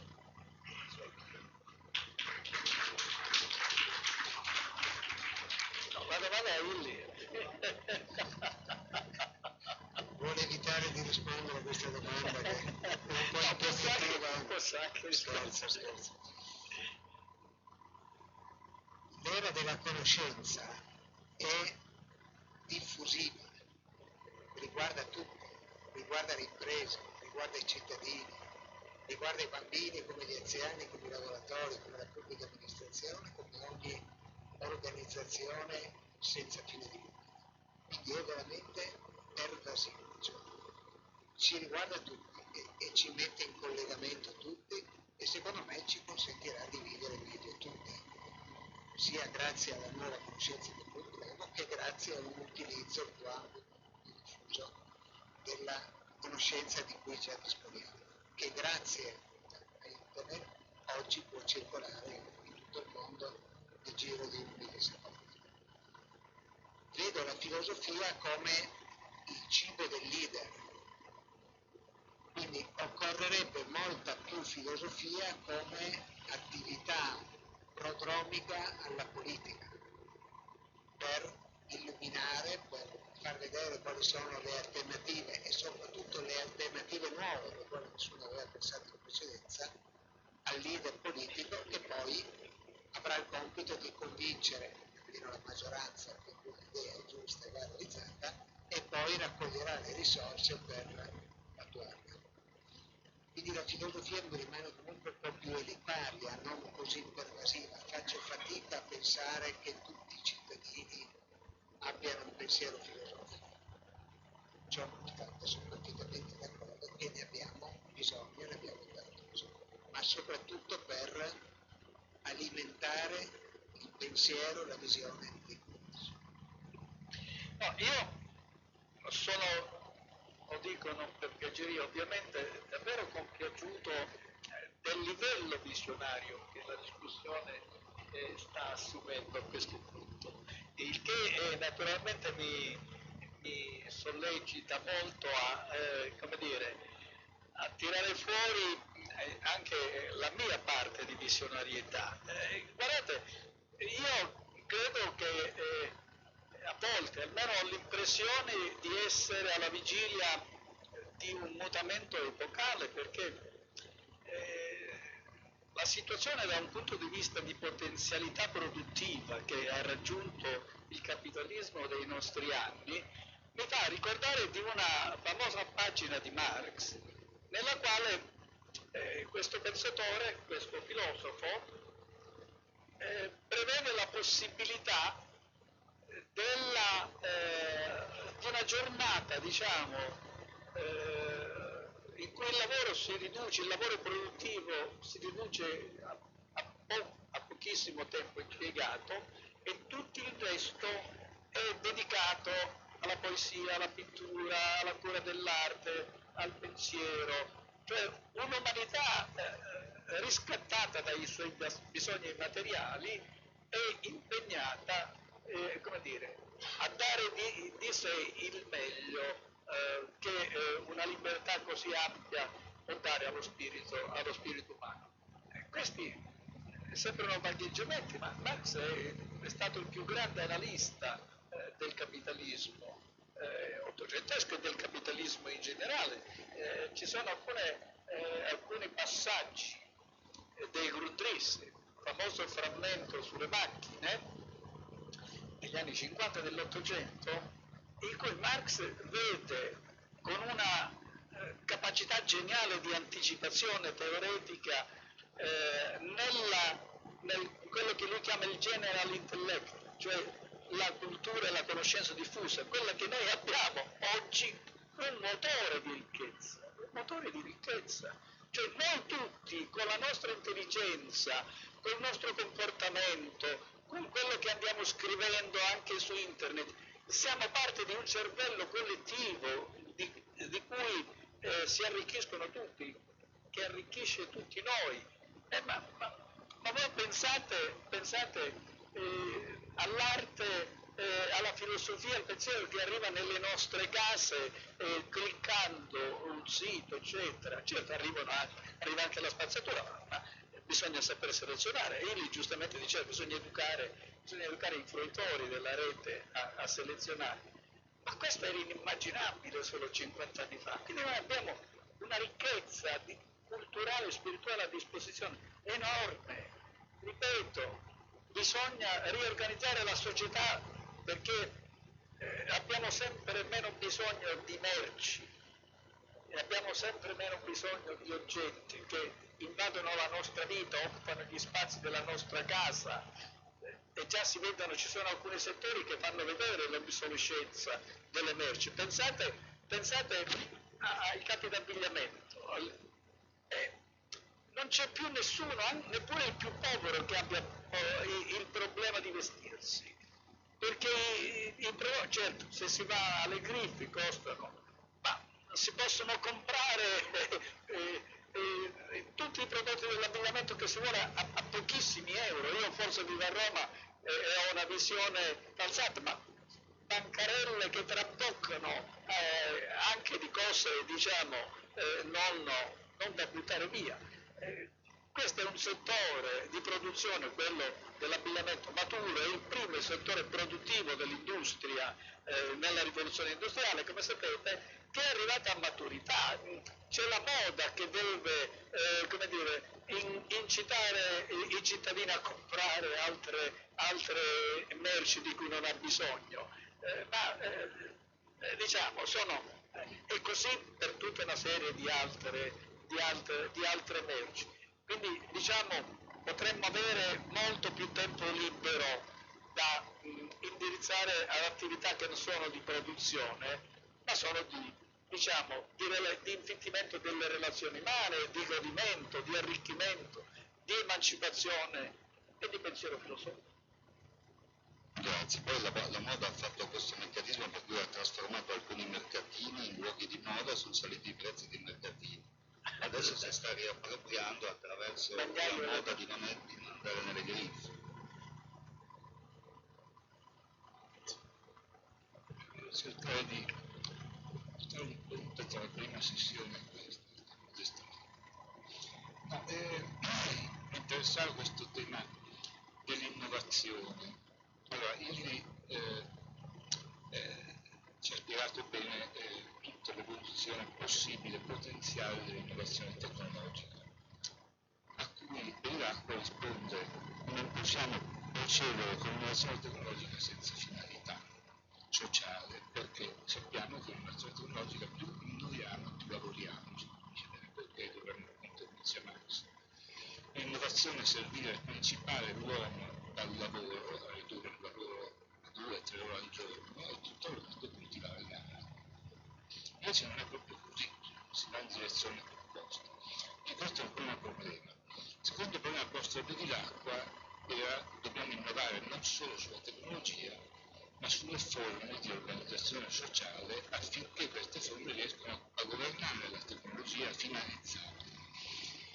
Ecco, allora volevo chiedere, su questo tema dell'innovazione nella forma della democrazia, io ho posto oggi alcuni modestissimi tentativi di dire: esistono delle innovazioni verso una cittadinanza attiva che secondo me è molto più avanti della riflessione che si fa su queste forme e sugli stessi modi in cui le istituzioni raccolgono. Io per esempio non credo affatto a una democrazia né televisiva né informatica, perché se il cittadino non è più cittadino, ma è un puro consumatore di merci, è cliente invece che di servizi, è un cliente consumatore, se non ha più un'identità di abitante, di cittadino, che cosa esprime sui siti informatici? Se non possiede più nulla del proprio territorio, della propria possibilità di governare i propri strumenti di produzione, cioè è un appendice di informazioni, e quindi cosa restituisce? Che democrazia fa su questi mezzi astratti quando non è più un cittadino vivente, ma è un cliente, è un consumatore? Questo mi domando, e quindi non è più importante ricostruire la cittadinanza, le forme di cittadinanza necessariamente locali, necessariamente legate tra produzione e consumo, cioè non è più importante tentare di lavorare su queste cose locali, ma che possono costruire un'innovazione generale, strategica, se riusciamo a superare quella che chiamiamo crisi della democrazia delegata. Ma quindi vi ponevo questo problema che forse salda un pochino quello che abbiamo discusso prima con questo forum molto più alto di livello. Sì. No, vorrei rispondere immediatamente ad Alberto Magnaghi, se Ili mi consente, perché diciamo posso anche completare il suo ragionamento. Intanto ricordo l'ovvietà, la democrazia nasce in Grecia, lo ricordava Ili, nasce nella polis, nasce nella città, in dimensioni diciamo piccole, che consentono un rapporto ravvicinato tra governanti e governati, e questo controlla partecipazione,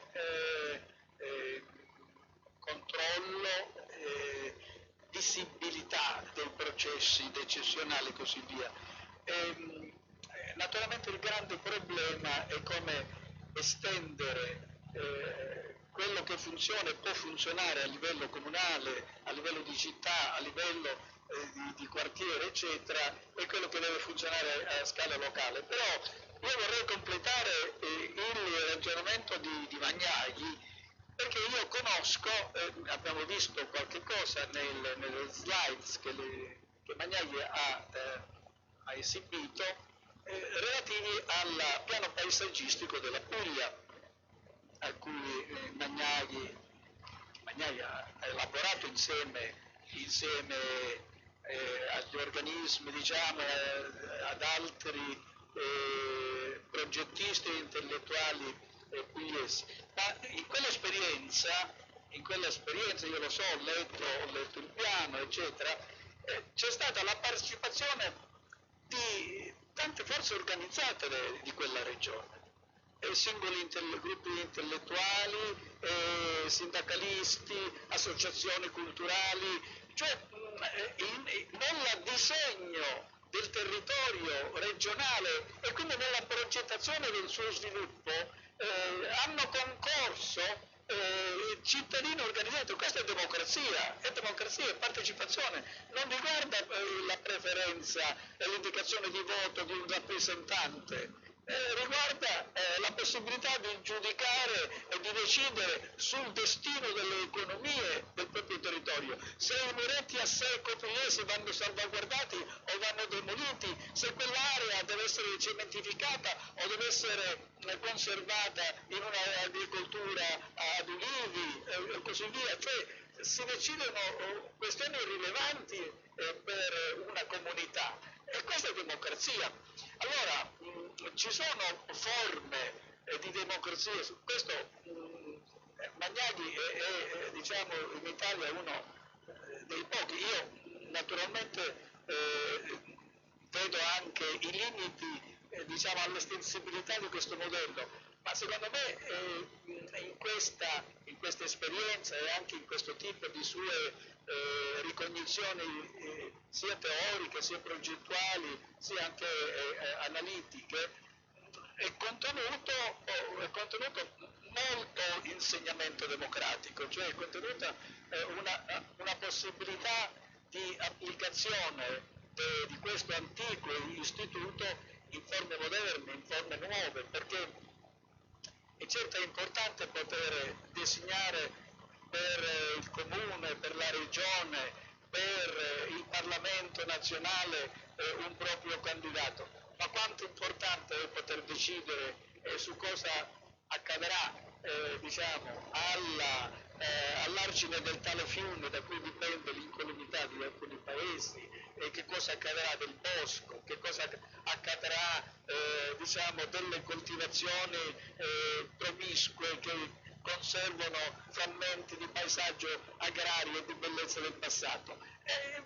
E qui poter contare, poter partecipare ha un grandissimo significato democratico e secondo me da questo tipo di esperienza c'è molto da imparare e qui c'è da capire come estendere questo modello diciamo di partecipazione locale su dimensione su scala più vasta. In poche parole, io direi che non c'è nessuna contraddizione fra la democrazia digitale che ho evocato poco fa e quella democrazia territoriale che lei ci propone. La prima può essere utilizzata quale strumento per coinvolgere il cittadino e farlo partecipare in decisioni che avvengono comunque lontano dal suo territorio, perché sono comunque in Italia a Roma, perché il governo sta comunque lì e decide lì, il Parlamento sta lì. E dall'altra parte la gestione invece della democrazia territoriale, invece che avvenire per vie virtuali, quindi tramite la rete, tramite internet, può avvenire attraverso il rapporto personale che a livello di territorio può esistere e anzi è bene recuperare, e le esperienze di cui ci ha raccontato prima sono senz'altro esperienze positive.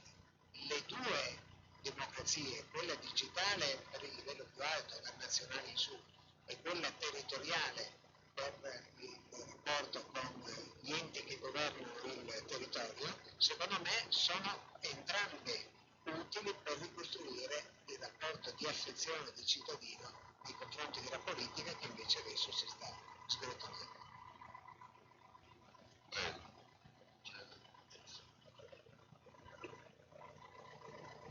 Ho scoperto un articolo di Porter su Harvard Business Review che parlava di creazione di valore condiviso. Ho cercato subito di condividerlo con amici e colleghi imprenditori. E cosa dice Porter? Molti di voi lo sapranno, dice che è necessario, cioè che partendo dal tema del capitalismo in crisi, quello che era un po' il titolo iniziale di questo argomento e che ha creato molti danni, Porter diceva che c'è un nuovo modo di fare capitalismo, un modo che serva anche alla comunità, che non è assolutamente incompatibile il profitto con la creazione anche insieme di valore sociale. E questa cosa che sembra molto teorica, no? Fatta da un professore universitario, no? Doveva scrivere l'ennesimo libro, in realtà ho scoperto essere estremamente concreta e poi di fatto è tutto il tema della responsabilità sociale d'impresa 2.0, no? E la cosa che io trovo molto interessante è che ho scoperto tutto il movimento di imprenditori che appunto fanno della responsabilità sociale d'impresa vera, non quella estetica, no? Ma quella proprio che ha in mente creazione di valore sociale concretamente in maniera strategica, indipendentemente dal momento in cui vengono fatti degli utili, quest'anno non li ho fatti, allora faccio un'attività, l'anno dopo non li ho fatti, ma questa non è responsabilità sociale di impresa, è anticipatoria anche di certi movimenti che poi possono essere recepiti anche dalla politica. Ho scoperto che queste imprese in realtà sono più redditizie, no? E ci sono delle statistiche, ci sono dei fondi etici che investono in queste imprese e rendono di più degli altri fondi. Allora mi chiedo, ma c'è modo di fare impresa in maniera redditizia avendo un occhio di riguardo ai propri territori e mitigare questo tsunami che ovviamente ci sta arrivando addosso? Anche perché ho scoperto una cosa che mi ha colpito: il governo italiano, e io sono d'accordo sul fatto che stia facendo un ottimo lavoro il nostro Presidente del Consiglio, ha recepito una normativa sulle corporation, no, americane. Primo governo del mondo occidentale dopo gli Stati Uniti. Anche quello è un tema interessantissimo, per cui io dico, vorrei parlare anche molto di responsabilità individuale, cioè il singolo imprenditore, e poi il tema successivo, che poi vi lascio veramente, il tema del voto col portafoglio, che va insieme, il tema del professor Becchetti e di tanti altri che dicono: scegli tu che prodotti comprare, non guardare solo il prezzo, ma di fronte all'impresa che brucia il territorio invece che lo fa crescere, cerca di privilegiare quello che lo fa crescere, perché è anche più tasse. Grazie.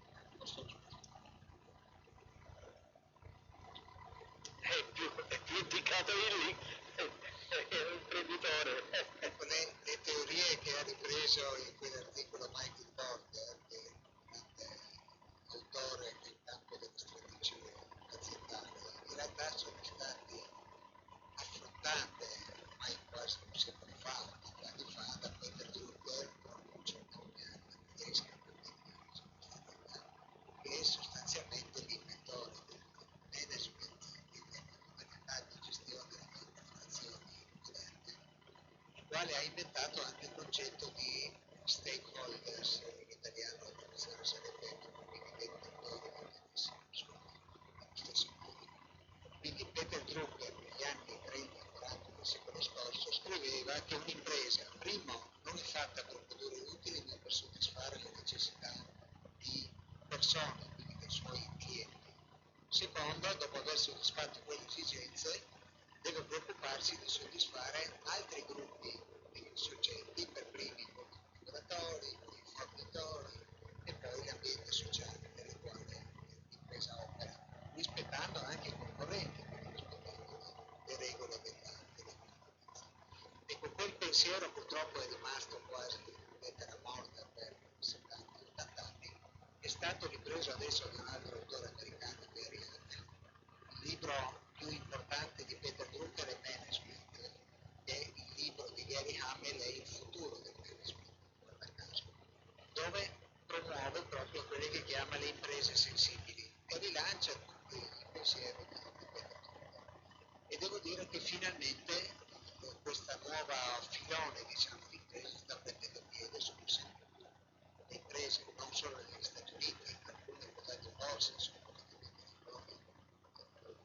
vanno benissimo e producono anche utili peraltro, ma gli utili secondo Peter Drucker sono null'altro che il costo del futuro. È la più bella definizione di utile di impresa che potrete mai leggere, perché Peter Drucker dice: l'impresa comunque vive in un ambiente competitivo, il progresso, l'innovazione è necessaria.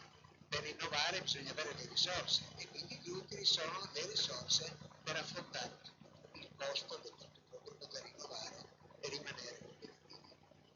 Anche una delle società del nostro gruppo, la più importante, la Nazionale Energia, ha seguito questo filone e ha ottenuto per prima la certificazione sulla sostenibilità della supply chain, cioè della catena degli approvvigionamenti. Quindi il certificatore verifica che noi paghiamo il caffè verde ai produttori un prezzo tale che consenta loro di pagare tutti i costi, avere un margine più un premio se la qualità è veramente straordinaria. E in più noi facciamo formazione presso i produttori proprio per insegnare loro a minimizzare minimizzare l'impatto ambientale con le loro pratiche agricole. Quindi siamo un piccolo esempio, ci sono ormai centinaia e migliaia di imprese che stanno seguendo questo nuovo indirizzo di impresa, e condivido anche perfettamente quanto ho detto sull'attenzione del consumatore nei confronti di queste imprese e sul fatto che spesso privilegino imprese che sono sensibili verso l'ambiente, verso la società, rispetto ad altre che non lo sono, anche disponibili a pagare qualche centesimo. Grazie. Vedremo cosa ci riserverà il futuro.